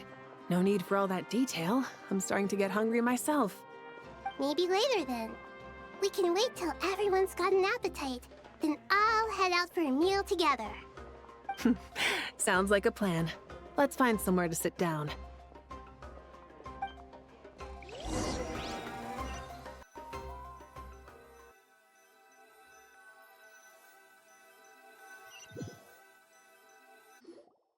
I should tell you, I already have some sense of why you've come. Why's that, Malika? To say thank you. Your senses are spot on. But on top of that, we also feel guilty. Because the pyronosis has vanished? I sensed its loss. Despite scouring through the remnants of Irminsul, we couldn't find any sign of the pyronosis. Not even any trace of it burning to ash. That's certainly unusual. Still, the potential fallout from Irminsul's loss is significant, to say the least. Perhaps the pyronosis's disappearance is simply a knock-on effect of the impact it's had on a certain strand of fate. There's no need to feel guilty. We were clear that this time, there was to be no returning, only giving. Pure and simple. Thank you really is a fascinating phrase. We use it to express gratitude for the smallest of things. Yet, when faced with a kindness too immense to describe, we use exactly the same words. It's not that we lack other means of expression. It's that when we truly need to express our feelings, the simplest and purest words are always the most powerful. You're right. In Natlan, we prefer simple expressions too. Companionship, friendship, support. They might not sound fancy, but the sentiment behind them is sincere. That's wonderful to hear. Sincere feelings are often a vehicle for the deepest wisdom of all. Irminsul's destruction doesn't seem to have done you much harm. I'm glad to see you're doing well. There's still a lot of work to do, but before we begin, we felt it was important to come here and speak with you. Partly to express our gratitude, but also because we felt that seeing you, in a sense, is like basking in warm sunlight. That's a nice way of putting it. I like that. To tell you the truth, though, I'm not a fan of somber meetings. So, since there's nothing more to say, why don't we go bask in some actual sunlight?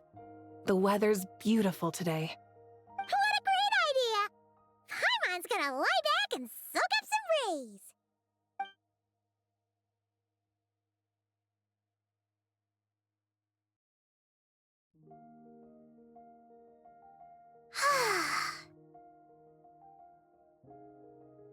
In that case, I think I'll lie down for a bit too before we head to our next stop. And where might that be?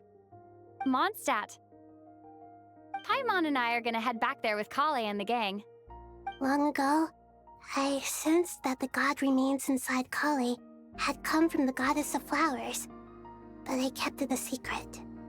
Those remains weren't hurting Kale, not as she is now. They simply exist. Besides, I could sense a deep yearning within her.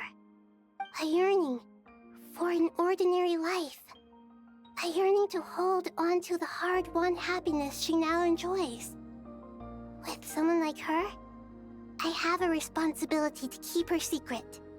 She should be ready to face the truth by now.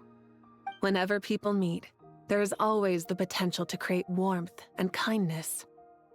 Every child grows up, but even as adults, they are still children in the eyes of certain people.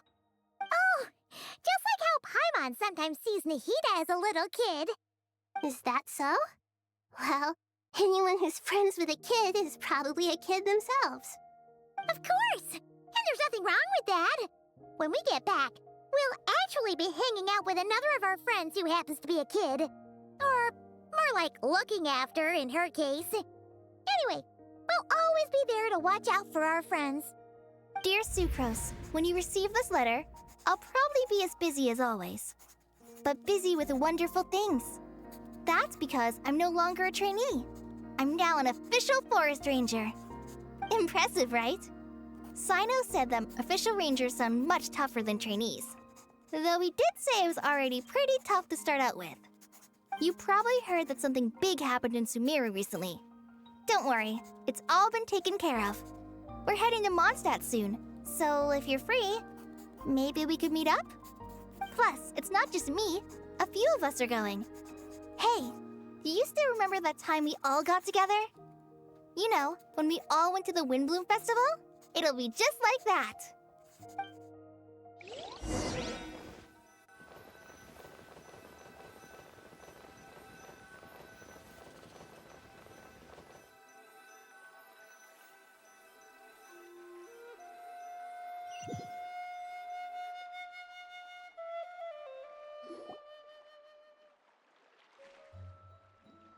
Dainari, is that... Don't you say it! Is that the great Vayu-Vyastra? Behold, the great Vayu-Vyastra, General Mahamatra. How times have changed. I wasn't expecting you to beat me to the punchline. You've changed. You've really upped the aggression in your battle against Sino's jokes. Kale, how did you know what I was going to say? For the love of...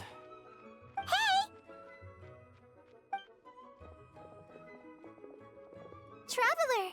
Paimon! You're right on time! I hope we haven't kept you waiting. Kalei! Sucrose! It's been so long! How have you been? I've been well. Everything's going great. What about you? Are you still busy? Not at the moment. Oh, right! That juicer you gave us works amazing! Farzan loves it! Seriously? That's wonderful. I don't suppose you drew up a detailed test report. Oh, what fruits did you use? How's the texture of the final product? Sucrose, you might want to try asking your questions one at a time. Albedo! Paimon didn't see you there! It's been a while since all of us were together like this. How about we follow the same plan as last time? Good idea, my friend. You never disappoint. So, what are your identities this time? Don't remind him. First things first. Allow me to introduce our very own official Forest Ranger Kale. The rest of us are simply her humble travel companions.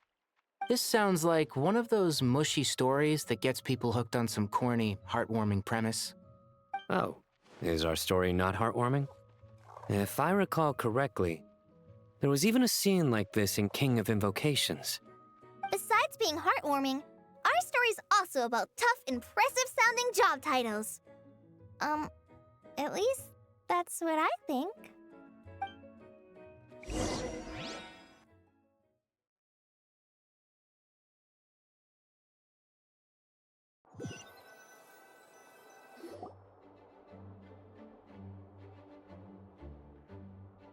Oh, you're here already?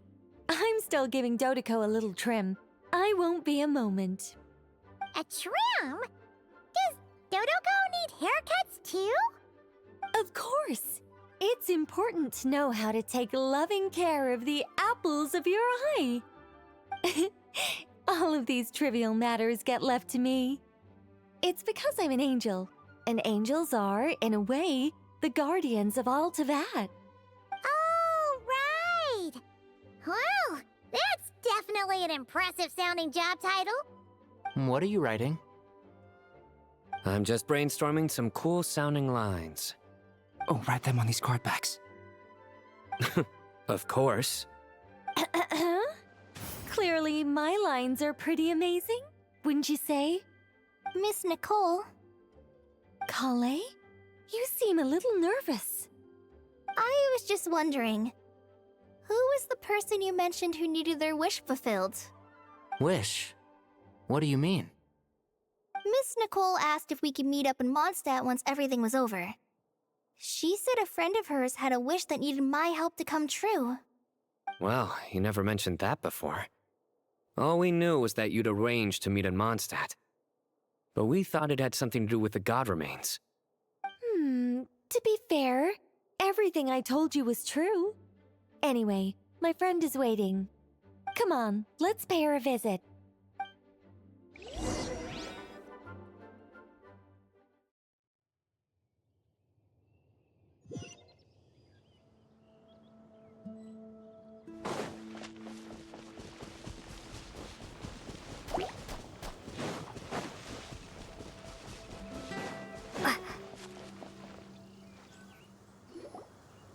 Huh? You're... Surprised? I bet you weren't expecting to meet a woman like me beneath this beautiful tree in a faraway land. An oasis will spring from the place where a djinn resides. That saying falls somewhat flat here in Mondstadt, given that everywhere is already so lush and green. Lilupar, what are you doing here? I made friends with Miss Nicole. I asked her to bring me here and then invite Kale to come. The prologue to this story is that I have a wish. It has stirred within my heart for centuries, millennia even. Originally, it was merely Al-Ahmar's lie, but now it has become reality. Could this be... related to the goddess of flowers? My dear young lady, my mistress left her final trace in this world upon you. I can't tell you how glad I am to see you here. And now I have seen you, and peered into your heart. You have experienced hardships and suffered setbacks. The torment an ordinary person might expect to face has befallen you threefold. This is the source of your resilience. But, beneath all this, I've witnessed the seeds of desire. You yearn to return to the simple life you once knew, do you not? I do. I want to throw away everything that isn't mine. But how do you decide what is yours? The scars that others carve into your flesh? The kindness and love they inscribe? Are these things not yours as well? They are. This is something I've talked about with Miss Nicole. Miss Nicole said I should learn how to adjust my standards. I just want to live as an ordinary human. Anything beyond that isn't mine. Don't you want anything from the remains of the goddess of flowers? She gave me a revelation once. I think that's already more than enough. In the past, you would not have possessed such a rich heart. Your brief life has taught you to hold on to everything good, to home in on kindness. How fascinating. You're nothing like Nabu Malikata, and you're certainly not her. Of course not. I'm not some great and powerful being, Miss Lilopar. Yet I am a djinn. We exist because of the Lord of Flowers. We revere and love her. My wish is to see her one last time, to give everything for her. Kale, can you do this for me? But her remains won't be easy to remove. Are you sure this is what you want? That's beside the point. First, I need to know. Are you willing to do something for the soul of this lonely, wandering woman? I'm willing. But look, you know nothing about me. Even if you have heard the stories about me, all you would know is that I was rightly punished for the many evil deeds I committed. Ah, so you do know. Your lips are quivering, your eyes trembling, and still you're willing to do something for me. Life has been cruel to you, and yet you've learned to be kind. My dear young lady, to repay your kindness, I too must play my part. Are you sure about this, Lilupar? I yearn to see my mistress. For this moment, the world can burn to ashes, the universe be engulfed in flame. I care about nothing else. And you, Kale, I can give you a gift. You'll become just another ordinary human. But Miss Lilopar, what will happen to you? My wish will be fulfilled, and I can die happy. Why would you wish for that? A long, unending life might seem desirable for one who has never possessed it, yet it brings torment to one who has. My remains are scattered across the yellow sands, but my soul can find no peace. Since you've promised to grant my wish, give me that release. Allow the dying to die, and let the dead rest in peace. You have my thanks. Kale, there's no pressure on you. What she said, it's all true. A wish is a genuine desire, after all. It's as if you want to use the last of your life to give me a better future. Nothing's so selfless. We'll be using our futures to fulfill each other's wishes. This is a noble act, a beautiful and secret transaction between two women. I understand. Miss Lilopar, I'm ready. Close your eyes, Kale. Then open your soul. From there, I will embrace my mistress. The downpour of flowers is your touch. Like returning to the very beginning. Like surrendering to your grace, my mistress. People say that devotion is beautiful, yet filled with pain. How foolish of them. For me, devotion is beautiful, pure and painless. Devotion is my love. Thank you.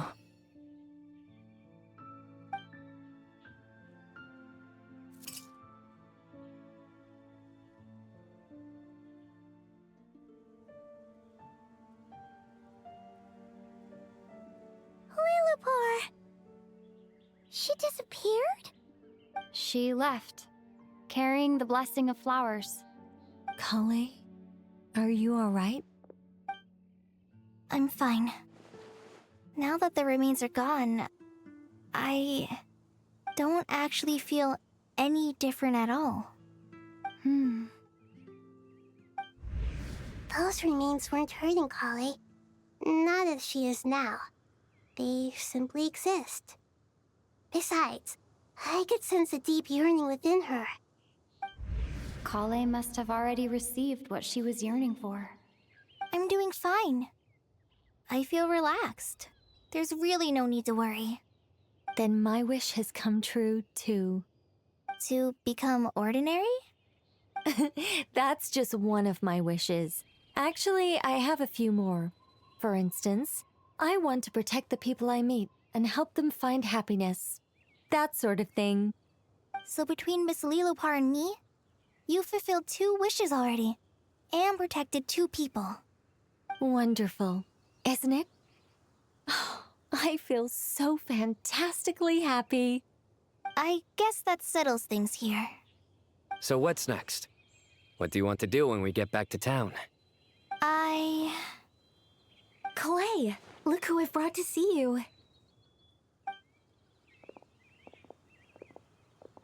Hey, Kale!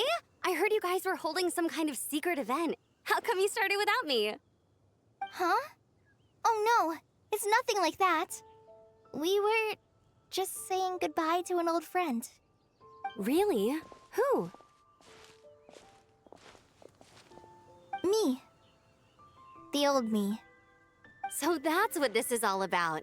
Did you come all the way to Mondstadt for that? Because we knew the old you so we could witness the change?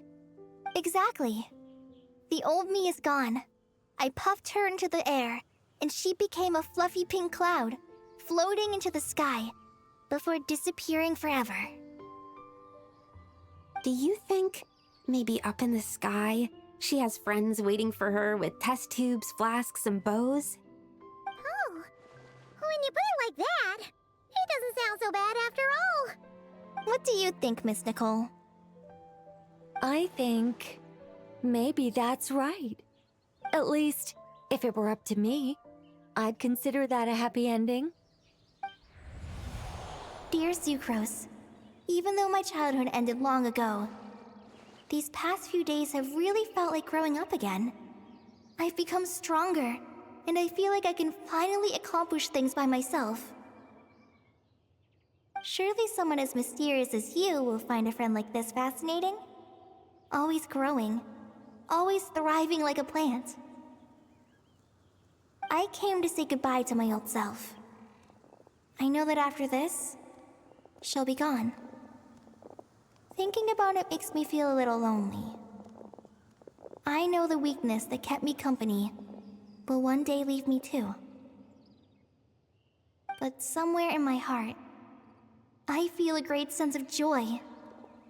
It feels like I've always wanted to take this step, to walk towards the new me.